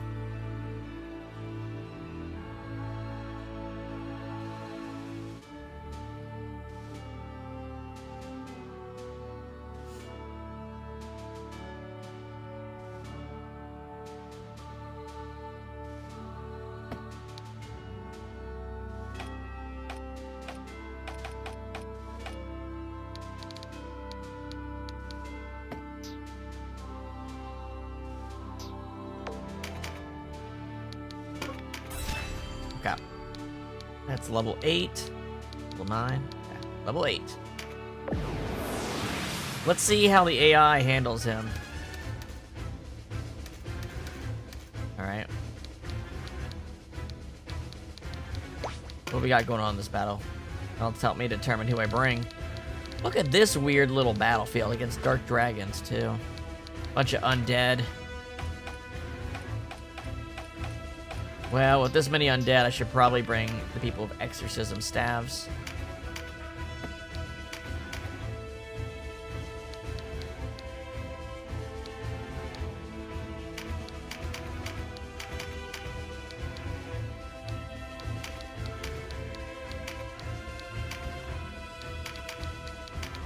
Yeah, that should work.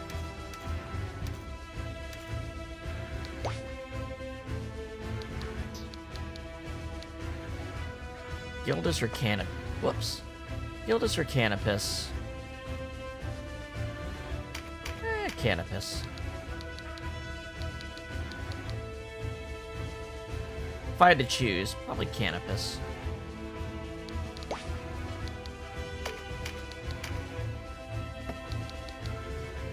Alright, let's see how the new Vice works.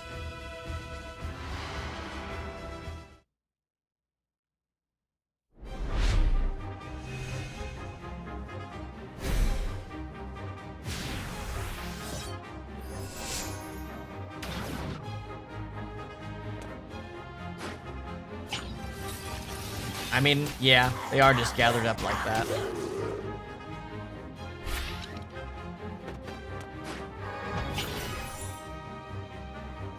There's really no reason for them not to.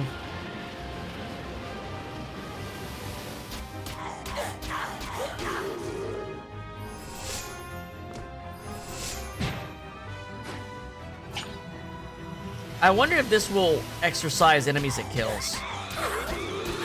It does! It's the best exorcism thing in the game then. Because not even Starfall does that. Well, Starfall 2 might. I don't remember. I'll have to remember that. Save it for when you can wipe out some undead in a mass.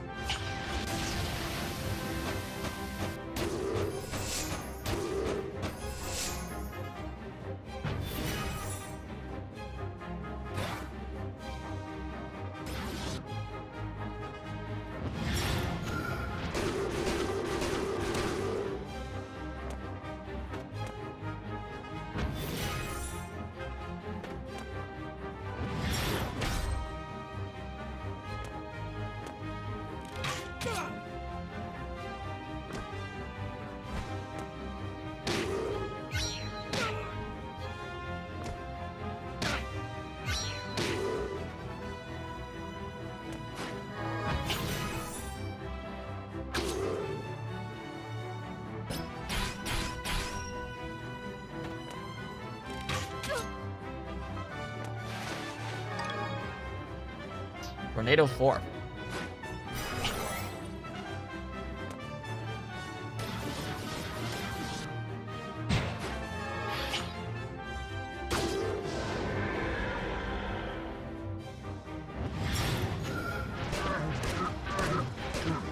Oh, knocked him off a cliff, didn't he? There must be a little hole there based on the other side.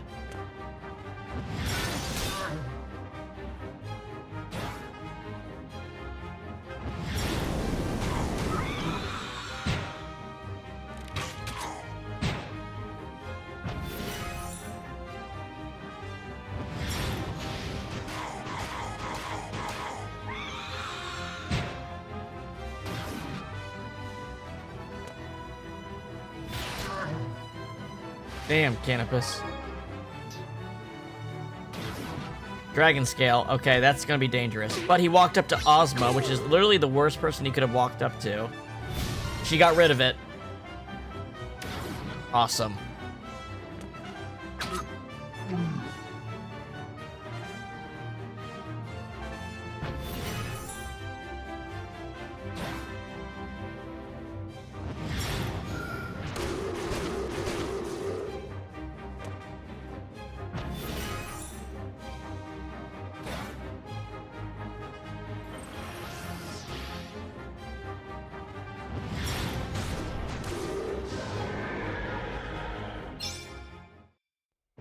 Congratulations!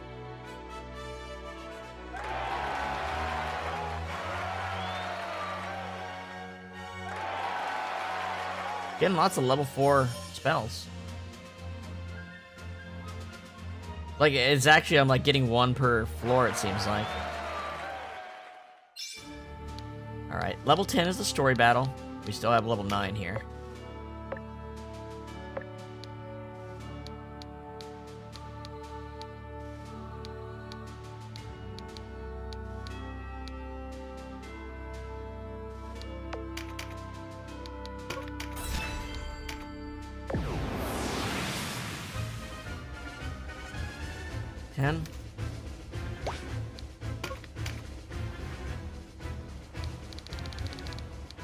Where are you? Spriggans. I never would think of a Spriggan as a type of ogre, but okay.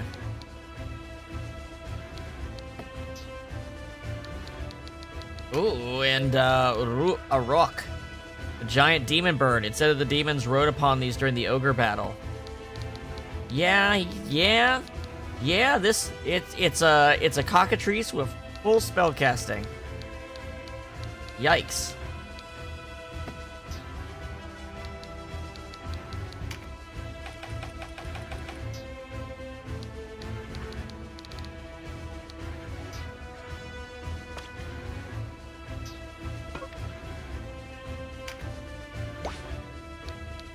All right, guys.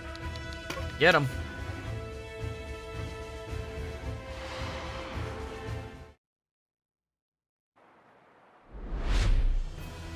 Now, this is a battlefield where you could get knocked off pretty easily. This is the Wildwood theme.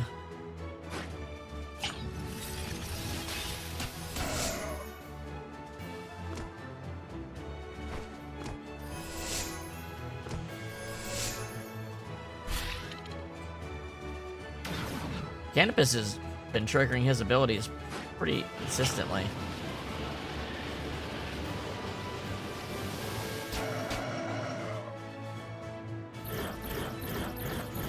There we go.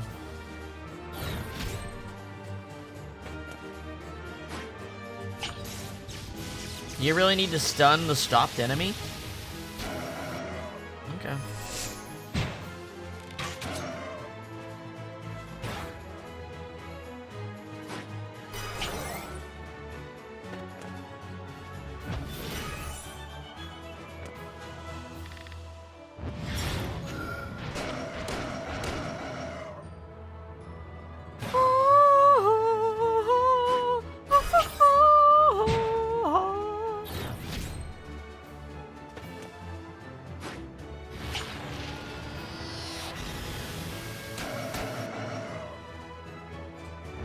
Yeah, you can jump one square, like you're crossing a river, basically.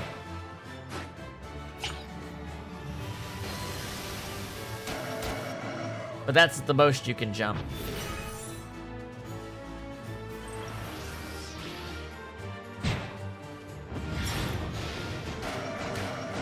Oh, that's some good damage.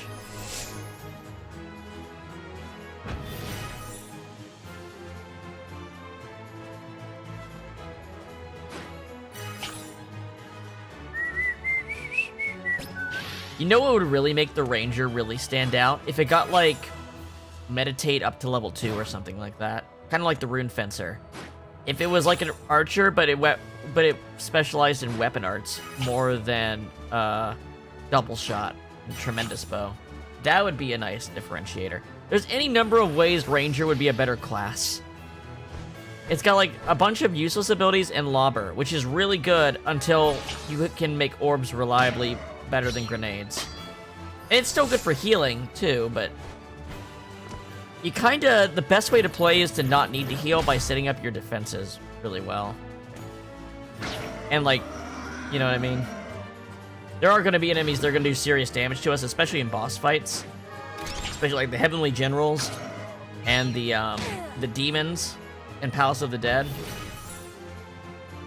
As well as the CODA 3 and 4 fights are gonna be high damage.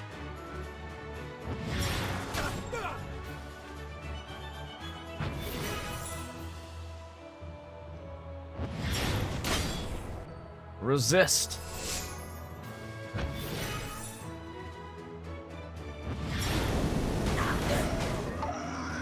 It's not gonna hit the gremlins because they're hovering.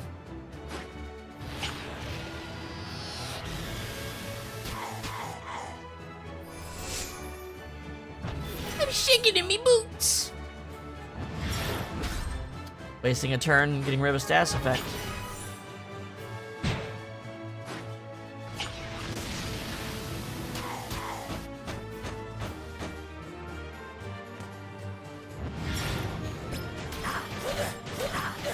Wow, Kashua. Holy shit.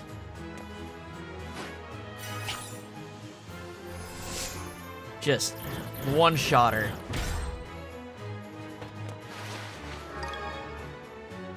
Avalanche. Oh wait, that's another upgrade for Ozma.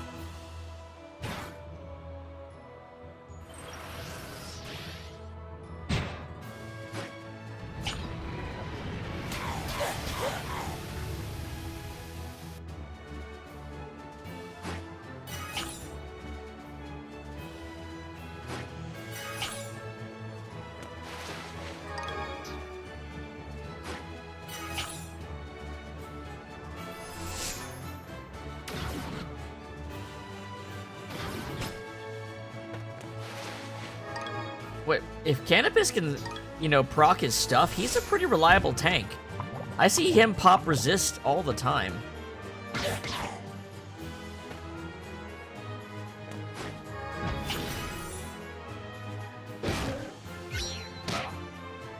Gildas, that's a risky spot to go to.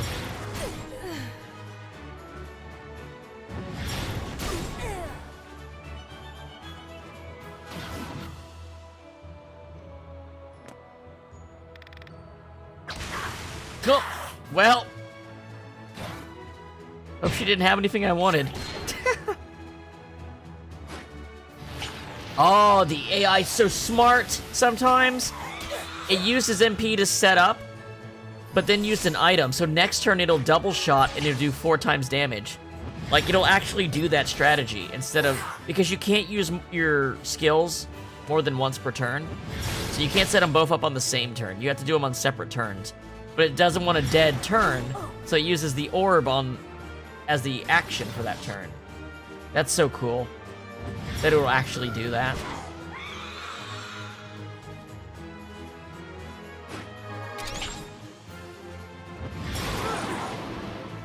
Ooh, someone got pushed by that.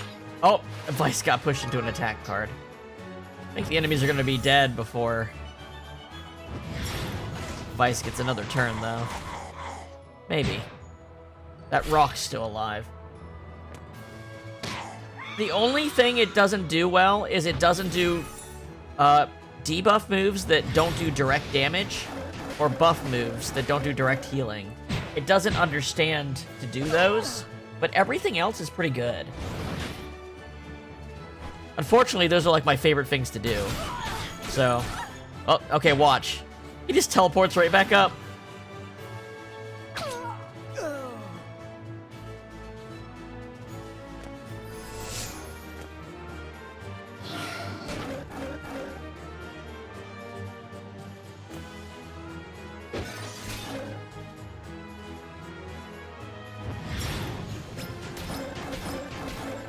Yeah, Kashua is actually a DPS monster because of all the charms I've given her.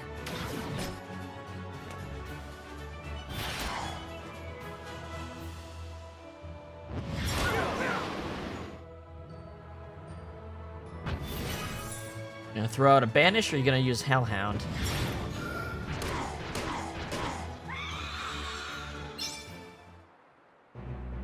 Good job.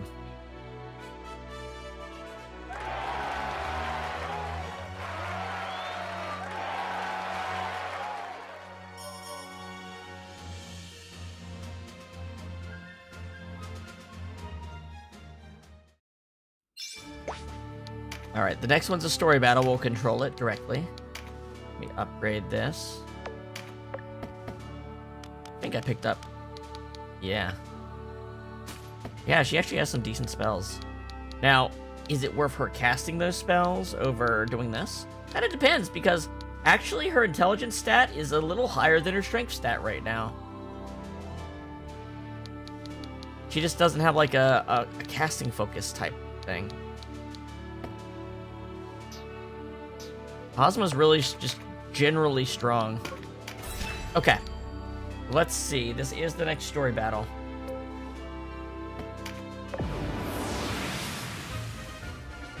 "12-man battle. AI off. No incapacitation, no chariot for charms."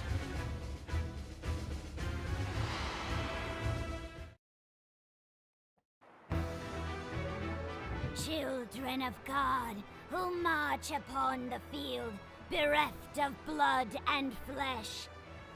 By the power of the great Father Philaha, grant your form once again unto the proud tigers of Burnham.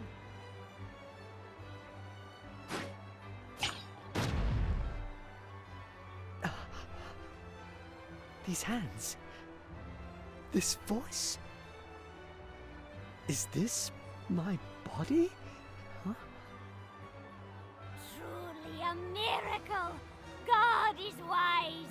God is glorious. You think they would have done this in reverse order? The get your own body back item, and then the turn into an angelic item should have been second. Because that's how Half of the Dead did it. Warmth. This is what it was to live. I cannot believe it has happened, though I feel it with every part of my being.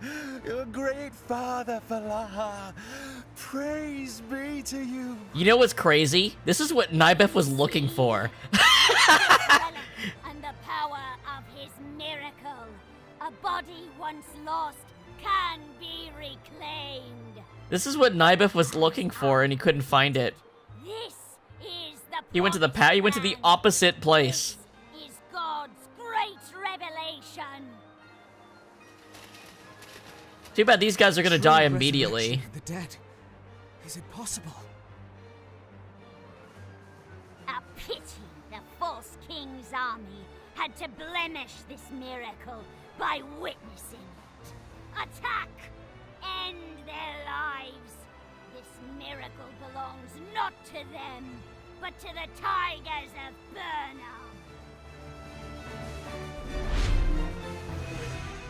Vanquish Bapal, okay. Now, might be a vanquish battle, but we should probably take out the other units because there's probably some good drops. So who got their body back? Drew? Good for you, Drew. Eladine? Good for you. Joffrey? Okay. Malin? That's great. You guys got revived just in time to fucking die again. You'd think these people would be like, no, run the fuck away. I already know what it's like to be dead once.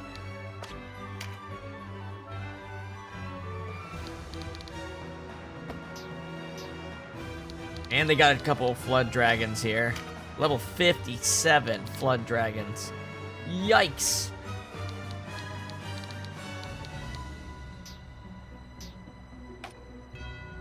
Alright. Ozma. Perfect.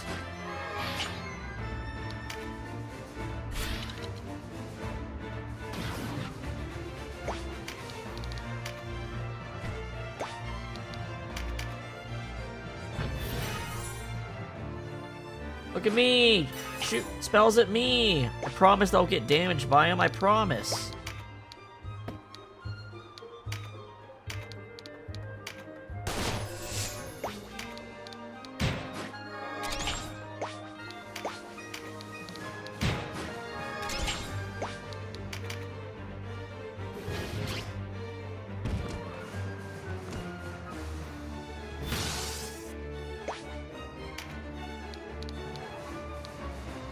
Alright, let's...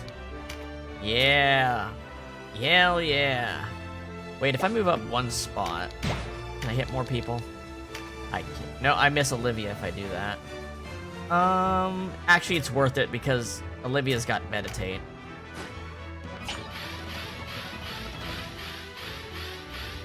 Hell yeah.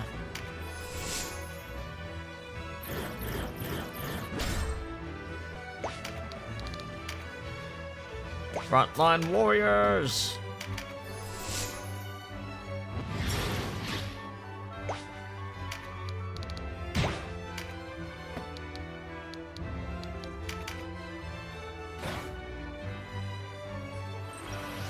There we go, she got Nature's Touch anyway.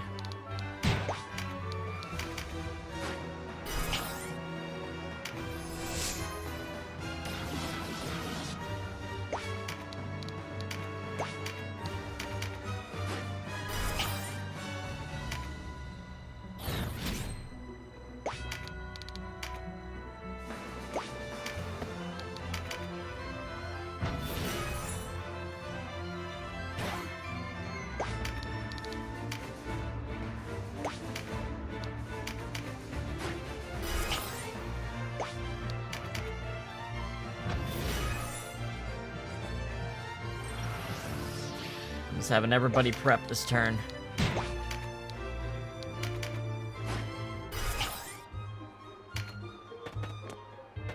That's right, everybody move forward a little, get all clustered together. Alright.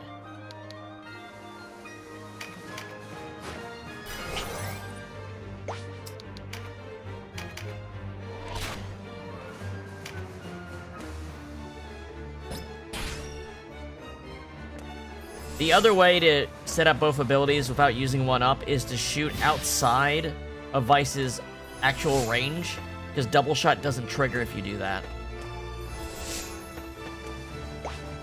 Alright, Canopus. What are you doing? Get right up in their grills, buddy. That's an ice, that's an ice. Take him out. Nope. Ravenous.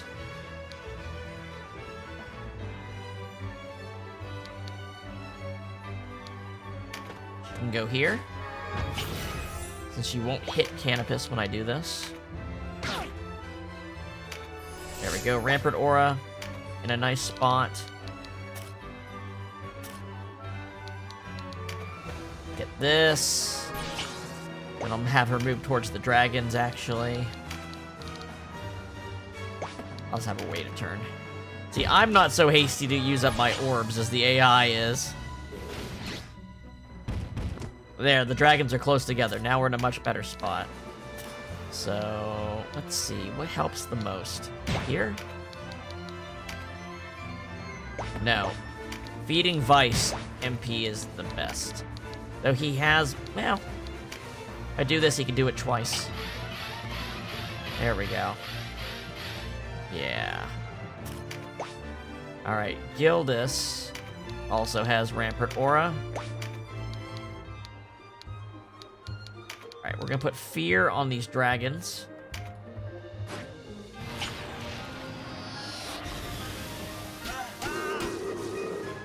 There we go.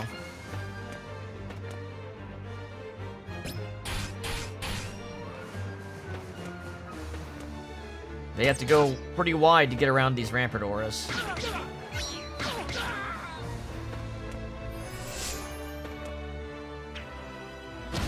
Ooh, well-placed grenade. Okay. Alright, Cressida. What are you doing this turn?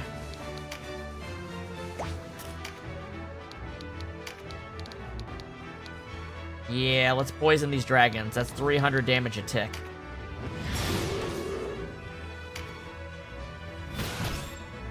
Denim doesn't actually care that it's 300 a tick, because Denim is going to absolutely destroy these guys in a turn.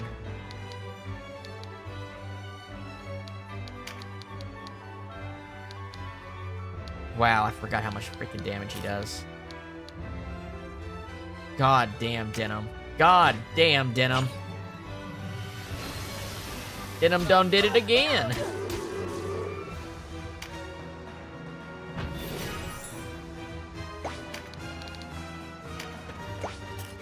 Alright. Next.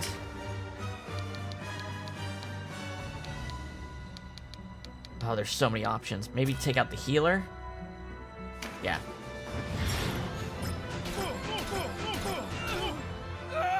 Just enough.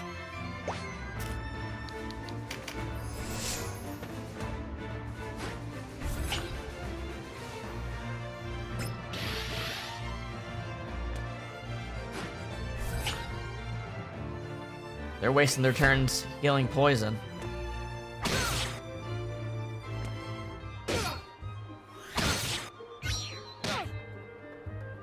Okay. Alright, what can Olivia do? What can she do?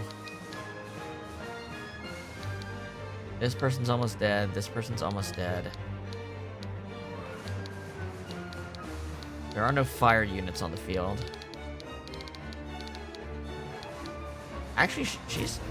Oh yeah, she's got Nature Touch and Spellcraft.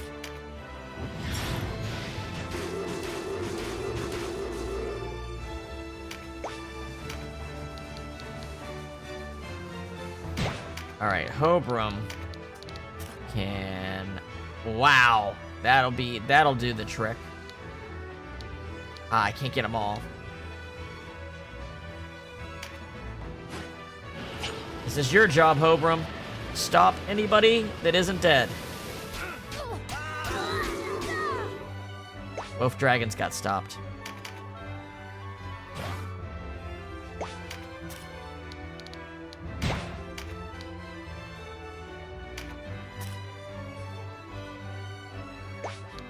Earthquake. Oh, you make my heart quake.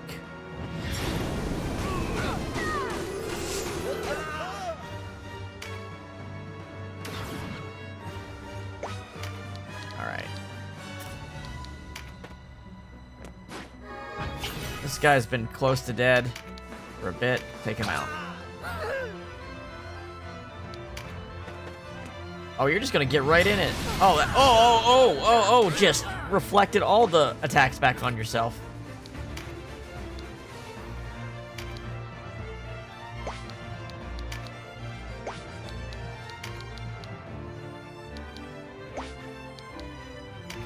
Here we go. See ya, dragon.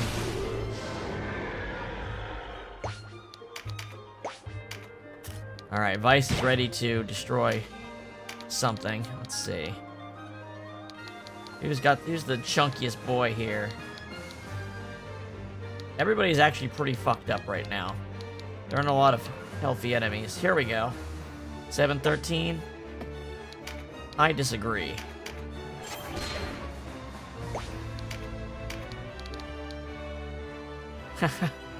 Crazy. He would have done 2,800 damage to that guy. Yeah. Archer Vice is incredibly stronger, much stronger than the Ranger Vice.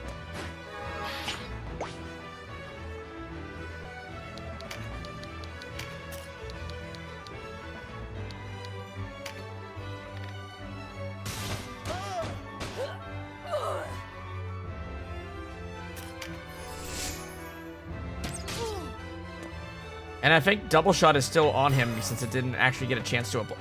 Now Vice has a target. Now Vice has something to hit.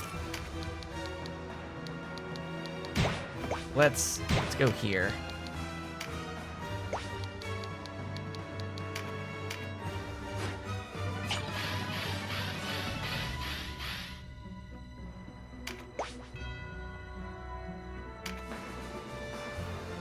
I see a good spot for a...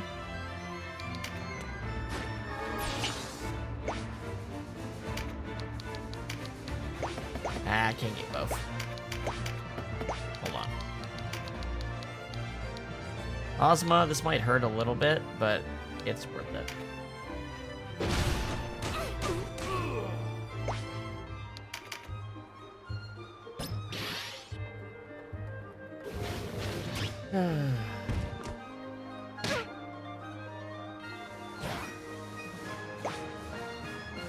Okay. What else we got going on here?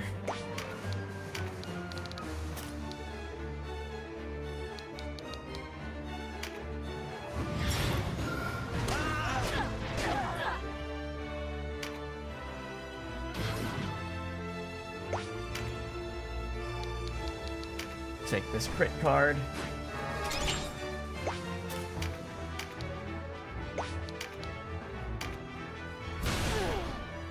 That was a good pickup.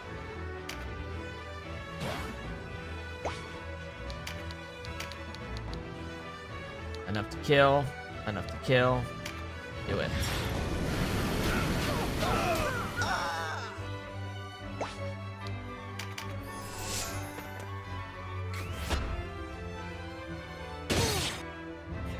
Damn, Ravenous went down.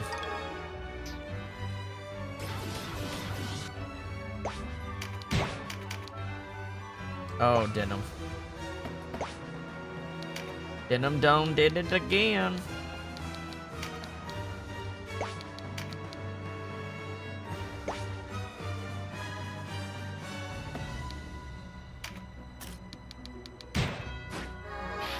Hold on. Hold on. Hold on. Haha. Yeah, we'll go with that.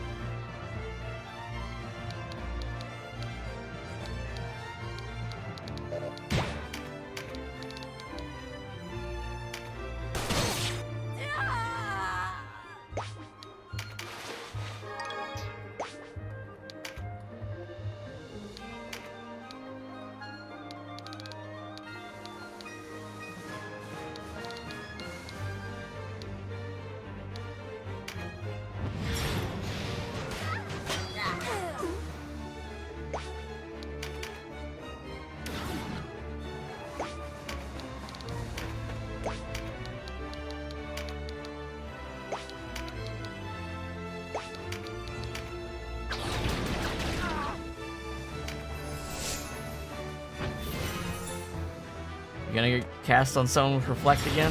Yep, you did yourself in. I felt that. Oh, she didn't. She didn't die. She didn't actually die.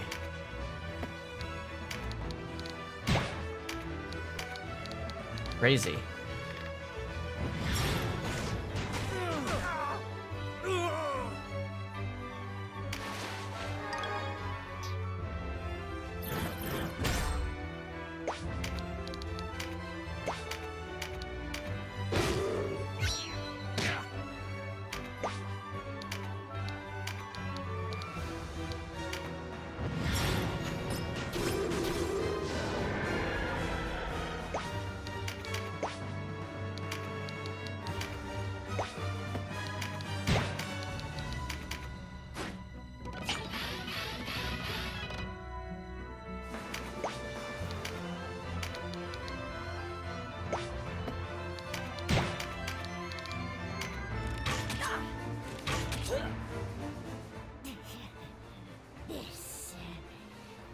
Upon the very day I perceived the mystery of the miracle, fate is cruel. And you are crueler still, Butcher of Goliath. Should have saved one of those items.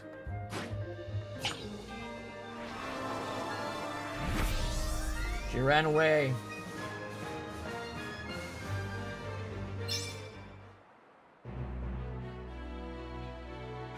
Imagine being given a second life and immediately getting into a fight. Like within seconds. Dude, just don't. Have you thought of not fighting an entire kingdom's army after being resurrected?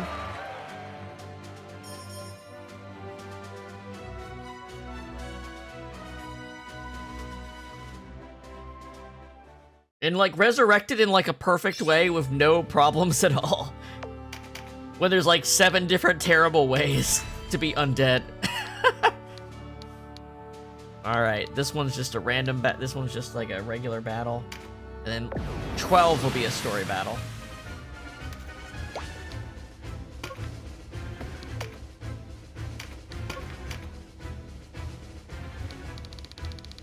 Look at all these Zambers. Zombos. Zombalucci's. I mean, yeah, they didn't, like, know, but they could have just fucking left. Like, yep, we got it. We got what we wanted. Let's fucking go. See ya. What do I have to be angry about? What resources do I have to compete over? We can bring people back from the fucking dead.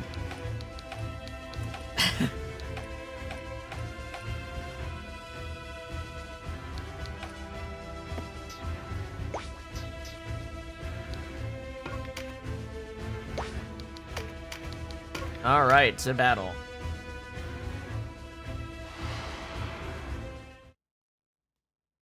Yeah, she's holding on pretty good, isn't she?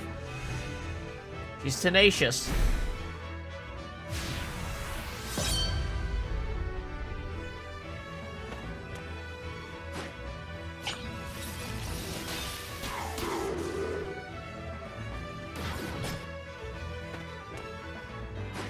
If you want some zombie dragons, there's a full set here, basically.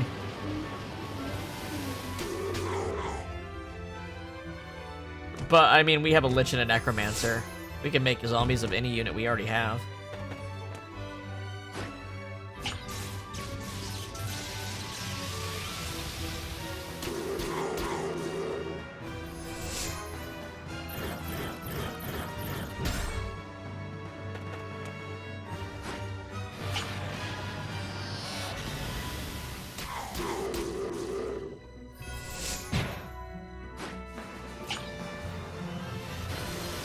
So we kept blasting. Save the Radiant Orb as a finisher, guys. Come on. It saves you from having to exercise on a later turn. There you go. You took a dragon out. See, that's smart.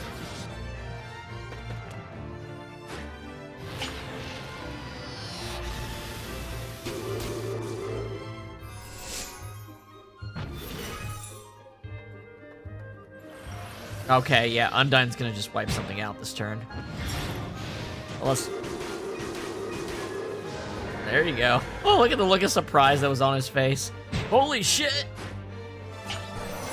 There you go. Now you're being efficient. Just take him out the second they hit the ground. Don't give him a chance to revive.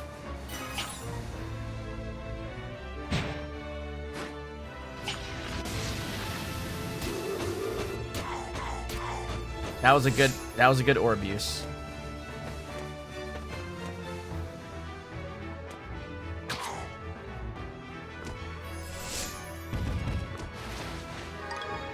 A lot of dragons. There's a lot of dragons next to each other. Dragon scales would be really annoying if it starts proccing.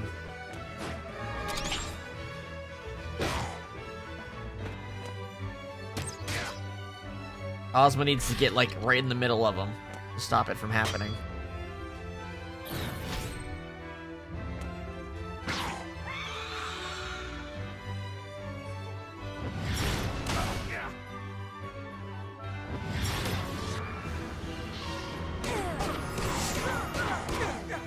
Wow, did something get reflected? I think it did. Someone had reflect on them. Kasha was being super efficient right now.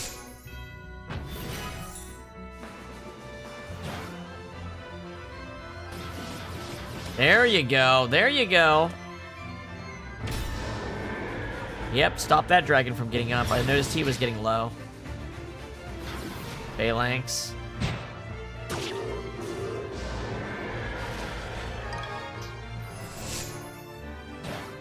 All right.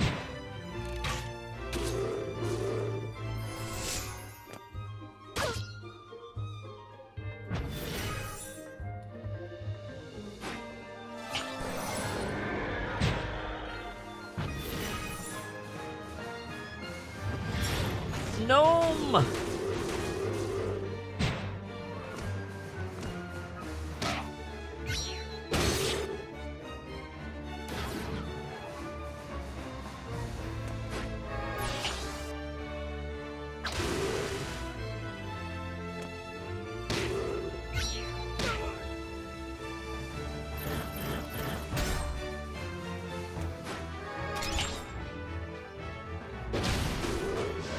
Whew. That was an ice dragon, I think.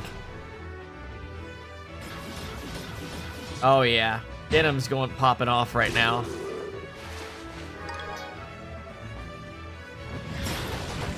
You're dead. Well, you did a lot of damage to yourself at least. It's really cool seeing your high-level units just do so much work.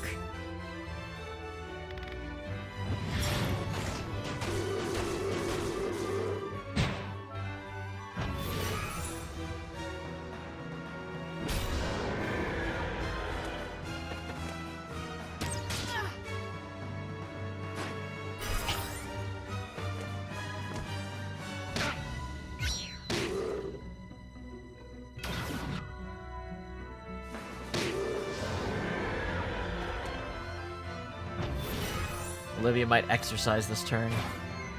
Let's see. Yeah.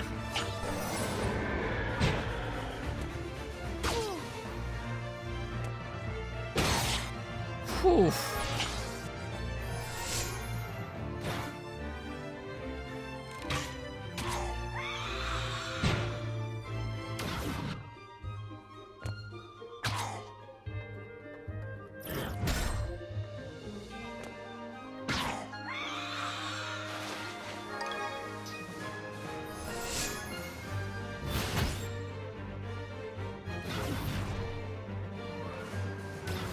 Can't reach anybody, so he'll probably exercise.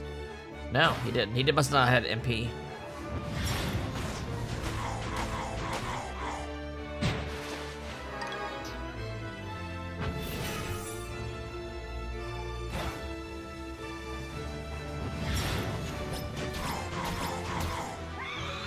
There you go.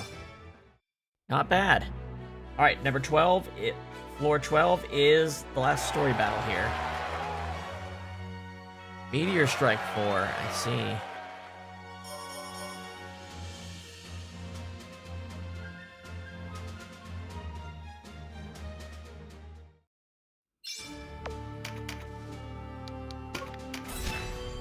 Alright, this one is a story battle.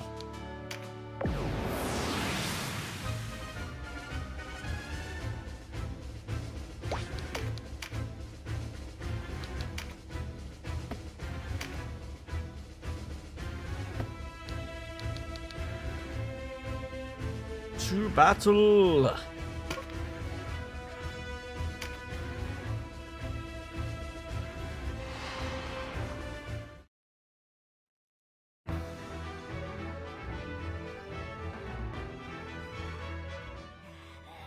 Great Father Philaha, how can you do this to me?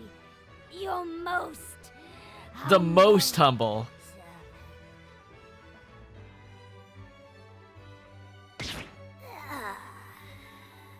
Lowly beasts that crawl upon the earth, hear my words. Seek not God's miracle. These forms you claim by ancient artifice are not life, they are shadow. Take not God's name for your own. Whatsoever you may call this miracle, it is but the smallest piece of God. Test not God's charity.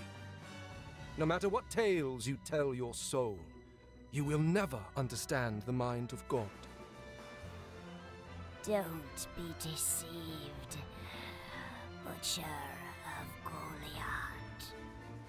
The demon pretends to be divine. Don't be The devil knows scripture too, right? deceived.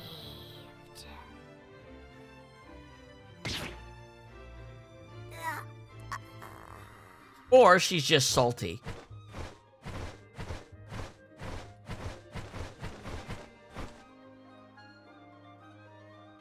Repent, mortals, for your souls are forfeit to heaven. Angel or no, those are fighting words. Hell yeah, did him! This is gonna be a rough battle. These are all mini-bosses. Literally all of them. Nivelle.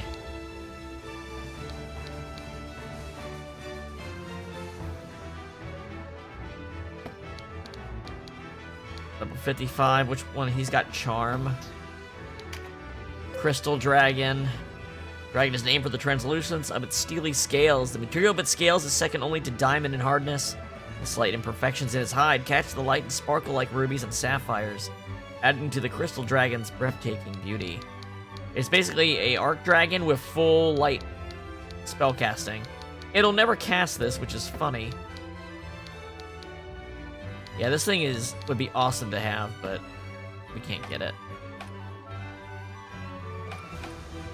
Yeah, so they got a variety of their debuff skills, but they are all light elemental. And then we got a Phoenix.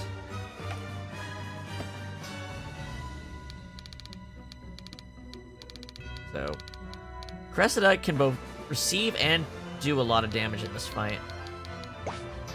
Alright. Ozma. Oh, hold on.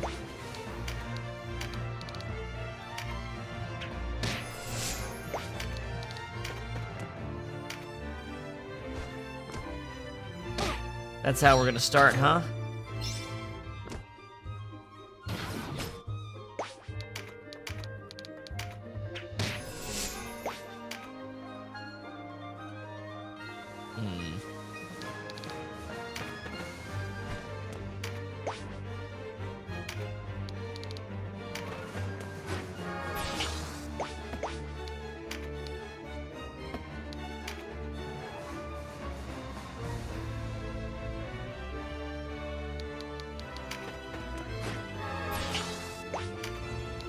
Yeah.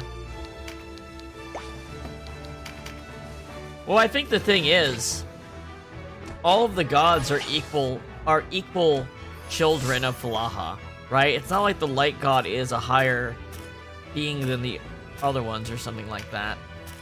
Like, it doesn't work like that.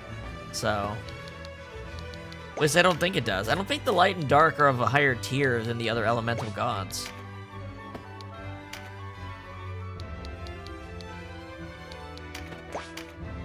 Pencer? I don't have Pencer.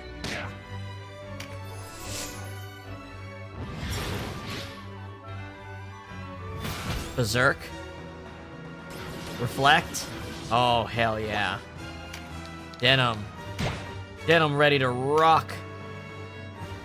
Wow, these guys are tough.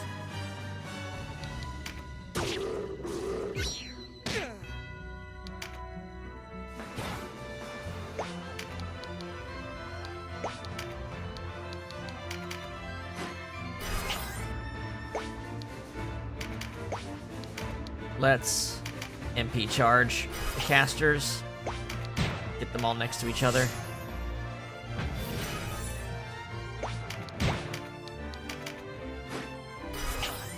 Alright. Alright, Vice. What can you do? I think we're gonna start with Vice by using an orb.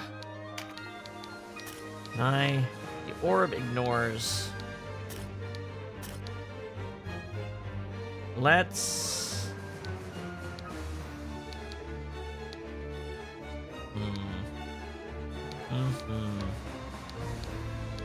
Is there... Okay, this gets the most. Let's do this. Let's breach these guys.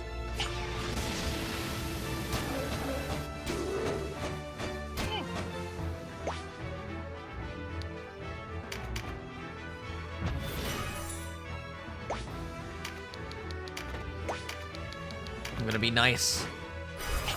Charge him up.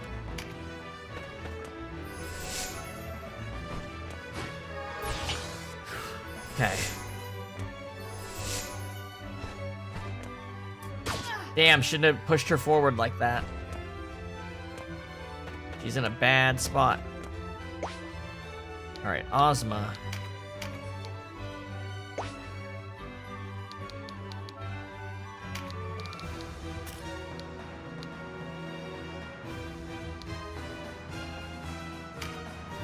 Slow that back row up. There we go. That way we can focus on the ones in the front more. She's got cornered. Alright. Flame Breath. I forgot I can use that dragon move. Alright, Crescent is actually really hurt right now. She has the least HP too. But Denim's got Phalanx. He's invincible. Okay. What can I do?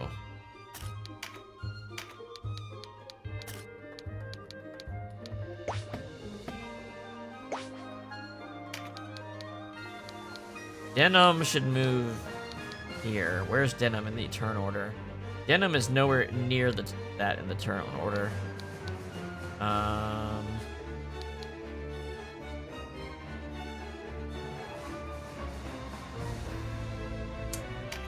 move her here.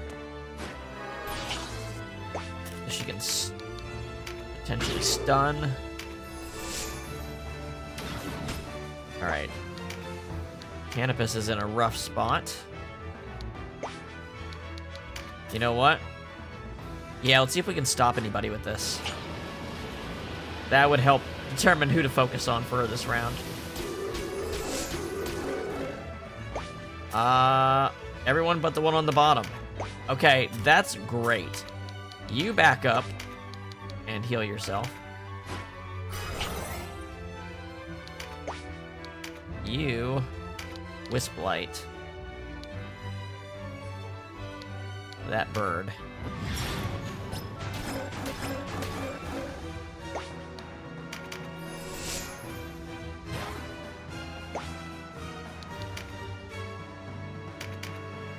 Double shot. Pick up an attack boost.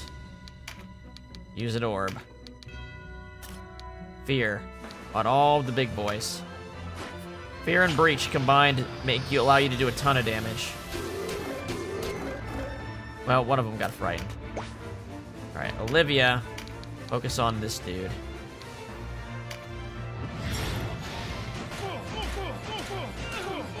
Oh, he's tanky.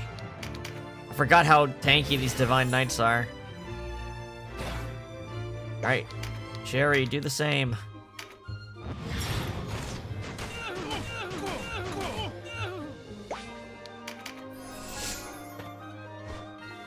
Alright, we kind of blocked in a lot of the knights because all the creatures are in their way.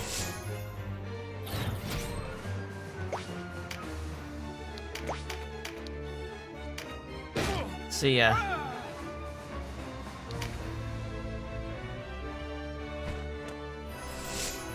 Stop doesn't last forever, but, I mean, they lose a turn, basically.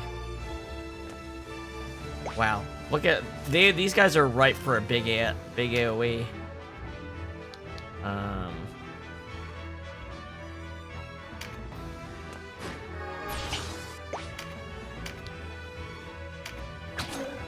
Got him. Okay.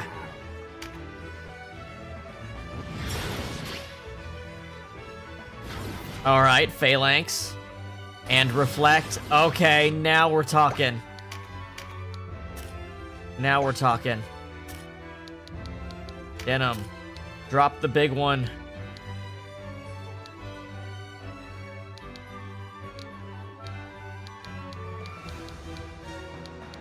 Okay, these guys have so much HP, this isn't actually the big one. What do I want to do? Swallow slash? Swallow slash, yeah. Canopus. What do I want to do? Pick up this crit boost. If I can park this guy over towards Denim, then Denim berserks. Nope, didn't crit. Alright, Kashua. Hit him with a big-ass spell. Where's a good spot? Here? Here? Here?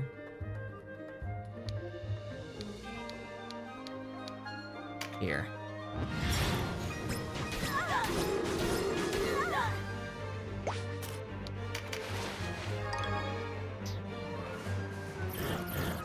Alright, do I have enough? I might be short for Giga Tempest. That sucks.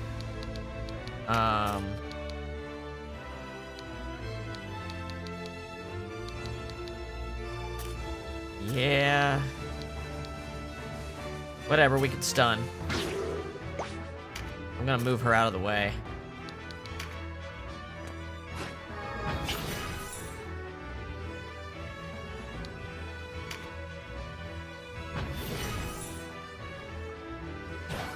Alright.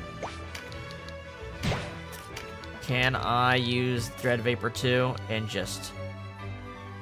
Yes.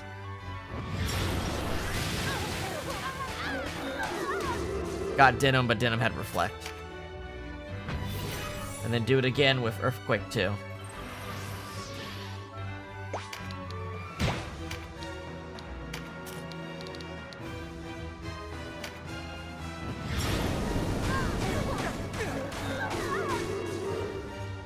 There we go. Vice has double shot on, right?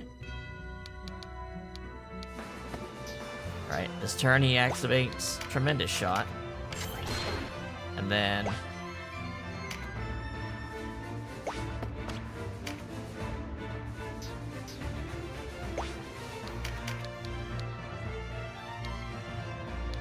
here's the biggest, bulky... the guy in the back.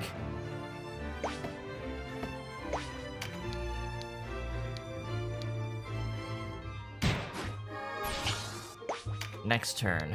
This turn, we're gonna poison.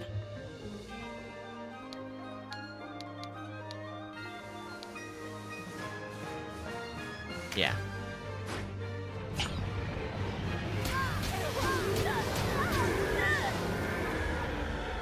There we go. Cleared out most of the monsters. Now they're gonna come down and start wrecking people. I'm prepared for it. Denim, do you have Berserk? You don't have Berserk. God damn it.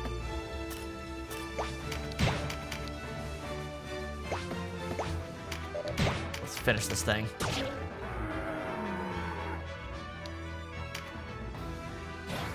Alright, Cressida. Now, she may get a lot of damage, but she can do a lot of damage, too. Like this.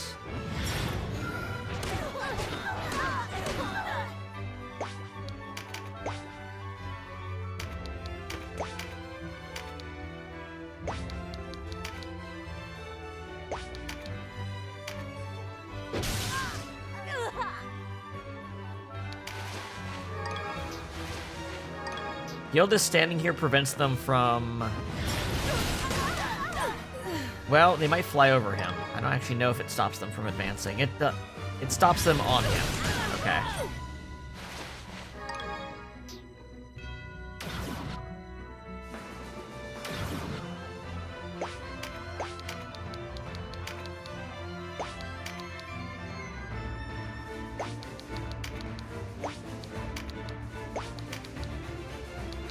Big AoE, actually. Hit him with Armageddon.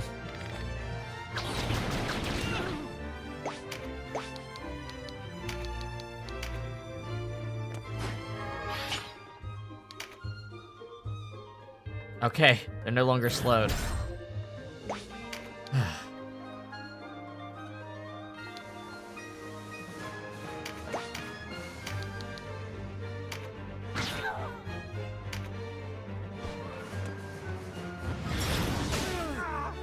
Nice. Nice.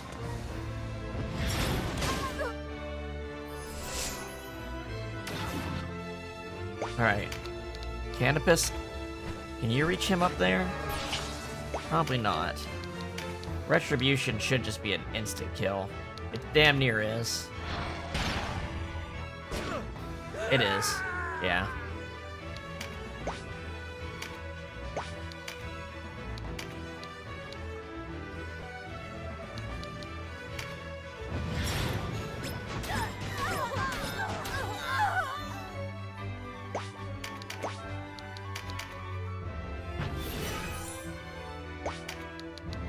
Divine my ass.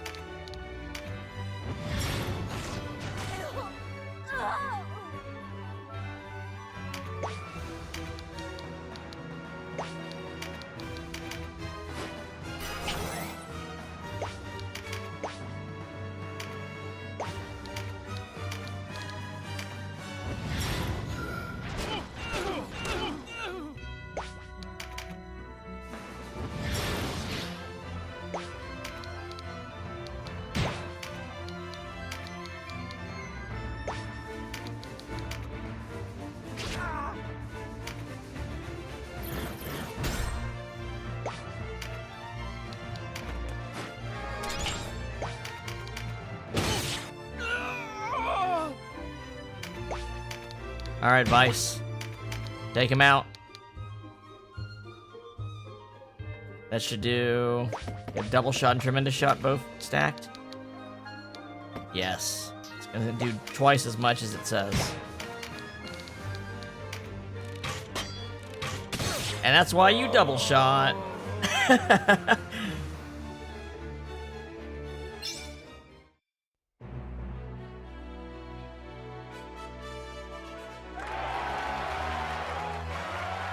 Putrefy 2. Now that is a good ability. That thing absolutely tore us up when we got hit with it.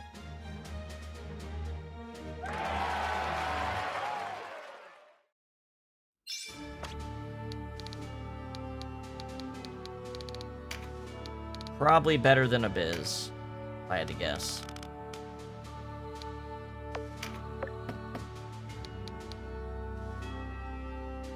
Range 4, area 3. Range 3, area... Yeah. Yeah. The only disadvantage is it heals undead, but that doesn't even have to be a disadvantage depending on your team. And in that case, she'll just use Hellhound.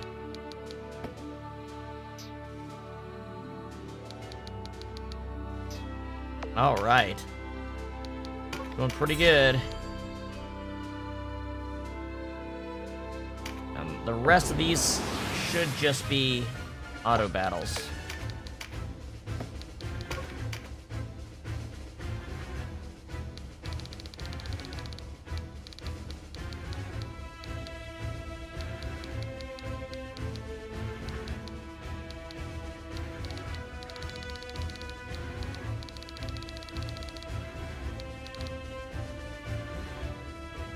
Bum, ba, ba, bum.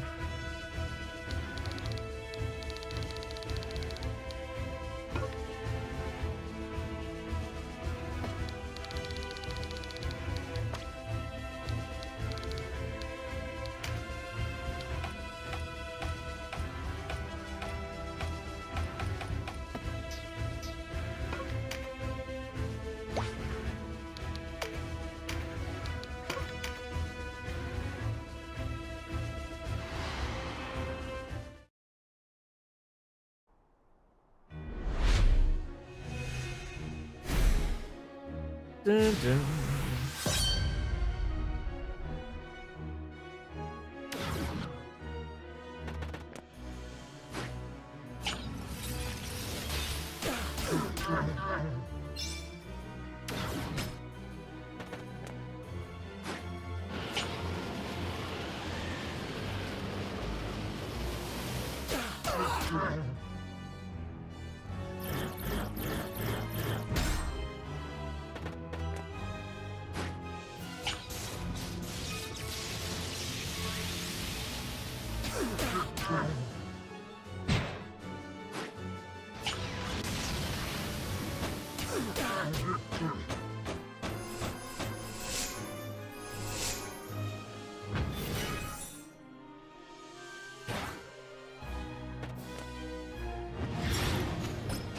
Bam, bam, bam. Yeah, they've been nice and softened up.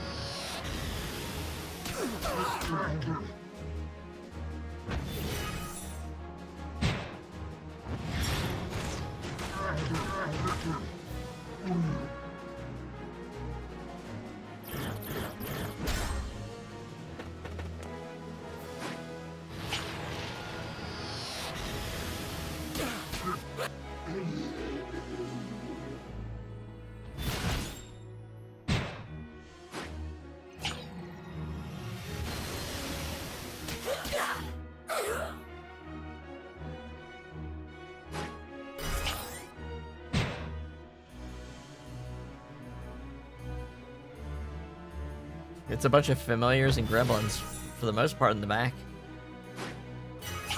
Sorry, fairies and gremlins. Or are they imps? I can't remember if they're gremlins or imps.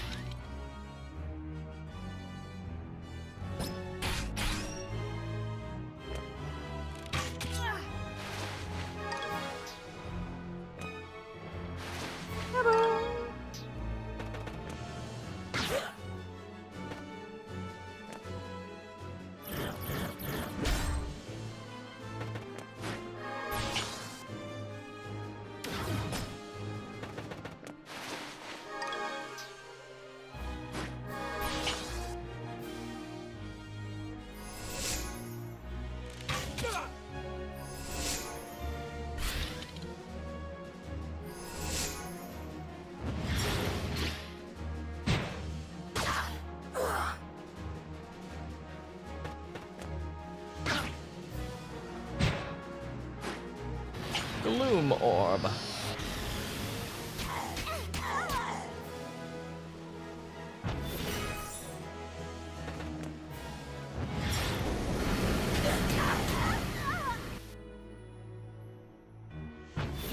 Hit him with that putrefy.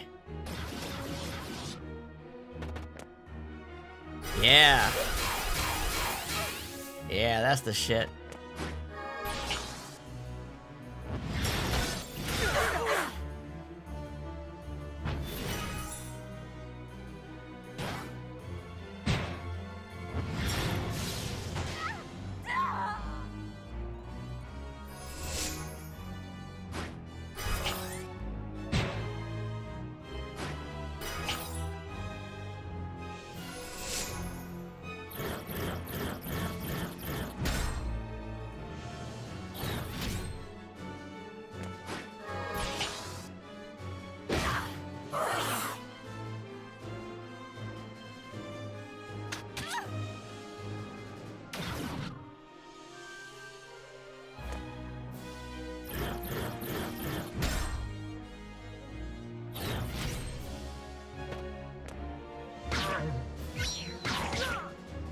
Hit his own ally back.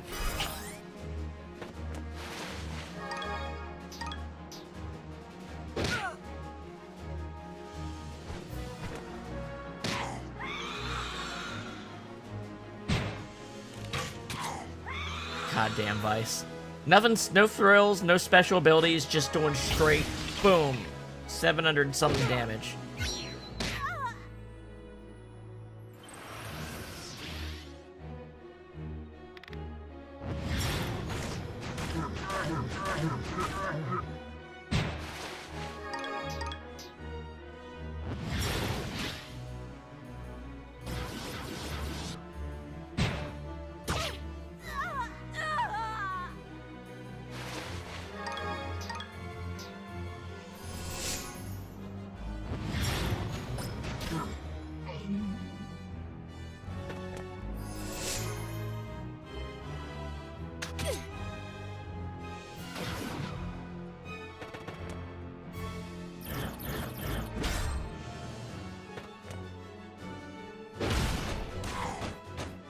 Alright, looks like we got this one cleaned up.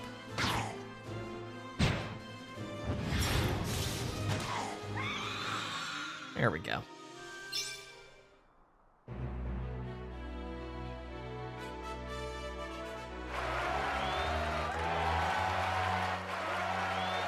Heal 4.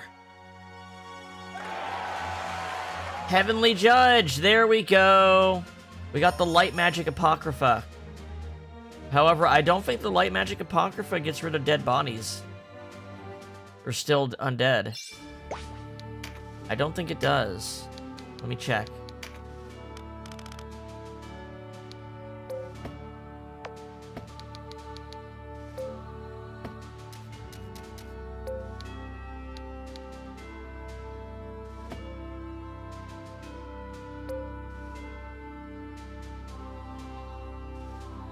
No, I don't think it actually does. I think Starfall is actually still better. Can Denim use that?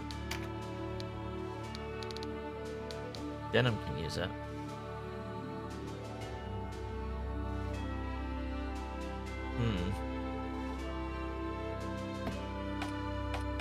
Oh, but if Cressida could use it, that'd be kind of cool. She can't, though.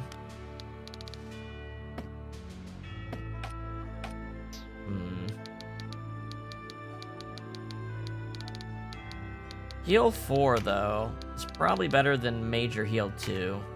Probably actually is a substantial amount.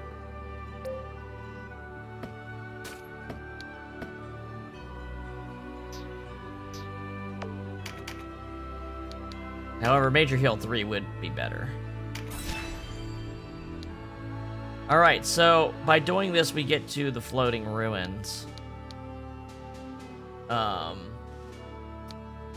And the Floating Ruins are kind of like a secondary set. But there's no story content here. I'll show off the first room, but then I think we'll call it for today. and I'll just do a quick highlight reel for this, and for the first, and for like floors 75 through 100 of Palace of the Dead, since the new stuff doesn't start until the new floors. So we'll have an interlude episode for everything past for this and the early part of Palace of the Dead that doesn't matter to CODA. So let's go do this first one. I believe the difficulty steps up here too.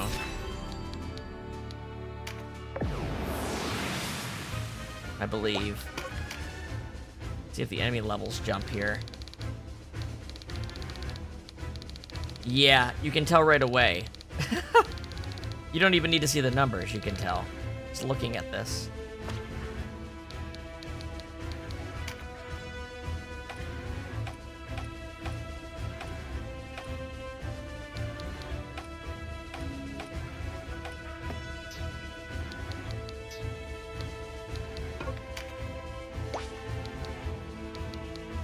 So we'll AI battle this one.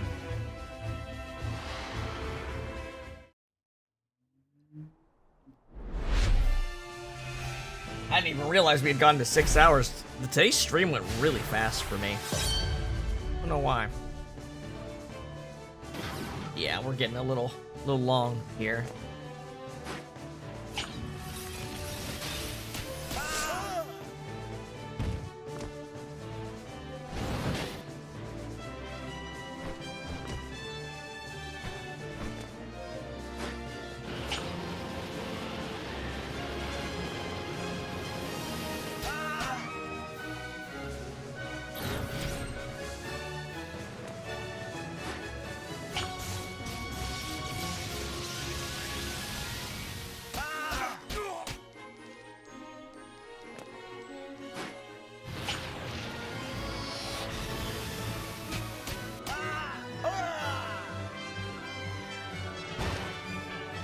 I do like the look of this part of the dungeon, though.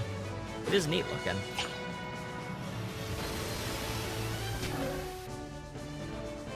But I think it might actually be like there's 16 more floors here or something.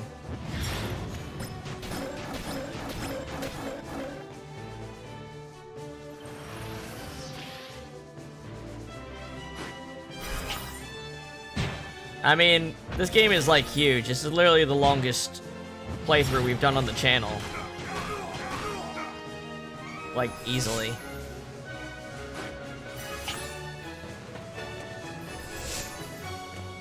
However, you don't really get a full playthrough of this game that often, so I think it's cool to have done it. Oh yeah, there's some good shit. Oh yeah, I just saw a Holy Elemental Heavy Armor relic. Yeah, this is where the really good shit starts to drop.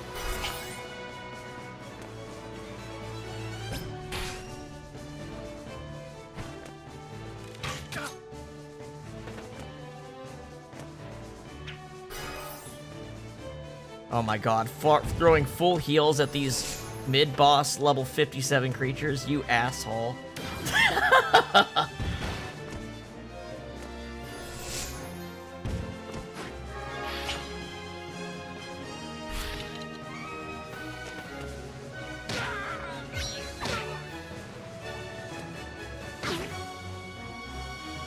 Yeah, you don't want to attempt this part of the dungeon unless your entire team has flight. Or you equip the no knockback ability. If you're willing to do that, that's another option.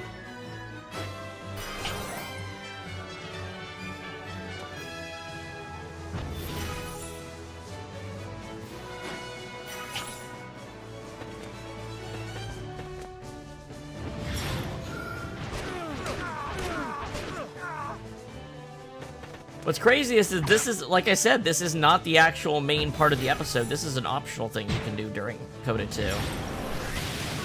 The main thing is Palace of the Dead floors 101 to 115.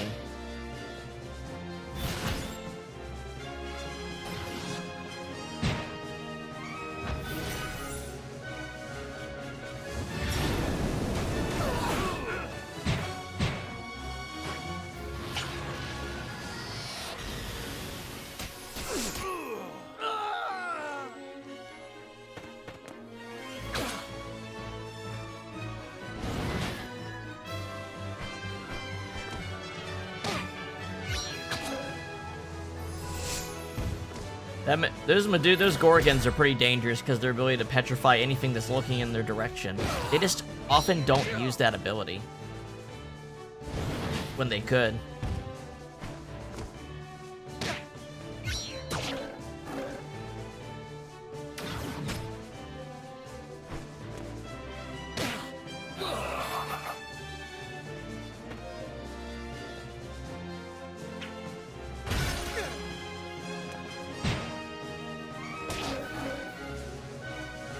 He used Swallow Slash because it was a bird.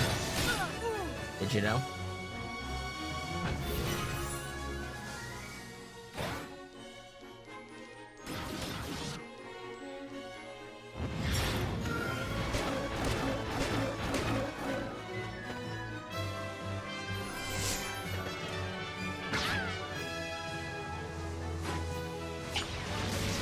That might be a well-placed one. Didn't breach either of them, never mind. There you go. Gaia Strike 2. Oh, we're getting level 2 Draconic Magic too. That might be stronger than the Apocrypha. I'll have to test. It might be stronger than the Apocrypha.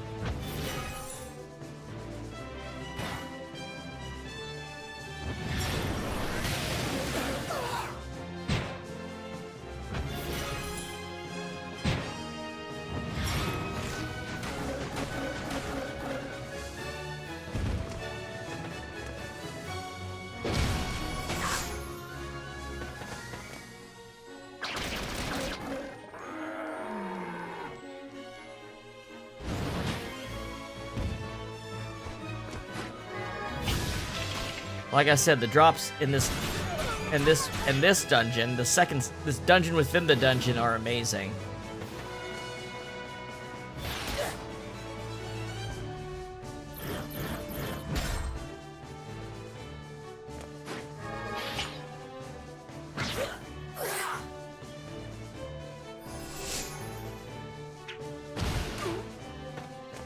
Just keeps tossing grenades.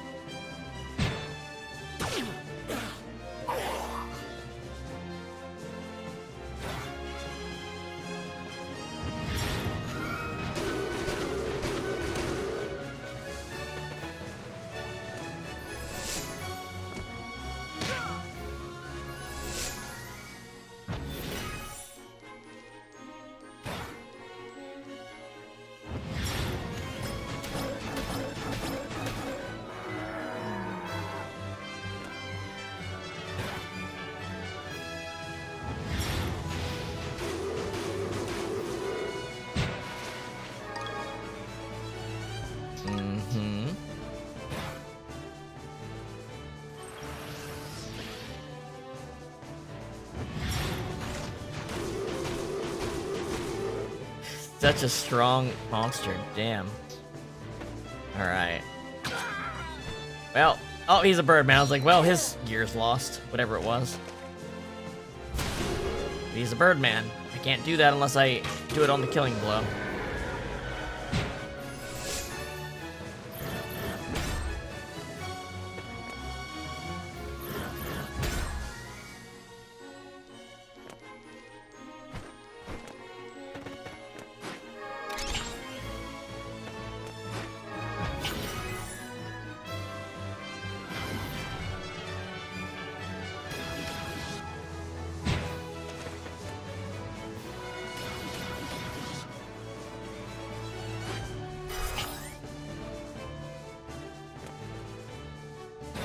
Alright, surely you can kill him, Joshua.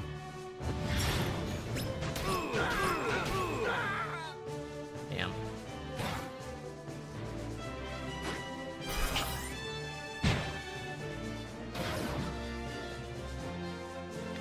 Ozma's on a mission. There you go.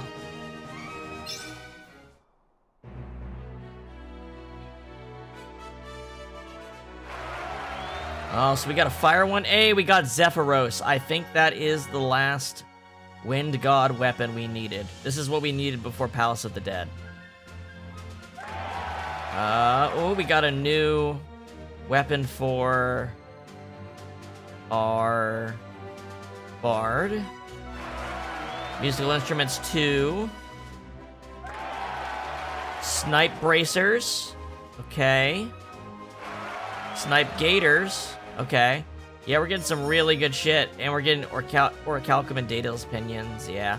Those are for making the tuning forks to fight Heavenly General bosses. Yeah, we're getting like some of the end game gear here. Hold on, let's take a look. Snipe Gators are not an option. Hold on. Probably has to be an archer class. Titanium Mail. Okay. Good defense and holy, but it has no it increases mind, which is cool, but it has no racial defense. So I think the Falcon Armor Mail is still the best.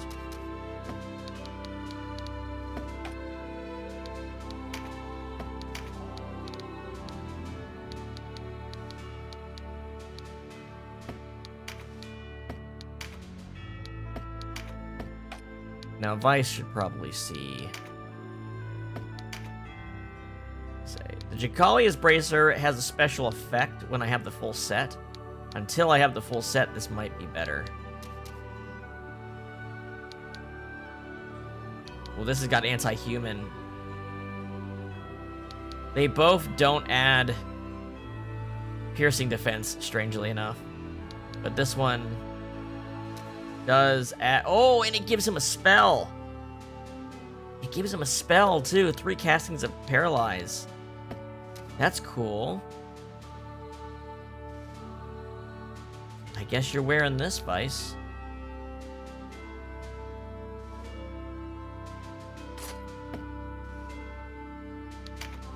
Until we get the Jagalia bow, there's Snipe Gators. 3 castings of Boon of Swiftness. Holy shit. That is... Wow, this gear is awesome.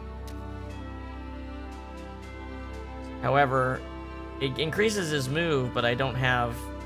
I can't teleport. I'd have to like trade Denim or something, and Denim needs this anti-human shoe, so that's not gonna happen.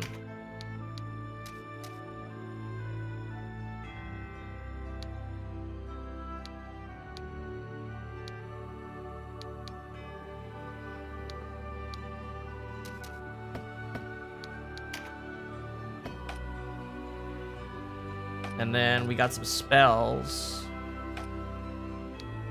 Trying to think about everything we got here.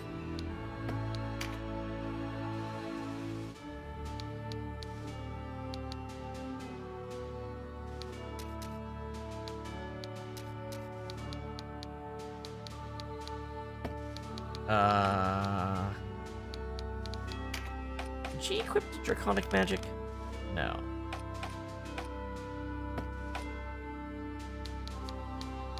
You know what? Maybe you should... You know, actually, yeah. Hold on. You can wear this gear without any issues. Well, no, you can't. Whatever, take it. I won't have to trade it out later. It gives me more things to do with him, too. But...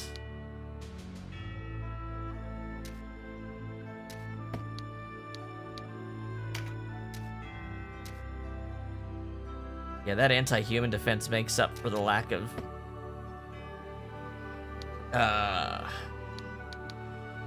piercing defense, I'd say.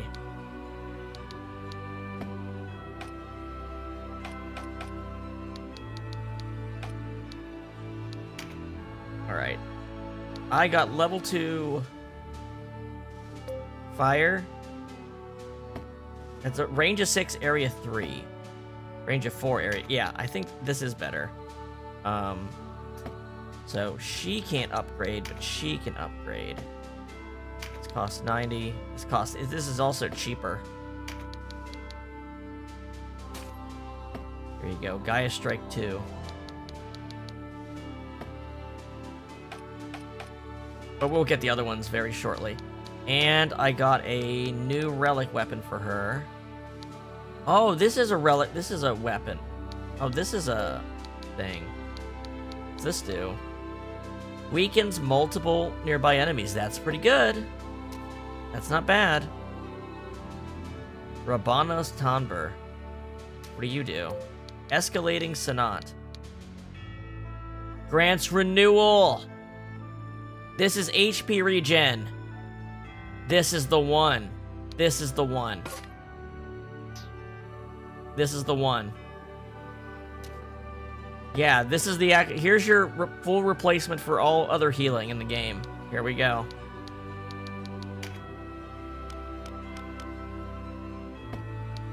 Hell yeah. Sick.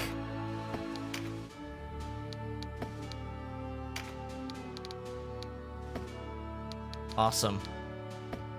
And that means I can put First Dagger back on you. Sick, sick, sick.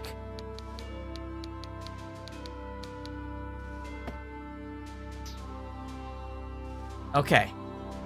I'm gonna call that for today's session.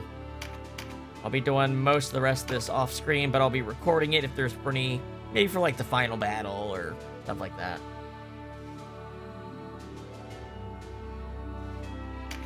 No, it puts regen. So you know how poison works? It's the opposite of poison. Passively, it ticks 10% of their HP back. And it can happen multiple times around. And her effects last a long time. You saw how many people she can apply stuff to at once. So it's just like 10 times more efficient than healing. And this weapon lets her cast it 5 times for free per battle. Yeah, that's amazing. Now, she might have some good craft weapons when we get out of here. But, preferably if I could get a one-handed weapon that's got a really good ability, that'd be awesome. But a two-handed one's fine, too. Because she doesn't do a lot of direct numerical effects. So her not having the full, both hand slots full kind of bug doesn't mean as much for her as like a damage dealer. Anywho, we're gonna call it there. We'll have an interlude episode for the rest of the Floating Ruins and floors 75 through 100 of the Palace of the Dead, and then in our next stream, we're gonna do the new floors of Palace of the Dead that are part of CODA 2. Alrighty. I hope everyone has a good evening, and I'll see you later.